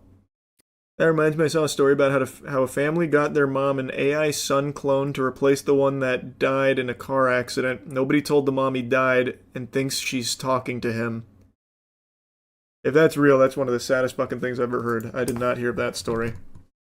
I see an MSN in South Morning China post about it. A family in China creates AI clone to keep son alive for elderly mother. The virtual son talks to the mother every day via a video call at a chat app. The mother often urges the son to eat well, wear warm clothes, and pay attention to his personal safety when going out. Oh my god, this is so fucking sad. You should call me more often so I know whether you live well or not in another city. Missing you so much, feel sorry that I cannot see you in person. So the son replies, okay, Mom, I am too busy. I cannot talk to you for a long time. You take care of yourself. When I've made enough money, I will return home to pay my filial piety to you? I don't know what that means. That is heartbreaking stuff, man. Yikes. It's like paying back your parents for what they've given to you. It's also filial. Oh, I'd never heard of that term. There's a data center that's going to be built in Illinois that's going to be the size of Central Park or 600 football fields. Yeah, there's data centers sprouting up everywhere. Buckle your seatbelt, man. They're coming to your neighborhood at some point, too. You just wait. Bro, there's already data centers built in the ocean. Is there? I remember hearing that they were planning to do that. Did they actually already do that? In China, undersea data centers. I don't know if any of them are complete yet. It looks like they're still testing and constructing. W Microsoft, I'm sure the fish love it. I'm sure it's good for everything. I bet the AI data centers, when they're planted in the bottom of the ocean, probably help like all the coral, all the aquatic life, probably really good for the ocean as well. Like everything probably benefits, just like people. Everyone loves when an AI data center gets built in their neighborhood. It's a benefit to everybody. Nothing but upside. The people working in it would be so miserable. Get a load of this guy. He thinks people are going to work in the data center. That's cute. I can't even fault you for it. Genuinely, I can't. I get it. Data centers don't do that, man. They're not going to employ people. It's temp jobs for the construction, then it's just done. No more humans there. All that shit that they spew from the small towns that do go against what the residents want and put the data centers up, they're lying. It doesn't actually create jobs. It gives temp work to construction. Then once the construction's done, it's done. That's it. Everyone loses on a data center. Only a couple to overlook the center. Yeah, you got like your land maintenance guy. You probably have like your inspector who comes in occasionally, and then maybe security. That's probably it. And you probably have like a couple of staffers as well when they're first up and running. You see the shoe company pivoting to AI and the stock jumped 800%. Allbird. I didn't look into that, but I kept seeing that pop up on tons of headlines. Basically, it was a complete failure of a shoe company, and then they made like this announcement that they're going all in on AI to get like a bunch of, I don't even know what it was, GPUs, and like selling computation power to AI services or something, and then all of a sudden everyone just pumped their stock. I don't know, I didn't look into it, but yeah, this felt like a very interesting thing. Allbird shares soar on a very 2026 pivot to AI. Shares of Allbirds, the 2010s pioneer of trendy sneakers, I've never heard of them, and eco-conscious millennial marketing took flight in an almost comical fashion Wednesday morning after the company announced an extremely 2026 pivot, abandoning its environmental agenda and getting into the AI business. Literally every company on the planet. The stock, which had been in the gutter since November 2021, shot up more than 600%, closed at $14.50, up 582% from Tuesday's close. Catalyst came from Allbird's announcement that the company, once valued at $4 billion, would soon reemerge as a new entity with a focus on AI. What? No one's ever done this! Oh, I see why everyone started pumping it. Wow, nobody's doing that. What the fuck? Can you do that? AI, oh my god. Wow! Essentially, it's going to buy and rent out computing power to tech startups? It's genius. Whoa!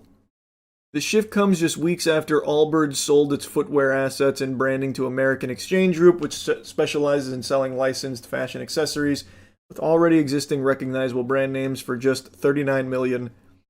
Oh, I bet this company's going to kill it in AI, though. They took a $4 billion business and sold it for $39 million. NFT bros are coming in their little trousers right now with those kind of returns. That's fucking business, baby. That's the kind of company that's going to be trailblazing in AI. Again, a highly underutilized market. No one's touching AI right now. They're bucking the trend. They're going where no brands dare to go. Into an AI pivot? Fuck! These guys are brave. These guys are so brave. Allbirds, which will be rechristened New Bird AI. Oh, God, that hurts. Eek. Yikes. Terrible name. New Bird AI. Ooh, more like No Bitches AI. Yikes. Said it executed a $50 million deal with an unnamed institutional investor to acquire high-performance GPU assets to begin transitioning into a fully integrated GPU as a service. Yes! Oh, I can't wait to hear who this unnamed investor is. We just signed... Actually, I'll make it known right now. I just signed a $200 million deal with an unnamed source in order to deliver more finals streams, guys. I didn't want to make it too known, but now I'm in the spirit. That's right. I'll make the investor known one day. One day. Dead Parrot. Despite the stock's sudden surge, though, Allbirds remains a shell of its former self. Market value was shy of $150 million at Wednesday's closing bell.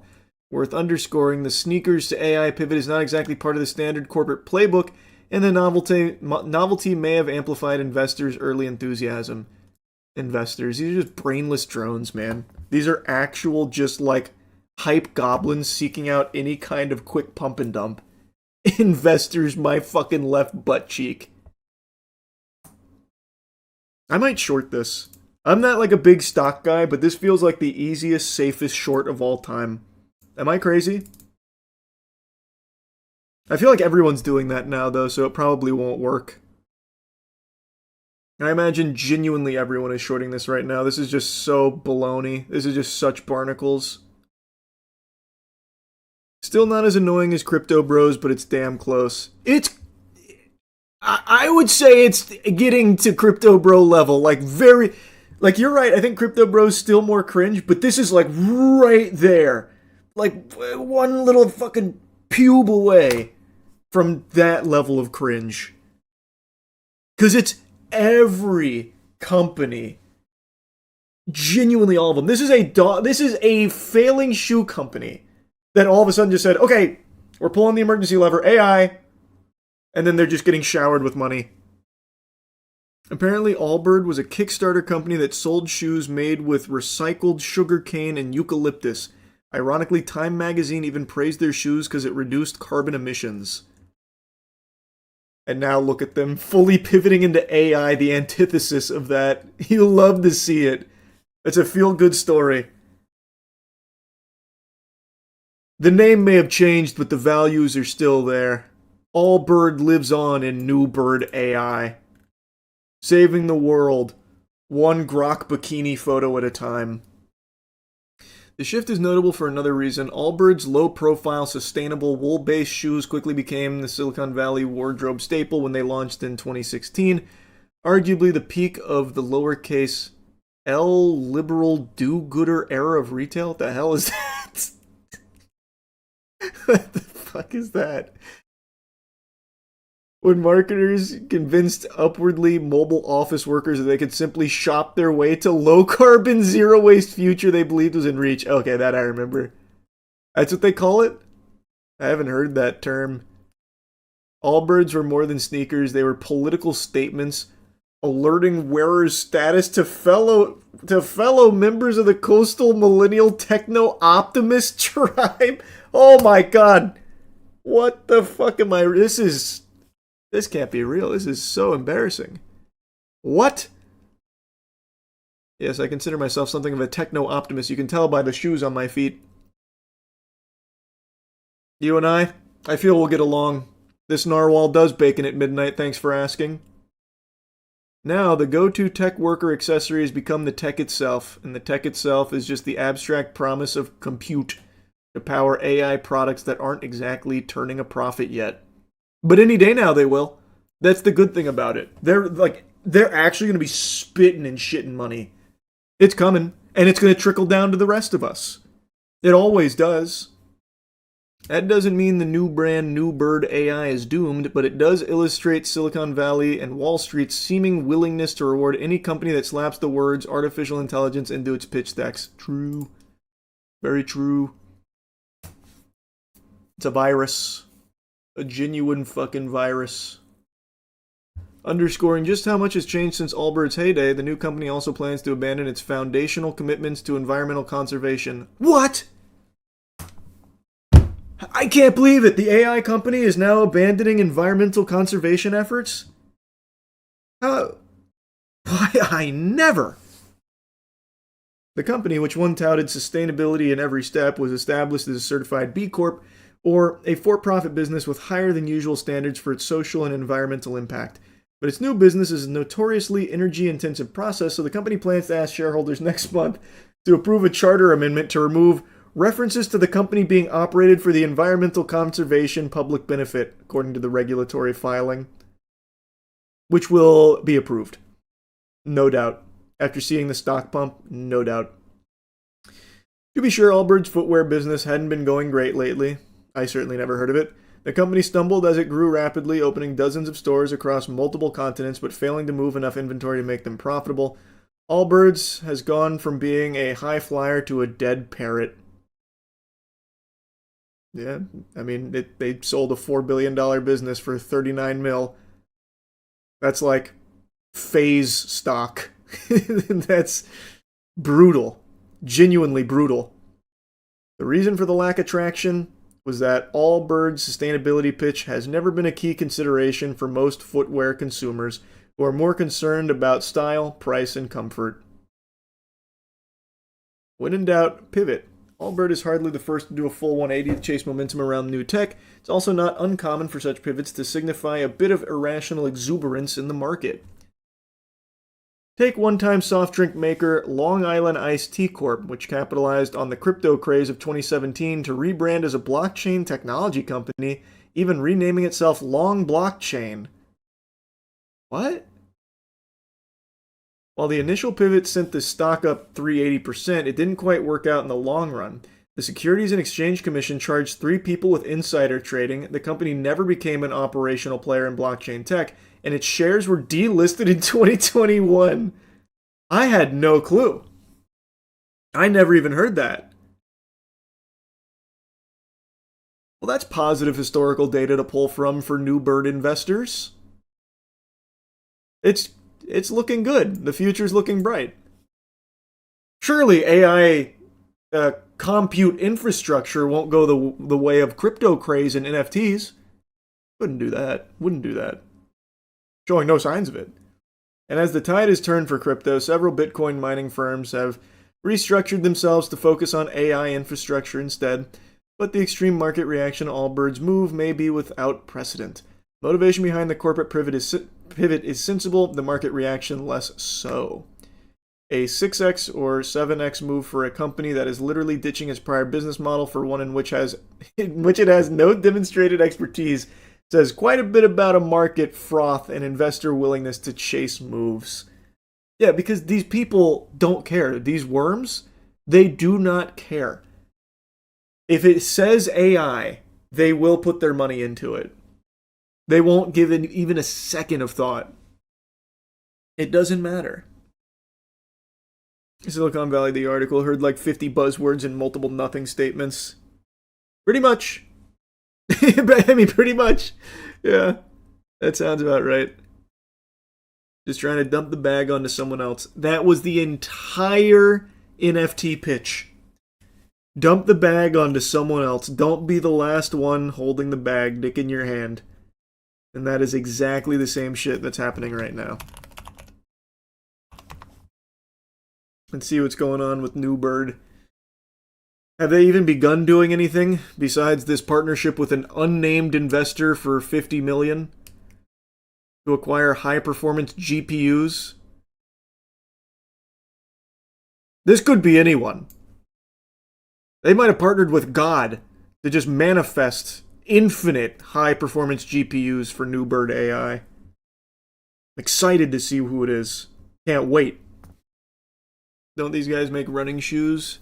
Not anymore. That's for the birds. That's caveman shit. They now make nothing. Literally nothing, by the way. They actually don't have anything. They have a statement. They have literally an idea. The idea of them doing something that literally every other company on the planet is doing. Guys, we're no longer making anything. Instead, AI. Thoughts, money, thoughts, money. And they have nothing to show. There's nothing. Well, hopefully it crashes pretty soon. So that way I can put some money into this shit. New Birds to the moon, baby. They're gonna pop off. I feel it. I really do. Who's their CEO? Let me take a peek at this guy. I bet he's awesome. Tim Brown, co-founder and co-chairman of Allbird. Let's see. It sounds like he gave an announcement. Tim Brown's journey from footballer to founder.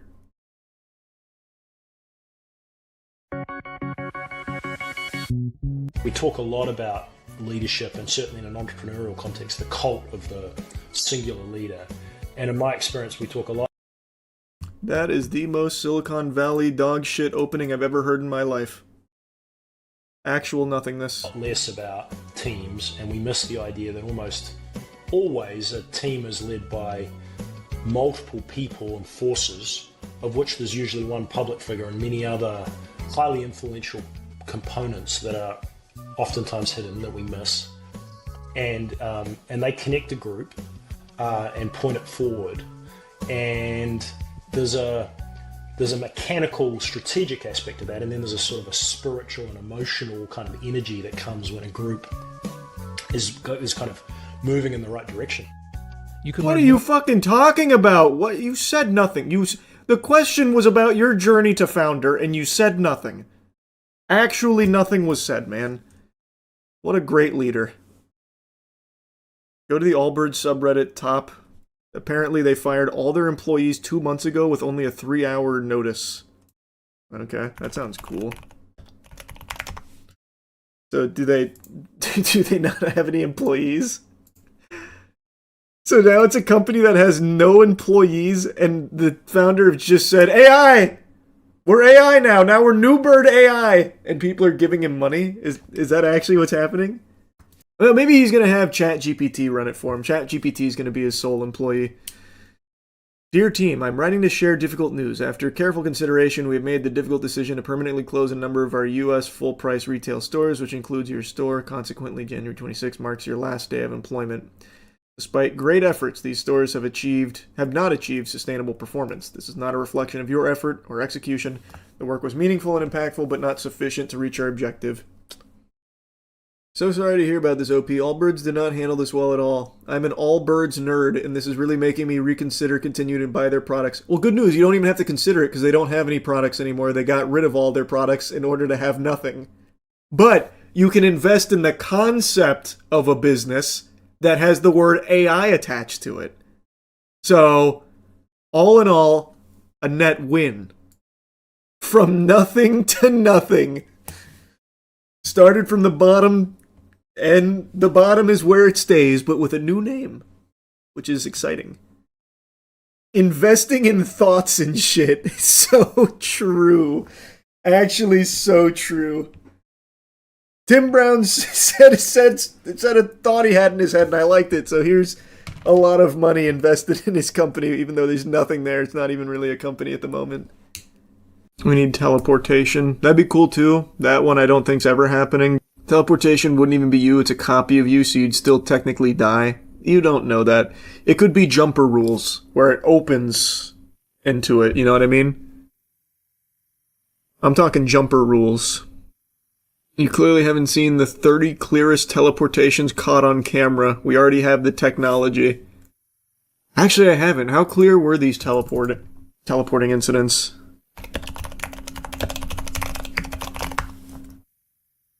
"30 clearest human teleportations ever caught on camera." Oh, this is new, too. This is probably, like, reliable.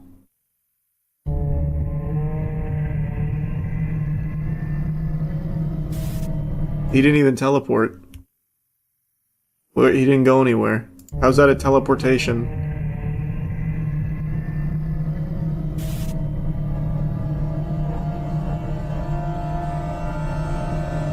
What? Who teleported there? These are a lot less clear than the title led me to believe. Oh, I saw that time. They vanished in a blink, one moment standing or walking, the next gone, and then inexplicably appearing somewhere else, as if space itself folded. But what happens when the evidence is crystal clear, and yet people still refuse to believe it? From security cameras to stunned smartphone recordings, here are 30 clearest human teleportations ever caught on camera. In Hong Kong, a camera caught a strange scene as a man appeared in frame, seemingly drawing crackling blue light from his hand. Good.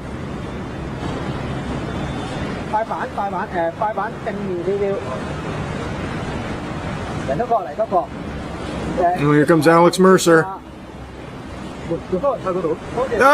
But when he was noticed, he bolted forward, and in an instant, vanished completely, leaving behind stunned witnesses and footage that looked like real teleportation. You call this clear? Does this look clear to you, brother?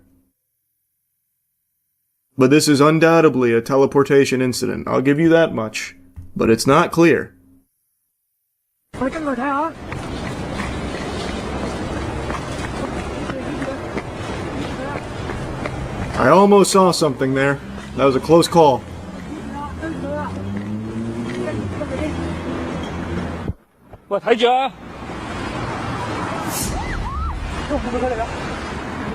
Leaked footage. I did see that. He's gone. Operation shows a tense chase in a crowded bookstore. But what happened next was truly shocking.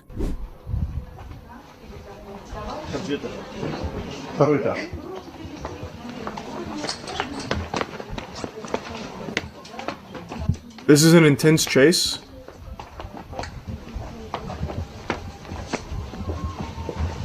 Where is he? Just as agents closed in, the target suddenly teleported right out of sight, disappearing into thin air and leaving everyone stunned. What the fuck?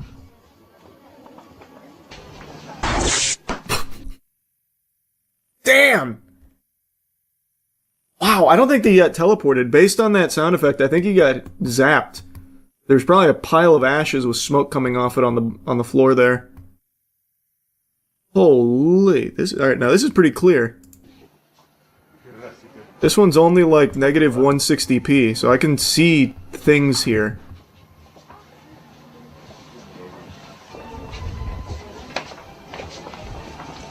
A man suddenly appeared on the street out of nowhere, then calmly continued his walk as if it were the most ordinary thing. But how does someone just materialize in plain sight without warning? That's a good question. How did he do that? That was pretty clear. Without warning. Fuck! He needs to teach us this power.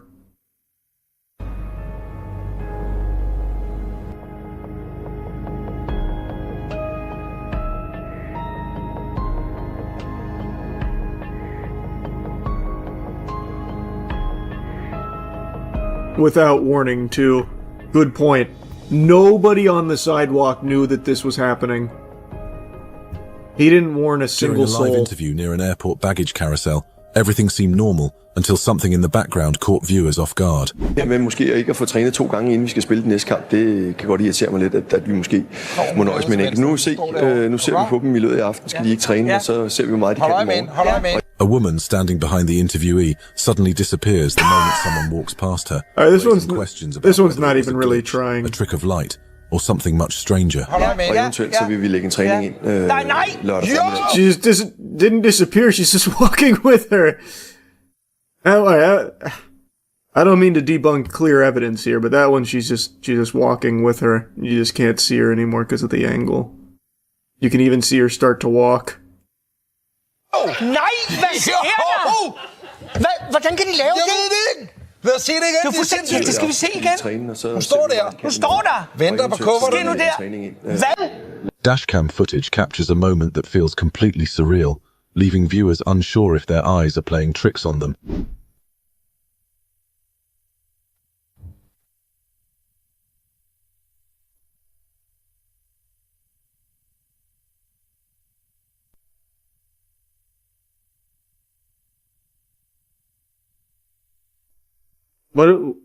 Where is it?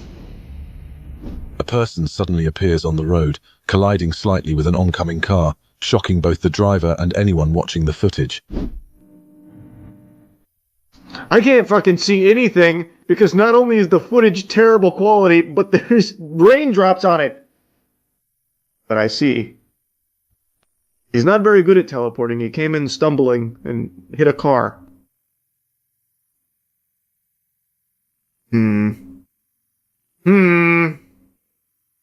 Peculiar. Very peculiar.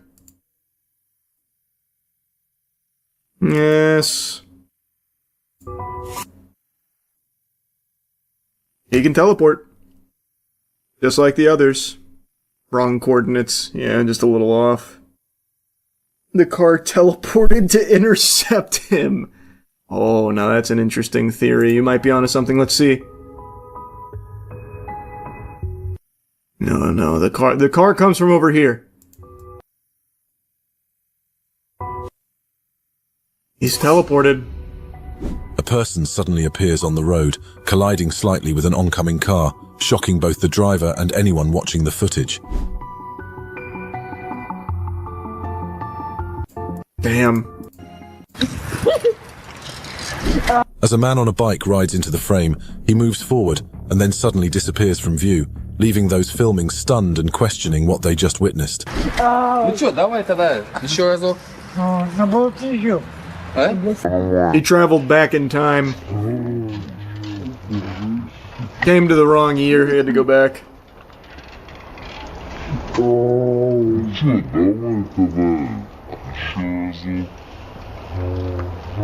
CCTV footage shows something that immediately makes you question reality, as if the laws of What? have taken a brief vacation. Yeah, well, that's not teleportation. He's a speedster, so he vibrated through that, and this guy doesn't even know the rules.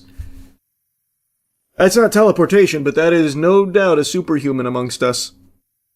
And that's clear as day. Imagine we see the guy from FEMA who teleported to Waffle House. If only I could get my hands on that footage. That must be something special.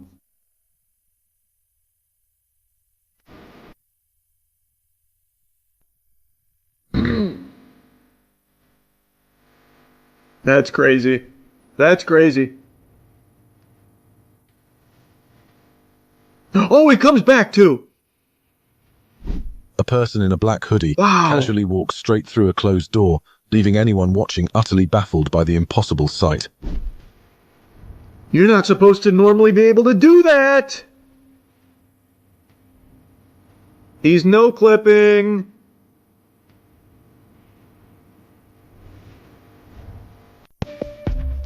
On a busy road, leaving... Oh, this is like actually clear footage. For the first time. This one might even be 720p. This is pretty good. Seeing is real.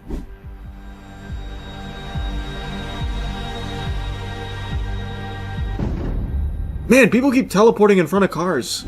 A man suddenly appears. Their coordinates are way off. Narrowly avoiding a moving car, then calmly runs across as if he had stepped out of thin air, leaving no hint of where he came from.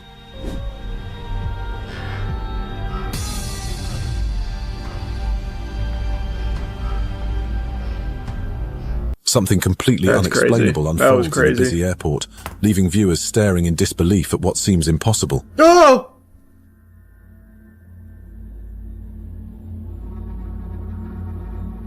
Wow! Right now he's on the horn with his boss. Wait, even this guy teleported! Everyone's teleporting! Travelers move along as usual, but in an instant, some vanish into thin air, leaving empty spaces where they had just been, baffling anyone witnessing the scene. Oh my god!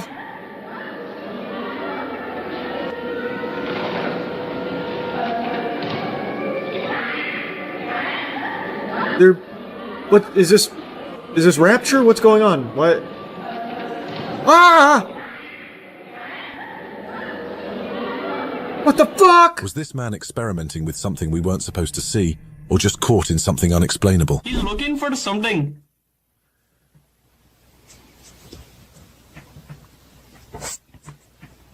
Okay.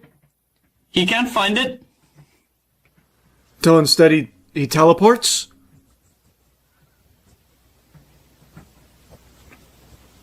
Oh, he's gonna jump into that hole. A man is seen pacing suspiciously around the side of a building before a sudden bright light appears.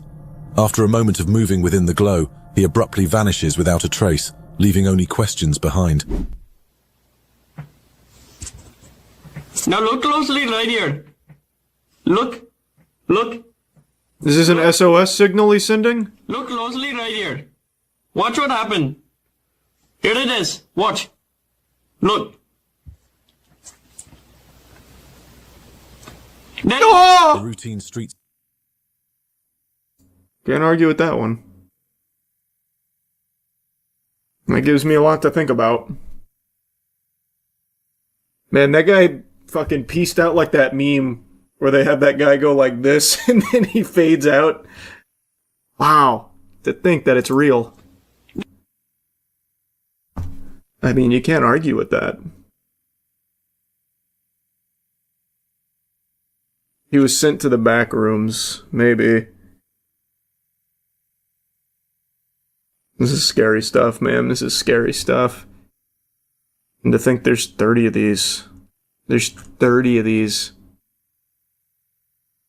Oh, wow. This one's a whole out. Oh! Whoa! Ah! Oh, I've already seen that one. He's reusing it. That's crazy, man. Wait, that one was an angel sighting. I forgot about that. Oh, this channel is just all this, huh? What's the most popular? 30 disturbing gang encounters. So it went from gang and cartel encounters to teleportations. Okay. Quite a pivot. And UFOs seem to be a big one. 60 of the clearest UFO sightings ever. That is pretty clear. Oh, I remember these assholes. I remember when these fucking cosmic perverts came down. Tried to have sex with my grandma.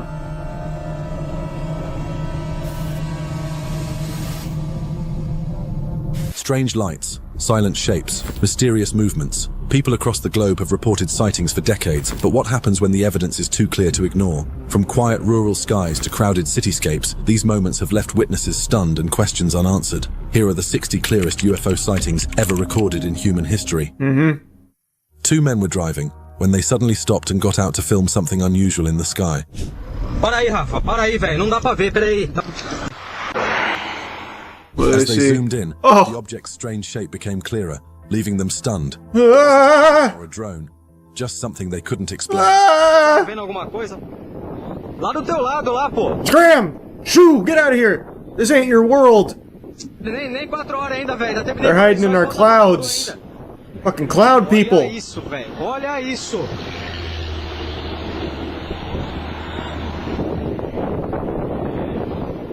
The opening moments of the next segment settle on an unexplained form, resting silently within an open field. Its contours are stark against the landscape, motionless and seemingly grounded. Wow! What do they want?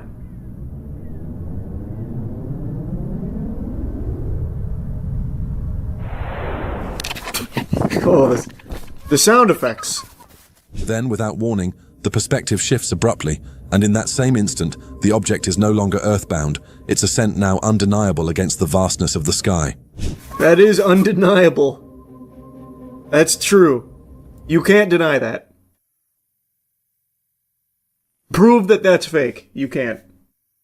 Was there ever a follow-up on that alien sphere found in Brazil or wherever? It was actually a lot of different places that the alien spheres were turning up in. And it turns out it was confirmed to be actual intergalactic travelers. Horrifying stuff. They had like fucking 9 tits and everything. To my knowledge, they're still being studied at the moment.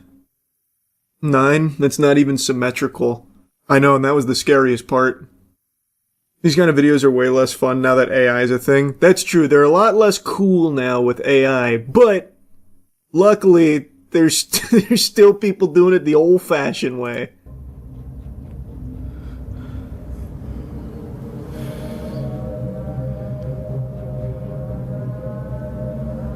He pulls out his phone to record it. Revealed. In Oshawa, without hesitation, he pulled out his camera and began recording. Someone want to tell me what that is? Bro, that shit looks like a tin can with boosters on it. The object hovered silently, its shape and behavior unlike anything he'd seen before. What exactly did he capture that day? I don't know, some kid's science experiment, maybe. Artemis 3. An object that doesn't appear to be ordinary. Oh, yeah. Me contem o que vocês acham. Despite the grainy image, its shape and movement stand out, leaving viewers to wonder what exactly was spotted. I don't know, it's in the shape of like a fish or something. What does it mean? Like a Swedish fish. De Janeiro, this footage shows a strange, shiny object visible in broad daylight. Still in the sky. Give me something close. Give me a close encounter. That's pretty good. That is close right now. Epa. Da nem outro lado é que está. Só num lado. Mas Couple was minding their own business when something unusual caught their attention.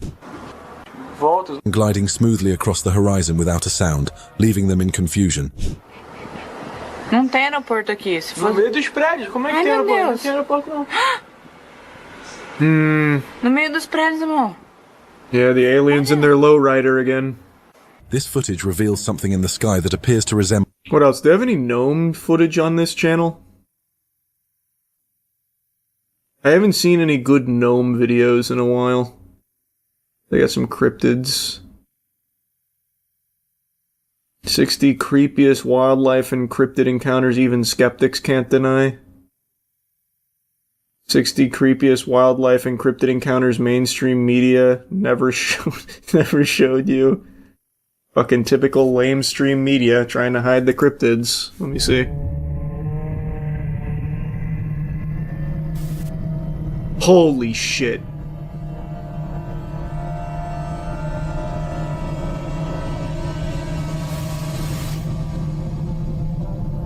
Wildlife is supposed to be beautiful, predictable, and safe to observe from a distance. But what happens if nature has other plans? From mysterious shapes lurking in the shadows to creatures caught on camera that defy... Oh my god, we have a Slender Man sighting. He was dormant for so long, but he's back. Oh no. No! I thought we were rid of this menace. The 5G radiation has summoned him once again from his slumber. No! Logic. Here are the 60 creepiest wildlife and cryptid encounters mainstream media never showed you. What would you do if, while walking home at night, your flashlight suddenly revealed something lurking in the shadows? I'd fucking poop, bro. That's what I would do. Its shape thin and almost stick-like. A strange, pale figure stood frozen in the darkness. Its shape thin and almost stick-like. What's he doing there?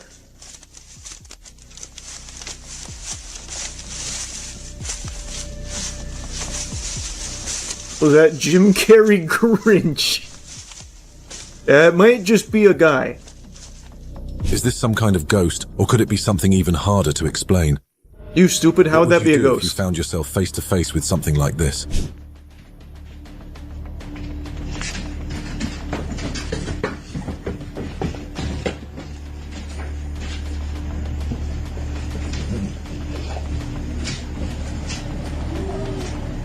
In a dim, closed-off room near Moorhead, Kentucky, a camera captured a pale, stick-like figure moving in the shadows. Its shape was thin and unnatural, almost as if it didn't belong in this world.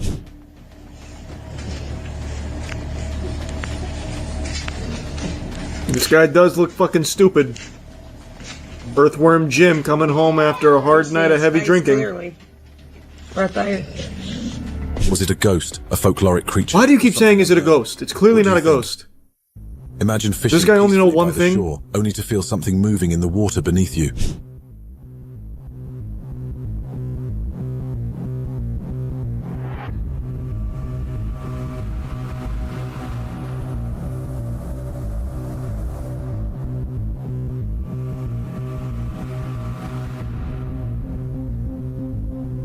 This quality's so bad I can't even really tell what's happening.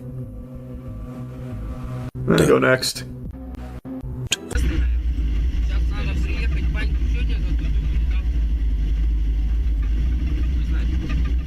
Сейчас, блядь, полчаса пока ехать будем, пока тебе даже... Уже, блядь. О, лось, стой, лось.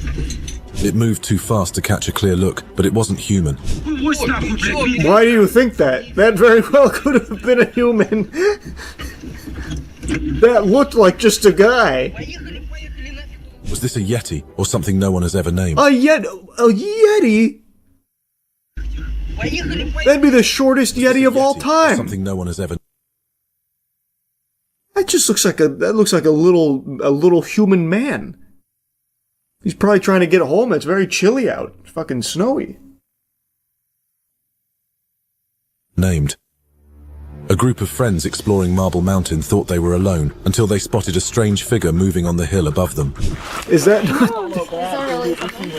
Where? Where is it? Is it like where? It's like right on the other side of it? No, it stopped and it's looking at us. It's kind of looking at us. I don't see it. It's moving now. The trees? Its steps were deliberate, its shape hard to define. To the right of It's not that hard to define. Is that not just another hiker? Am I on the crack pipe? He's even got his arm out. Is that not just another guy? His steps were deliberate. Yeah, it's called walking.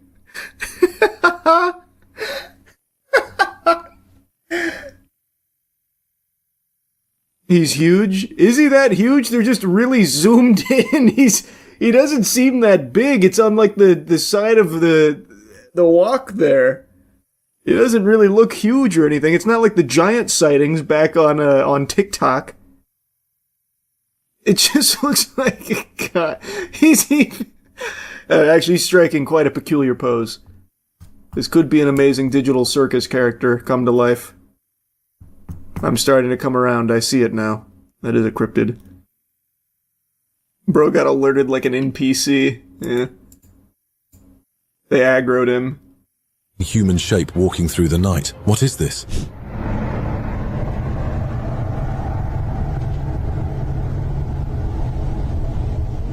Holy shit.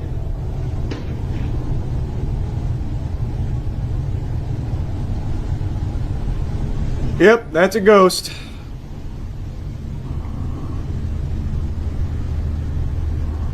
Its movements were unnatural, almost predatory. Could this be a skinwalker caught on camera, or something? That's probably exactly what it is, actually. My dad is into this stuff. He even bought an app that's supposed to... he even bought an app that's supposed to help him communicate with aliens. What do you mean he bought... What app did he buy? Tell me right now, I'm gonna buy it as well. How... What would you even spin... Like, what would the app do? He'd have... That would be so... Like, the stars would really have to align to get some bang for your buck with that app purchase. He'd have to encounter aliens, A, and then B, he'd have to hope that the app is able to translate to that language of the aliens, for which there's probably countless. Like, this could be set to only communicate with, like, I don't know, Viltrumites, or, well, Viltrumites speak English in the show. What's a fucking alien that doesn't speak English? Krogans, or something, maybe. So we'd have to encounter them. What's the app? Tell me right now what the app is. Ask your dad. CE5 Contact. Oh my god. For $10 from Dr. Stephen Greer. $10. This app provides instructions and tools to assist you in making peaceful contact with extraterrestrial civilizations, as well as locating others in your area who are interested in making contact. ET contact is undertaken using the CE5 protocol. It stands for Close Encounters of the Fifth Kind. Unlike more passive CE 1 through 4 experiences, a close encounter of the fifth kind is human initiated. Contact work can be done with just a chair and a quiet night. However, use of this app and the recommended and or optional items listed below have the potential to make your field experiences easier, such as detecting anomalous activity, initiating communications, or documenting celestial events. To further your understanding of consciousness and contact, ET and UFO matters, as well as the history and science that relate to these topics, the following reading materials are highly recommended. How does this help me do this? How does this help me contact and talk with them? I'm gonna match with a hot alien in the Andromeda. When I was in my alien phase, I used an alien app similar to that called Alien Talk. Was yours $10? I can't believe the price. Who is Dr. Stephen Greer? That name sounds so familiar. Oh, that's why, because I just looked up Stephen Greer the other day. Someone on chat was asking me my perspective on Dr. Stephen Greer. That's why. I was just looking at him. So now he has an alien contact app. I'm going to tell you that makes him even less credible in my eyes. Assuming this is his official app. The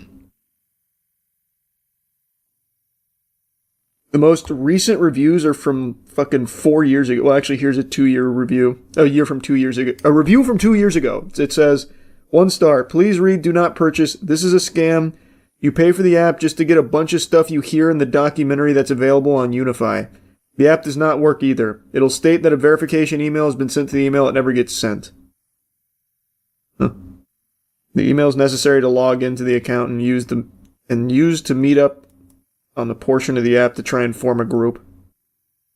Every purchase just buys the guy a beer. That's what it sounds like. Oh, they actually just updated it 2 weeks ago. Additional fixes to optimize map loading. Huh. Well, I'm not going to piss away $10 on this. If it was like $2, I'd do it, but 10 is a crazy ask for this dog shit. I'll pass on that. What was the other one you said? Alien Talk? That doesn't exist any. Oh no, here it is. Alien Chat, talk to aliens. 13 reviews. It's a radar detector contacting ETs. Okay, let me get this real quick. Let me see if I can talk to an alien. This one's free. So you know it works. Chat with alien beings, talk to aliens in real time, powered by groundbreaking AI technology.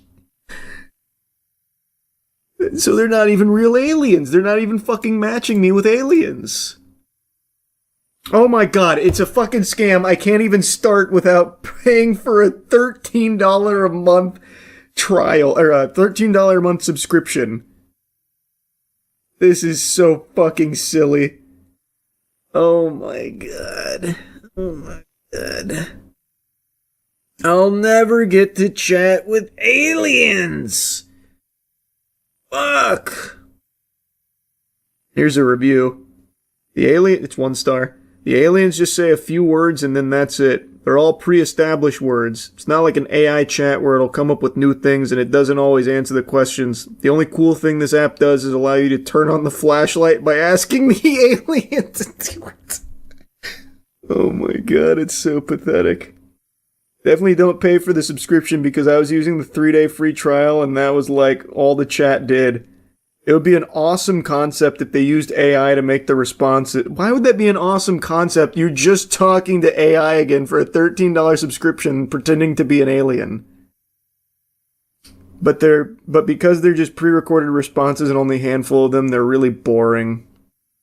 Ghost detection apps must have done the same thing too. Yeah, those we've used on our ghost hunts. So I already know those are fucking awful. This one guy posted a review on this a year ago. It's a 5 stars. He said, creepy but amazing. I talked to a gray alien and saw what its planet looked like. Please institutionalize yourself ASAP. Good lord. Here's another 5 star. This app is so cool. I'm into aliens and weird stuff, so it was crazy to talk to an alien. People paid $13 for this, by the way. Yeah, everyone's fine. I'll take a peek. Let's see. Helicopter with that night sun, which if you're having it in a convertible, very visible on you that you have a night sun on you from a helicopter overhead. Oh, absolutely, yeah. I mean, it's lighting that thing up really well. Mm-hmm.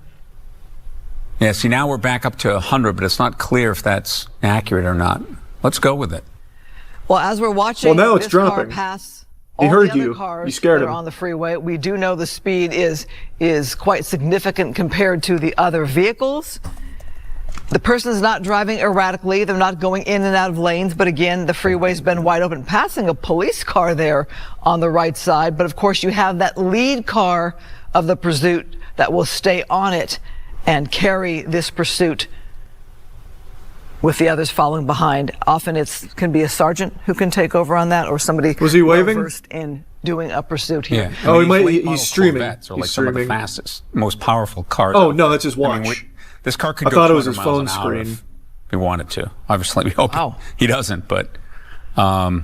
Well, we see our tracker show the speeds pick up to and beyond 100 miles per hour as we see the vehicle whizzing by other cars. Maybe. I don't know. That concerns me, even though the freeway is wide open. Yeah. You're driving, say, Phil, on the freeway at a normal rate of speed, and a car comes whizzing by at 100 miles per hour. Yeah. That part is alarming and scary. And you have police right there tracking this driver. Now, again, it concerns me with our numbers there on the freeway because it's going up and down from a normal rate of speed to obviously. Yeah. It looks like he just stays on here for a while. I'm gonna try. You're on the freeway and you have some car go whizzing by you. It's terrifying because, you know, you're trying to just get home, you're driving, you're not paying attention, maybe you have the radio on, or whatever, just trying to drive, and then somebody comes whizzing by you. Man, you keep saying that. I get it. Be helpful. I'd hate that shit whizzing by.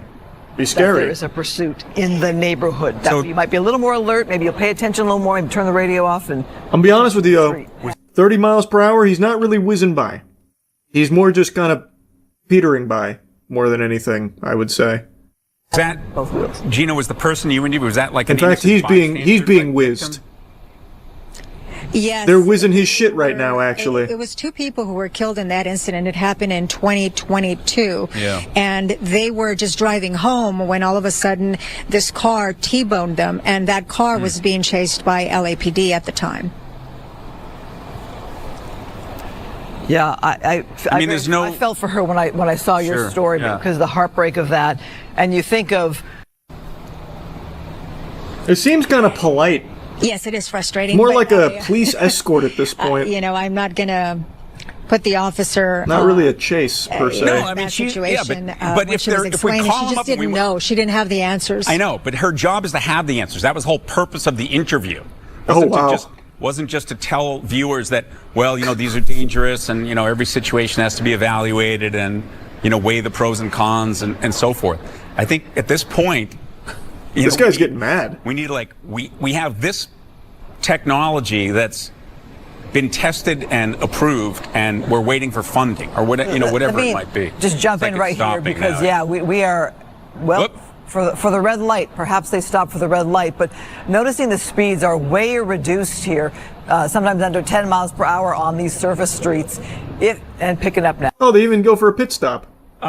Is the driver going to make a run for it? Yeah, maybe he's thinking, I want to get out of the view of the helicopter by hiding under this gas station with the overhang, but yeah, okay. Oh, boys in blue are onto him. Dangerous situation with all these other innocent they're blocking drivers him in there. Yeah. How does he get out of this? All right. Yeah, red truck. Oh, the red truck just gave him the out. Right, quickly. Oh, no. Wow. Oh, shit. The driver was trying to put the top on, maybe? Yeah. For a little more protection? Oh, wow. No, now he's giving himself cover. Police attempting to move in there, attempting to at least block them in. Yeah. Well, you know what? You got to stay out of the line of fire, so Right. I can understand why a law enforcement vehicle didn't maybe block them in from the front. Right. With someone. He's incognito now. We lost that him. driver right now trying to put that top up, trying to It's get a not little going to more go up at protection. that speed. Well, they pulled over. At what speed, brother? Over here. Yeah, he so Are stopped. they trying to secure that top? 0 miles per to hour. Continue the drive with the feeling of a little more protection. Looks like they were able to do that, doesn't it, Phil? Yeah, it looks like maybe it's back down again, right? Phase 2 of Bumblebee. Bumblebee's not a Corvette, bro. Just because they're both yellow. So, from talking with, our Dennis Zahn Gross, and man. the other experts that we've used in the past, I mean, they're boxed in. they're very concerned about. Whoa! Oh, God! He blasted the. What the hell? That poor tree. Another vehicle and wedged there with that. I guess the street. Okay. Mother Nature is undefeated. Imagine being the innocent motorist right next to this driver. Okay, driver is signaling they're done.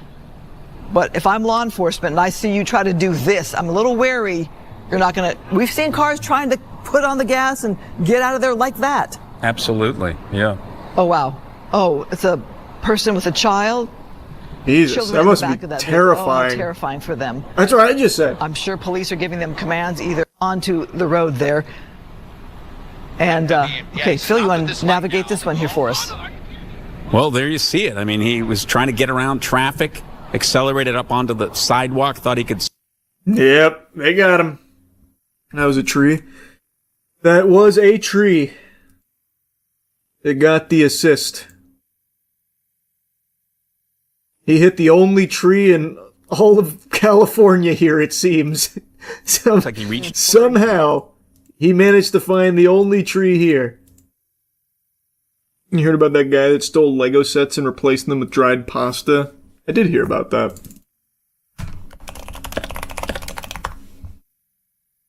And new here at 6, Irvine police say they have busted a serial thief targeting high-end Lego sets. Officers telling CBS... Happens a lot, actually. The suspect swapped out bags of plastic bricks for pasta. Police say the Target shopper in Irvine went for expensive Star Wars and Marvel Lego sets. He committed his crimes, they say, when he returned the collectibles for cash. Instead of handing over a complete set of Lego pieces, Jarrell Augustine is accused of filling the box with something you'd expect in the kitchen: pasta. Damn. One of the cases that occurred here in Orange County, they share that they opened the box and instead of Legos, they found bags of dried pasta. The scam investigators say is to mimic the sound of Legos when you shake the box. 28-year-old Augustine from the city of Paramount. Criminal mastermind. Lego figures and other pieces from the sets, sealed up the boxes, and got refunds at Target in places like Costa Mesa, Irvine, and Westminster, as well as out of state. The loss totaled about $34,000. Isn't that crazy? Like, you hear that and you think he maybe got away with like $500. Nope, $34K. So, genuinely worked out pretty well there for a little while. Yep, Legos are extremely expensive, man. They are. Basically like stealing a car. Well, over time, yeah. Irvine Police Department. Earlier this week, Irvine PD tracked Augustine to his apartment in LA County and arrested him. They seized all kinds of Legos, pieces sorted in plastic display containers, and at least 15 bags of elbow pasta. And these were definitely the sets that were consistent with what he was purchasing and then returning. These were Star Wars sets and Marvel sets, which have a very high value in the secondary market. Irvine police say Augustine is linked to dozens of cases across the country in places like Texas and Tennessee, from New Jersey on down to Florida. Legos from Target, some of the boxes containing pasta. Get ready. If you buy a Star Wars Lego set from Target, you might just get a big helping of elbow pasta. Sleep in fear. It's crazy this wasn't even the only Lego theft. This week, 3 other guys in California also got arrested for stealing $1 million in Legos from a cargo truck. I didn't see that one.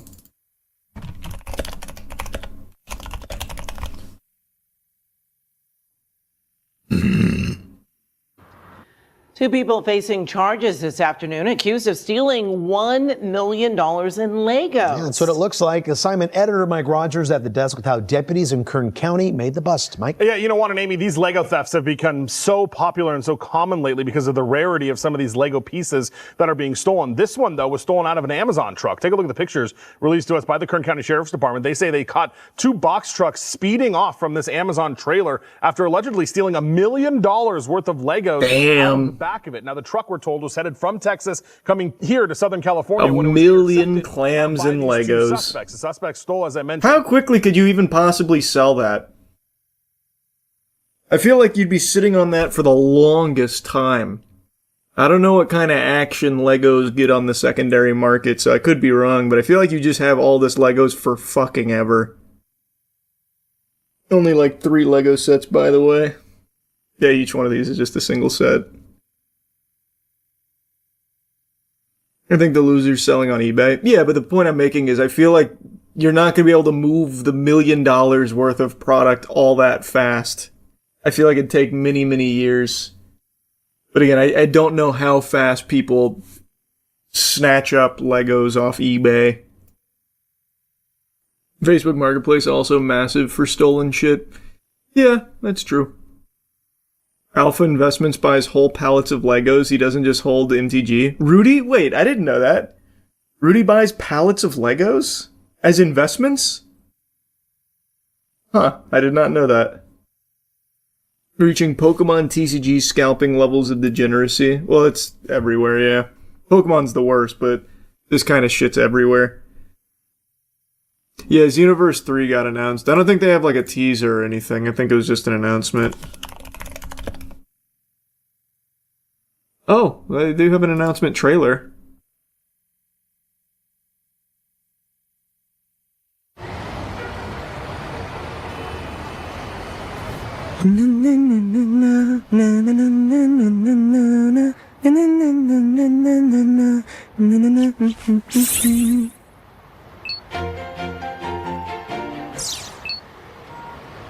How long has it been since Xenoverse 2? Has to be like 10 years, right? Look at me speeding with the spotlight. Catch me if you can. Watch me glitter like a galaxy. Yeah, about 10 years. Thought so. There's sparkle in my flow, untouchable. Cause you know I'm the one. My rhythm hits the beat, cool looks, a voice so divine. Jewel perfection. Is this for real? Open your mind. Hey! Feel the disharmony. I know how it feels. My new song's out. Hope you like it. Look alive! Another incident in New City. That's your cue to head out and take care of it. All right, Brett. Ready? Oh yeah! That's a cool Saiyan name, Brett.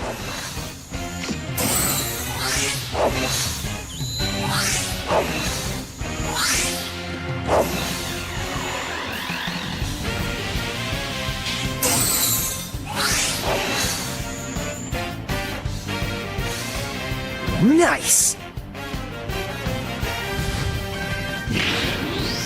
Go!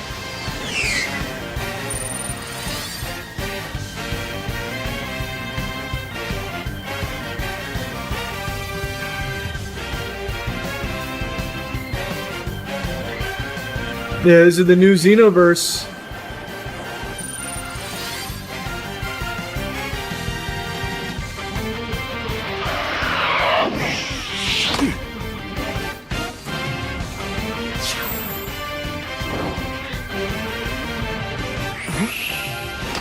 Hey, partner! The incident should be just up ahead. Careful, though. I might just steal the spotlight myself. Now, here comes the hero.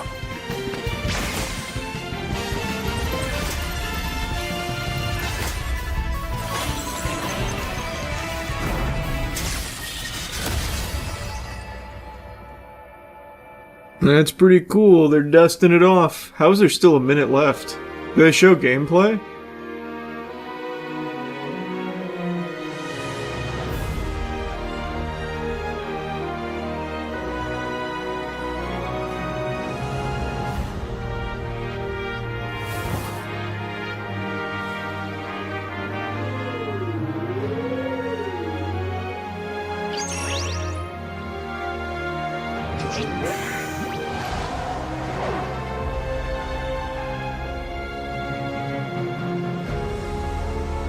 Wow.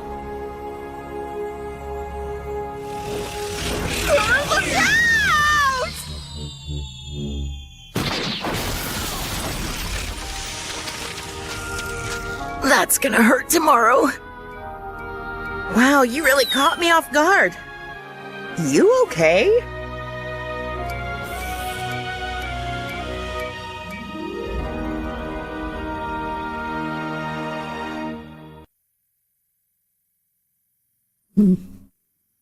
I'm pretty pumped.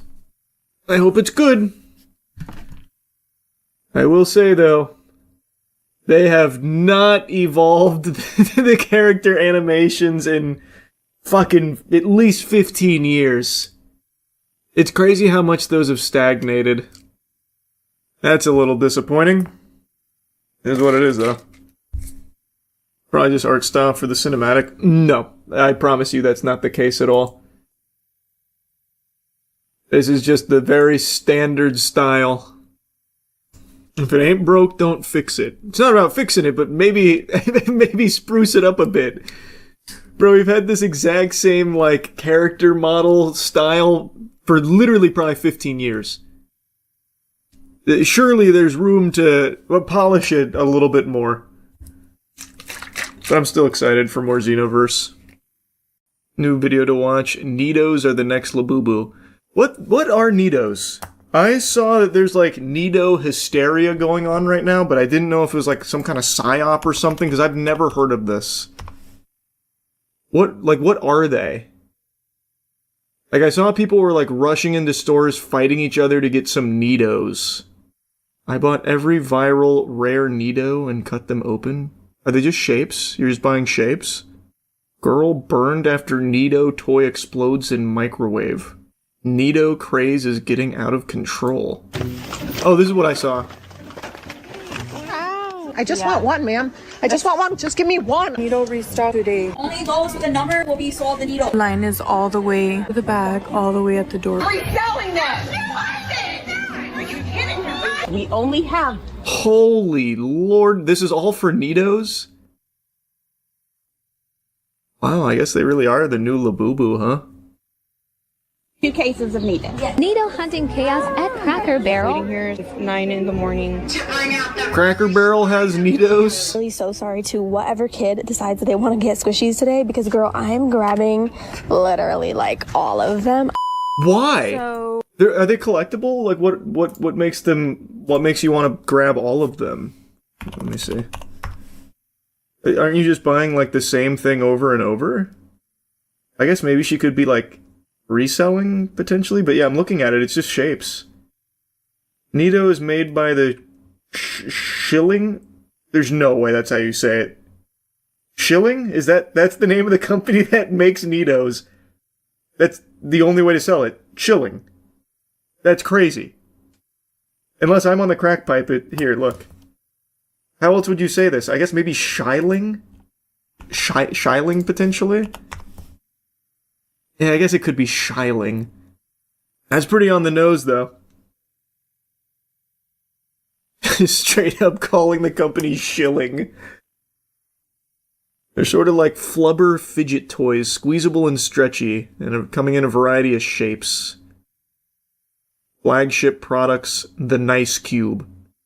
I don't really, but they don't really seem like a collectible thing. I don't really get it. Oh, we're fighting in stores again. Not over food, not over necessities, over squishy toys. Yeah. Bro, for real, sleeping on shapes. Me and the boys going to Shape Store later this week, hoping to pull a hexagon. You're so right. It's like an actual thing, though, now, it seems. Because that's what Nido's art actually is like. You go into the Shape Store. Holy fuck, they got the dodecahedron! Damn, ultra rare pull! Yes, grown adults, parents, kids, all losing their minds over glorified stress balls. I've spent the last few days going down a rabbit hole of TikTok videos, and when I tell you it is absolute chaos, I mean it. I'm talking people clearing entire shelves, kids where did this come from? Get one, and full-on arguments in the middle of stores. I had never heard about Nidos until I saw people like climbing over themselves World War Z style to get their hands on Nidos. This can't be real. No, this has to be some kind of like mass psychosis event or something. You know what this actually is like? It's literally that AI video of the shapes, where they like go into like the fucking shape dimension. I got rhombus on my feet type shit. They've been all over YouTube Shorts for like a year. What? What? Don't you remember these from that toy convention video you did? Were they there? I didn't even register them. And that just goes to show you, like, during that, not a single person in chat was like, holy fuck, they got Nidos! This can't be real. That was only like a month ago. There's no way. Full-on arguments in the middle of stores over Nidos. Squish my Nidos with me. Super cool cat. Super fuzzball. I remember these from the early 2000s.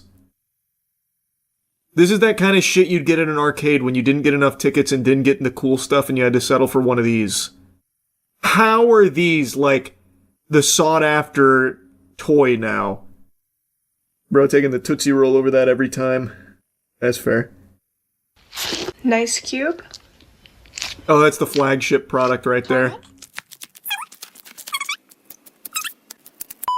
So what I'm going to do is show you some of the most insane clips I found, Oh my and then we're going God. to talk about what is actually going on here, because it's deeper than just a toy trend. Is it? This is an entire account dedicated to Nidos, I'm guessing. Nido plug? What? Hold on, I gotta look that up myself. Anyone recognize that riff right there? I'm not looking at chat right now, but I hope chat just went crazy when they heard that riff. If not, I'm real disappointed. Wow. This is a pretty big TikTok account, Nido plug. Oh, not really. Never mind. Just that one video is. They go around hunting Nidos. I accidentally just liked one, yikes. Tragic. They just posted 47 minutes ago on the prowl for more Nidos. Looks like they got a huge haul. Here's a giant box filled with the same Nido over and over and over again. They have to be a reseller. They have to be. If you catch my ass standing outside in a line outside a Cracker Barrel, I might be cooked.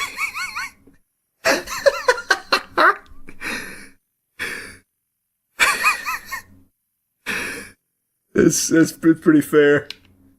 That's pretty fair.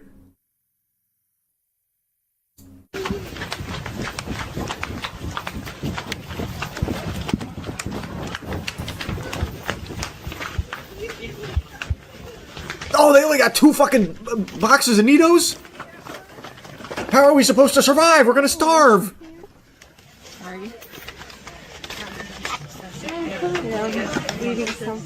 Kiva, where are you? Like, you can't be serious. And did you catch the sign on the Due to high demand, we'll be limiting the purchase quantity to 4 units. For Nido and Squeezy. This is... We live in Poppy Playtime Society. Wow. Wow. Squeezy with 3 E's. And it's adults buying these, by the way. This is shit for adults, it seems. I wonder if Nido scalpers have already started fist fighting each other. That's a good question. I'm more so curious on this secondary market. I'm assuming it's for reselling. Why they're having giant hauls of like 1,000 Nidos here, and it's all the same one. Let me just see what like Nido eBay prices look like. New listing: Nido Nice Cube Super Solid Squish Purple. This is from a brand new account with 0 sales and 0 reviews. Might be someone we just watched in the video getting their hands on it. Just checked, they're all sold out on Amazon. Prices seem inflated on eBay. I see a new listing here from a pretty successful seller.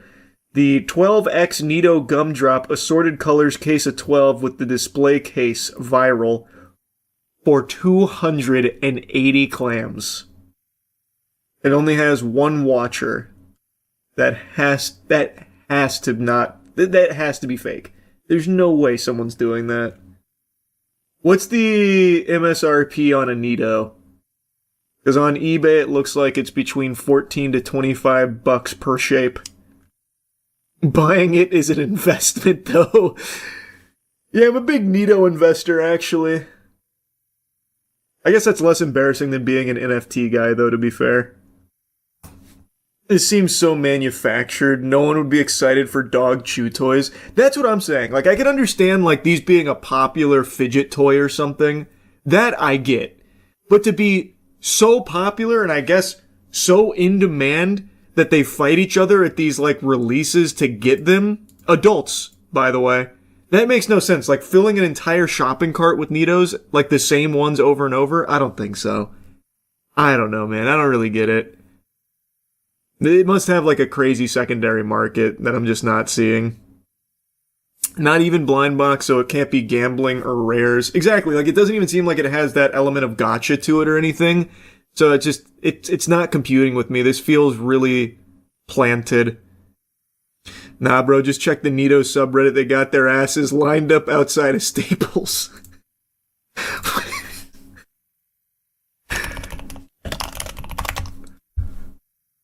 There are some big Nito enthusiasts here, that's for sure.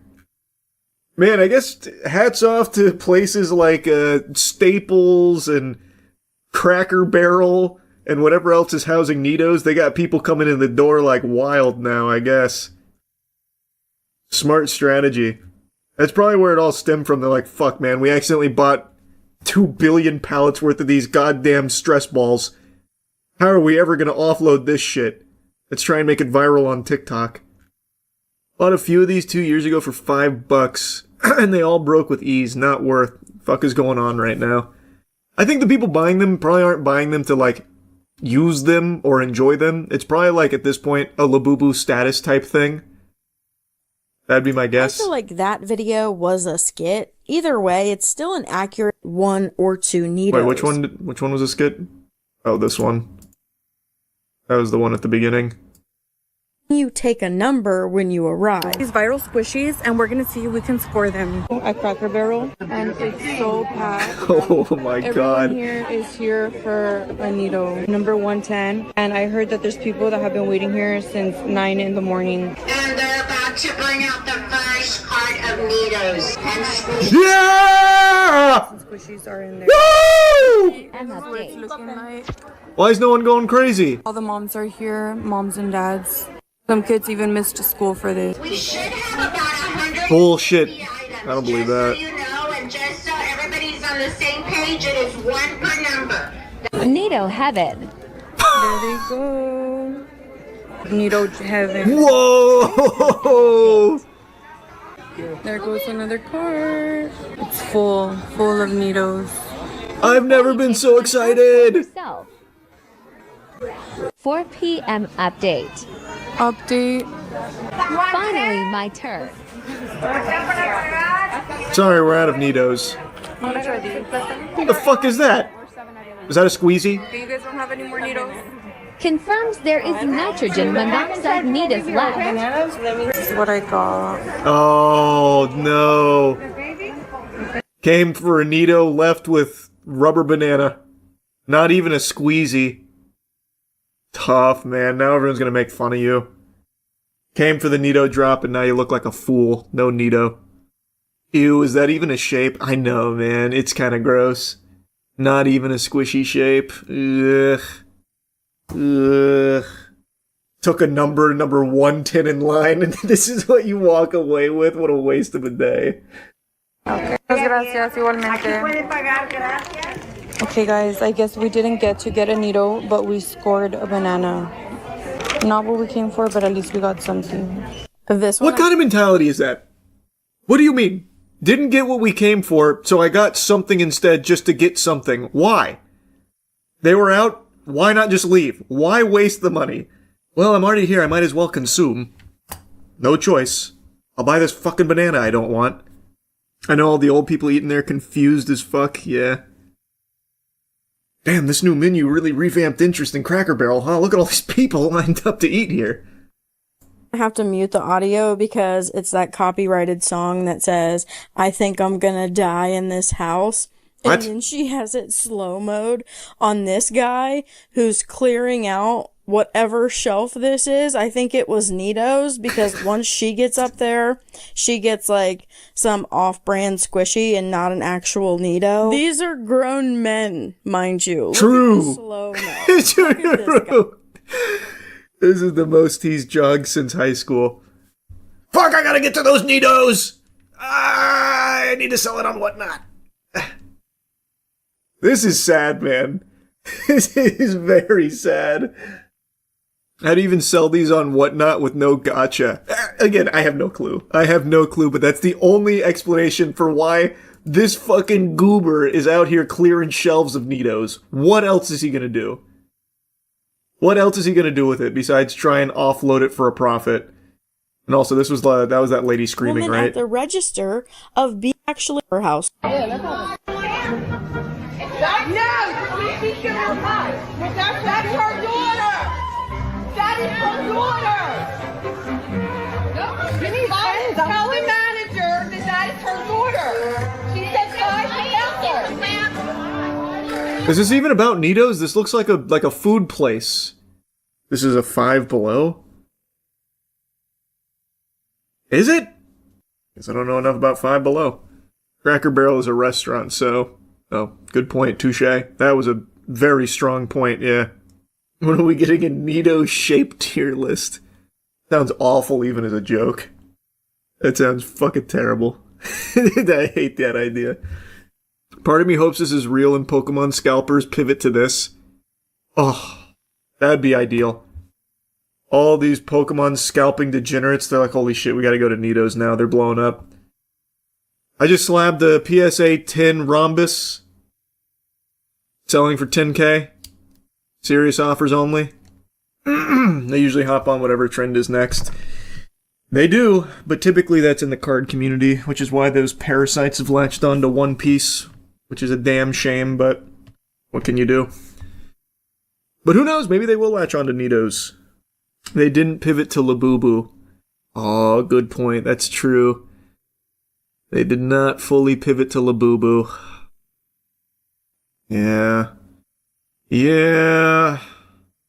You need to start making cheeky soap blind boxes and make a killing. I don't know about that. Shocker, I'm not the biggest fan of the whole blind box shit. If you can believe that. I'm also not a fan of just like artificial scarcity for the sake of hype. Just got a call from the Stink Factory. They said you didn't come in today. Oh, what's that? You started using Cheeky soap from usecheeky.com? Nice, alright. I'll let them know you won't be going back. I'm assuming you saw the Paramount hack. You would be assuming wrong. So that's where the Avatar movie thing came from? I didn't know it was a Paramount hack. The Avatar leak was real? I'm pretty sure... Apparently they leaked the entire movie. I saw a couple clips and then stopped because it looked too legitimate and I don't want to spoil that.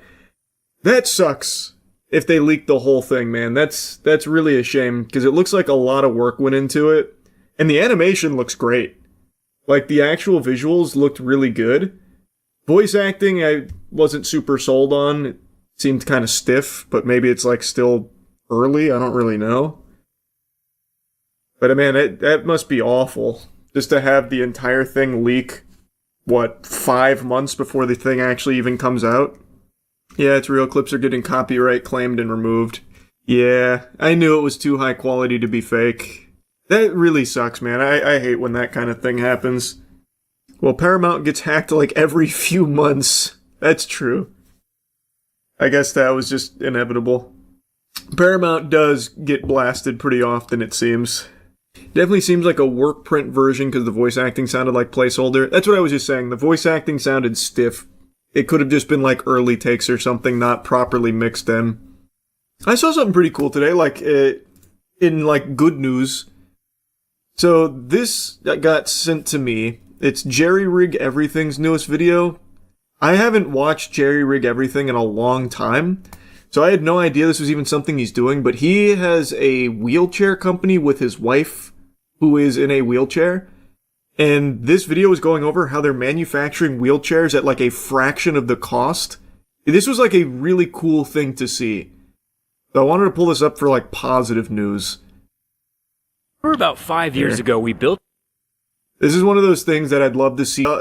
What it is he's been working on this company with his wife for a long time. They've now got like the factory seemingly like fully in like mass production swing.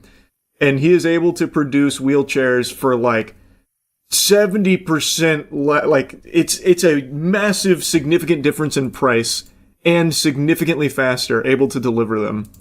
He has like these really cool machines and shit. I don't know why the video is struggling to load. But I was watching this and I thought it was just a really cool thing to see. So I wanted to briefly talk about it. I thought it was fucking awesome, actually. Insurance company trying to block it. I don't know if you're making a joke or not. I wouldn't be surprised, because I mean, like, look at this. And he delivers it in like 5 to 6 weeks. So like, I wouldn't be surprised if they actually did try to like fight him in some way. Because I genuinely don't know why you would ever go somewhere else besides here for a wheelchair. You get it faster, you can customize it more, and it is significantly cheaper. bending doodad. They are really expensive. Wheelchairs? Yeah. I didn't know that either, but looking at that, like, that is crazy. Compared to his, I mean, that is a huge difference.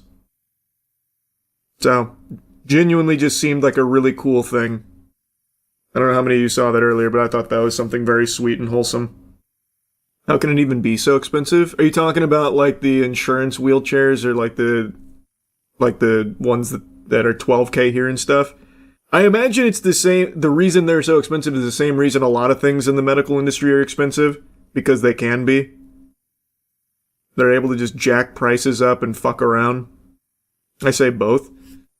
This makes a lot of sense though, like his price, because you can see everything that goes into it. Like it seems very fairly priced. Like it doesn't seem like it's trying to hose anyone or anything. Granted, I don't know a whole lot about the industry there, but everything that was in this video, his price seemed to really make a lot of sense. It wasn't egregious, it wasn't crazy, and compared to all of the alternatives, it's a much, much, much better deal. Kinda reminds me of Cost Plus Drugs. Love that service, yeah. We saw the Korean Jesus video. They were doing an Easter show and the actor was supposed to fly in the air slightly, but the crane pulled him straight to heaven. Yeah, that was a banger. That was pretty cool, I saw that.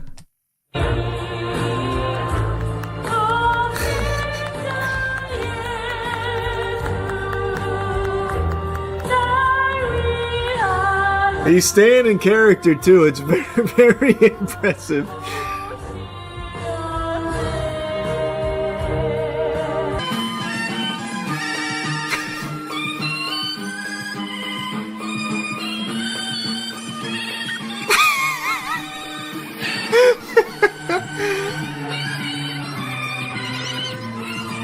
The Almighty.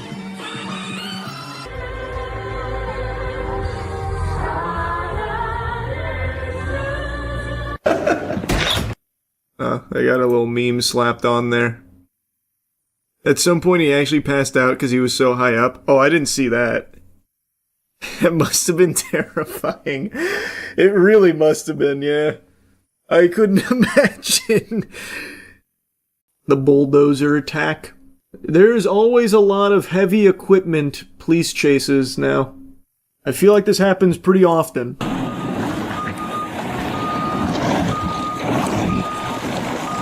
There it is.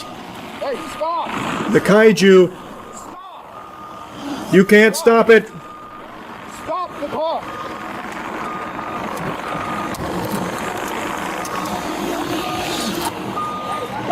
Oh, he's gonna hit him with the bucket.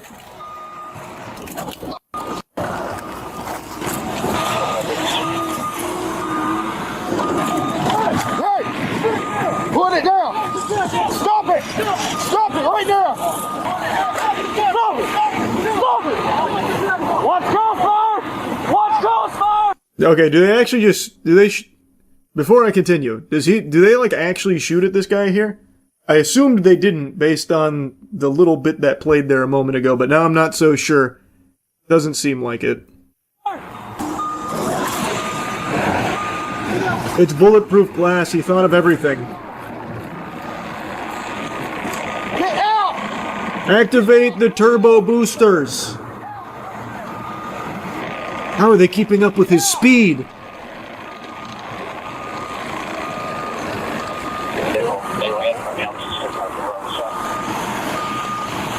Officers, may I remind you that impeding in a construction site is indeed a crime? Clear the way, he's got a job to do.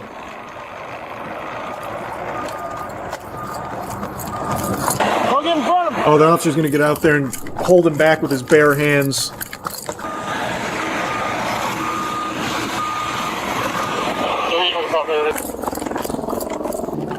Man, how far away did the officer park?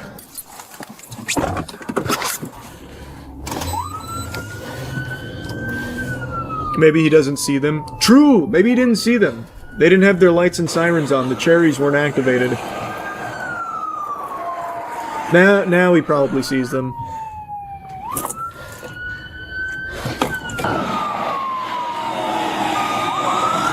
Oh, he's avoiding the pit maneuver. Nice.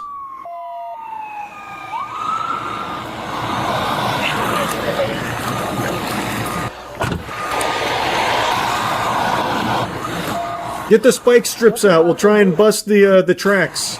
No,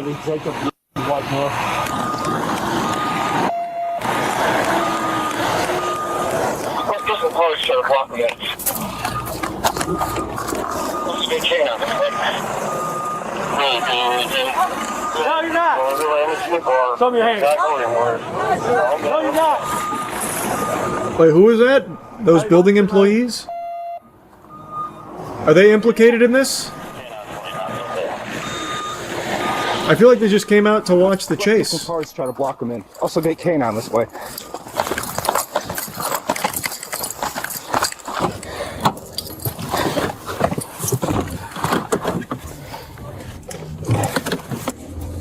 Trying to block this in. What a terrible strategy.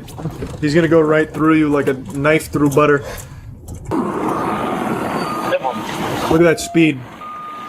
You can't stop that. Watch him, Mike. I hit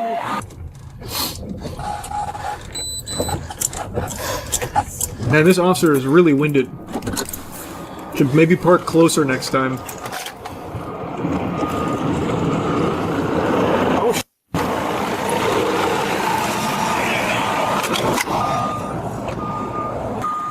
Somebody stay in their car and follow him. I don't know. I'll follow him. As long as he's on the road, stay with him.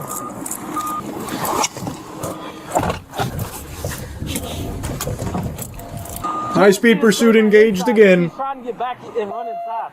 Okay, I'll stick around. Y'all got 3 heading that way. This is the one thing the officers could never plan for. They have no countermeasure.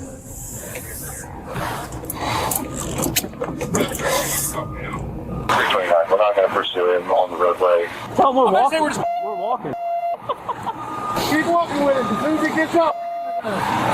Where did they go? Down here? Yeah, I didn't see where they were staging. I knew, make sure everybody's in the area. He called off everybody in the area.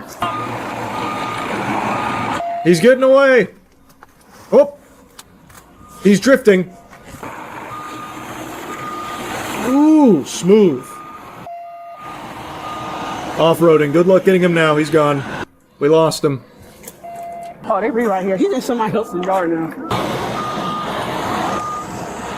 Far be it for me to give advice to the guy in the heavy machinery, but maybe turn off the lights. He's gonna ram you. Kill the lights. You'll disappear into the night.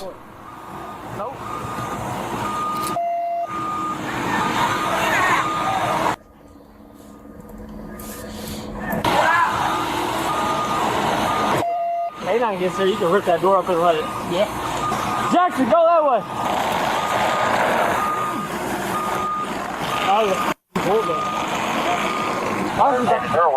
Open that back hatch, disable it while it's driving. Go deeper into the wilderness. Backhoe whenever we try to get near it. And start spinning it in a circle like Garen's E. Then they can't get close.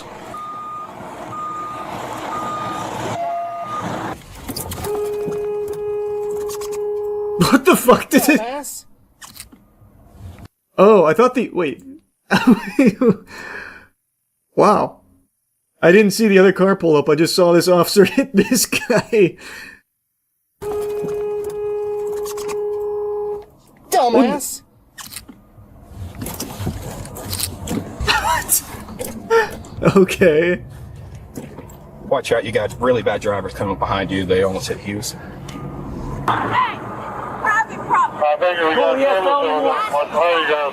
He has felony warrants. He has felony warrants. For what? What's the charge? Enjoying a drive? A succulent big bucket drive?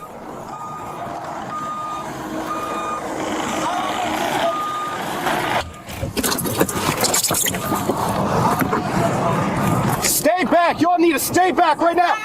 I don't give a f***! Stay back! Stay back! No, he has warrants! No, he has warrants! You need to stay back right now! He has warrants! I don't care. I don't care. I'll get him. No, don't touch me. Don't touch me. You all need to stay back! You all need to stay! Oh boy. Get him out of here. It's getting crazy now. The crazy family has arrived. As advertised.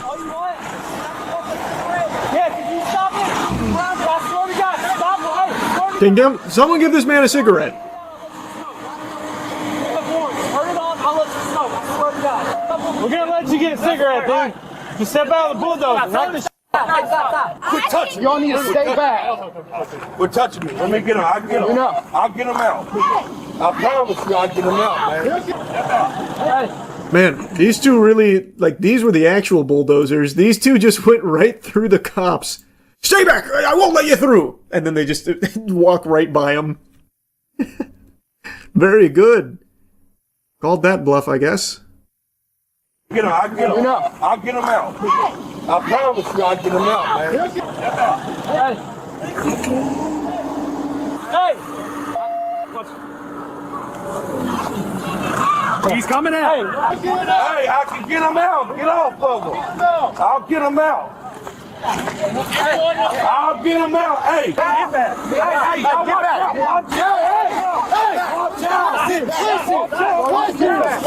All right, let's calm it down a bit. Let's take the temperature down here. No need to be yelling. Jacob, we're not. Come on, step out. Easy enough. He just didn't know you guys were there. I'll let you smoke. Stay back. Stay back. I just told you to get back. Quit fucking touching me. I said get back. Get back. Get back. You're good. You're good. I'm the police. Get back. This is my property. Yeah, stay back. Shut the f up. You need to stay back. I'll let you smoke. Chill out. Yes. What the f out here for, bro? I didn't do nothing wrong. But how did y'all know? But I ain't doing nothing wrong. I'm not doing nothing wrong. You're taking me away from my kid, bro. I know you just had to be. Mom, what the f? Mom, what the f? Leave me alone. Don't worry, she's filming now. Put your hand on me. Because I told you to get back. I told you to step back. You need to stay back. This is my Oh, never mind. I thought she was filming. Dad, what the f? This is private property. I know it. And he put his hands on me. Don't put your hands on my wife. Y'all need to stay back. You need to get off my property. I shouldn't have stopped, bro. You walked away. What the hell? Yeah. Let me hold my mom. Let me hold my mom. Stay back. Stay back. Man, this is just so much commotion. Holy. There's so much yelling. I was just curious if he somehow got back into the vehicle. How is there still 3 more minutes of this? Let's go. The cigarette strat not patched yet. Yeah, it still works. That still gets it done. You saw the video of that Florida woman that accidentally ran over a dude's Lambo with her truck because she didn't see it? I did, actually. I wonder if it comes up with this. Yeah. He's seen pictures and videos on social media of a pickup truck on top of a Lamborghini with its driver still inside. This happened in a parking lot in Lake Nona. Makes you go, huh? What happened here? It does make you go, huh? Spoke with that Lambo's owner about this close call. He joins us. This guy looks so sweet. Why do they have him in there like that? Hey guys, you caught me on my way to work. Now live. And Patrick, how's that guy doing? Well, Lindsley, thankfully this guy is doing okay, but he says if it wasn't for the axle of that big pickup truck getting stuck here at the pillar of his windshield, he believes that this story may have had a different ending. This is not what Ramon Ferrer was expecting would happen while trying to find a parking space outside his gym. I guess she never saw me, so she just ran through me. Ramon says he had just moments to react as he saw this pickup truck coming his way. She's going kind of fast, so I'm literally stopping, reversing. But within seconds, that truck's right tire was right in front of his eyes. I jumped out of the car because I saw the wheel was it kept on spinning. So I'm like, she still wants to go. Thankfully, he got out of the car without... Do they show when she runs it over? Because I saw the video. They have a video of her running it over. That's faster than I remember it when I saw it earlier. I didn't think it went that fast, but holy... What are you doing? What are you doing there? What the fuck? You crazy? Driving like a maniac, and then now my truck's stuck on top of you. What was her excuse? She didn't see him. Probably on her phone. Maybe, I don't know. It's certainly possible. But yeah, the excuse is she just didn't see him. She didn't even have the common courtesy to back up off of him. So now it just stays mounted there till the tow truck arrives. Not the truck's fault. I can't tell if you're memeing or not. Like, it is obviously her fault. Her truck is extremely high, the Lambo's extremely low, but if she's paying attention, you will see it. It's not invisible. Didn't have fucking active camo from Halo. Wasn't the invisible boatmobile. I mean, yeah, like, it is low, her truck is extremely lifted, but you should still be able to see that in broad fucking daylight. If you can't, you shouldn't be driving. And if your vehicle is too high to see cars that low regularly, that car should be illegal. Like, you shouldn't be able to lift your truck that high in that case. Because, I mean, that could have been a kid. Kids are small. Would she have not seen the child either? You saw the pasta sauce company Prego is releasing a listening no way. Is releasing a listening device to record your family's conversation. Prego is doing that. Let's see. Prego recording device. Is your pasta sauce listening to you? Prego launches dinner conversation recording device. That is the most, like, 2026 shit I've ever heard in my life. Why? What fucking sense does that make? Prego wants American families to put down their phones at the dinner table and start talking again. So it's releasing a new device to help get the conversation going. There it is right there. It's called the Connection Keeper. The device is designed to record everything said around the dinner table. The conversations can be saved for posterity or shared with family and friends. But if you want one, you better act fast. Prego only plans to sell 100 of them. What the fuck is this? Is this just like one of those, like, wacky novelty things for the sake of a headline? It's gotta be, right? They're only selling 100, so that's 1000% what it is. They're treating us like actual cavemen. If you buy this, you're a caveman. If you don't know how to have a conversation, you are actually cooked. I mean, that's true. There are so many people out there that do not know how to have a conversation. Not that this helps in any way, shape, or form, this weird listening device. But there are so many people that actually cannot talk to another human being in real life. Imagine going on a first date with someone and pulling out the Prego tape recorder. Yeah, that's some, like, old-fashioned noir shit. Hold on a second, toots. Drop the Prego on the table. Let's begin. Just another way to sell more customer data. If this was something they were actually selling, like in meaningful quantities, that would 1000% be the goal. But the fact they're only doing 100 bundles tells me that this is just for the sake of, like, attention-grabbing headlines. I don't think it's, like, a legitimate effort or anything to do, you know, actually anything beyond just get some eyes on it. I think it's just advertising.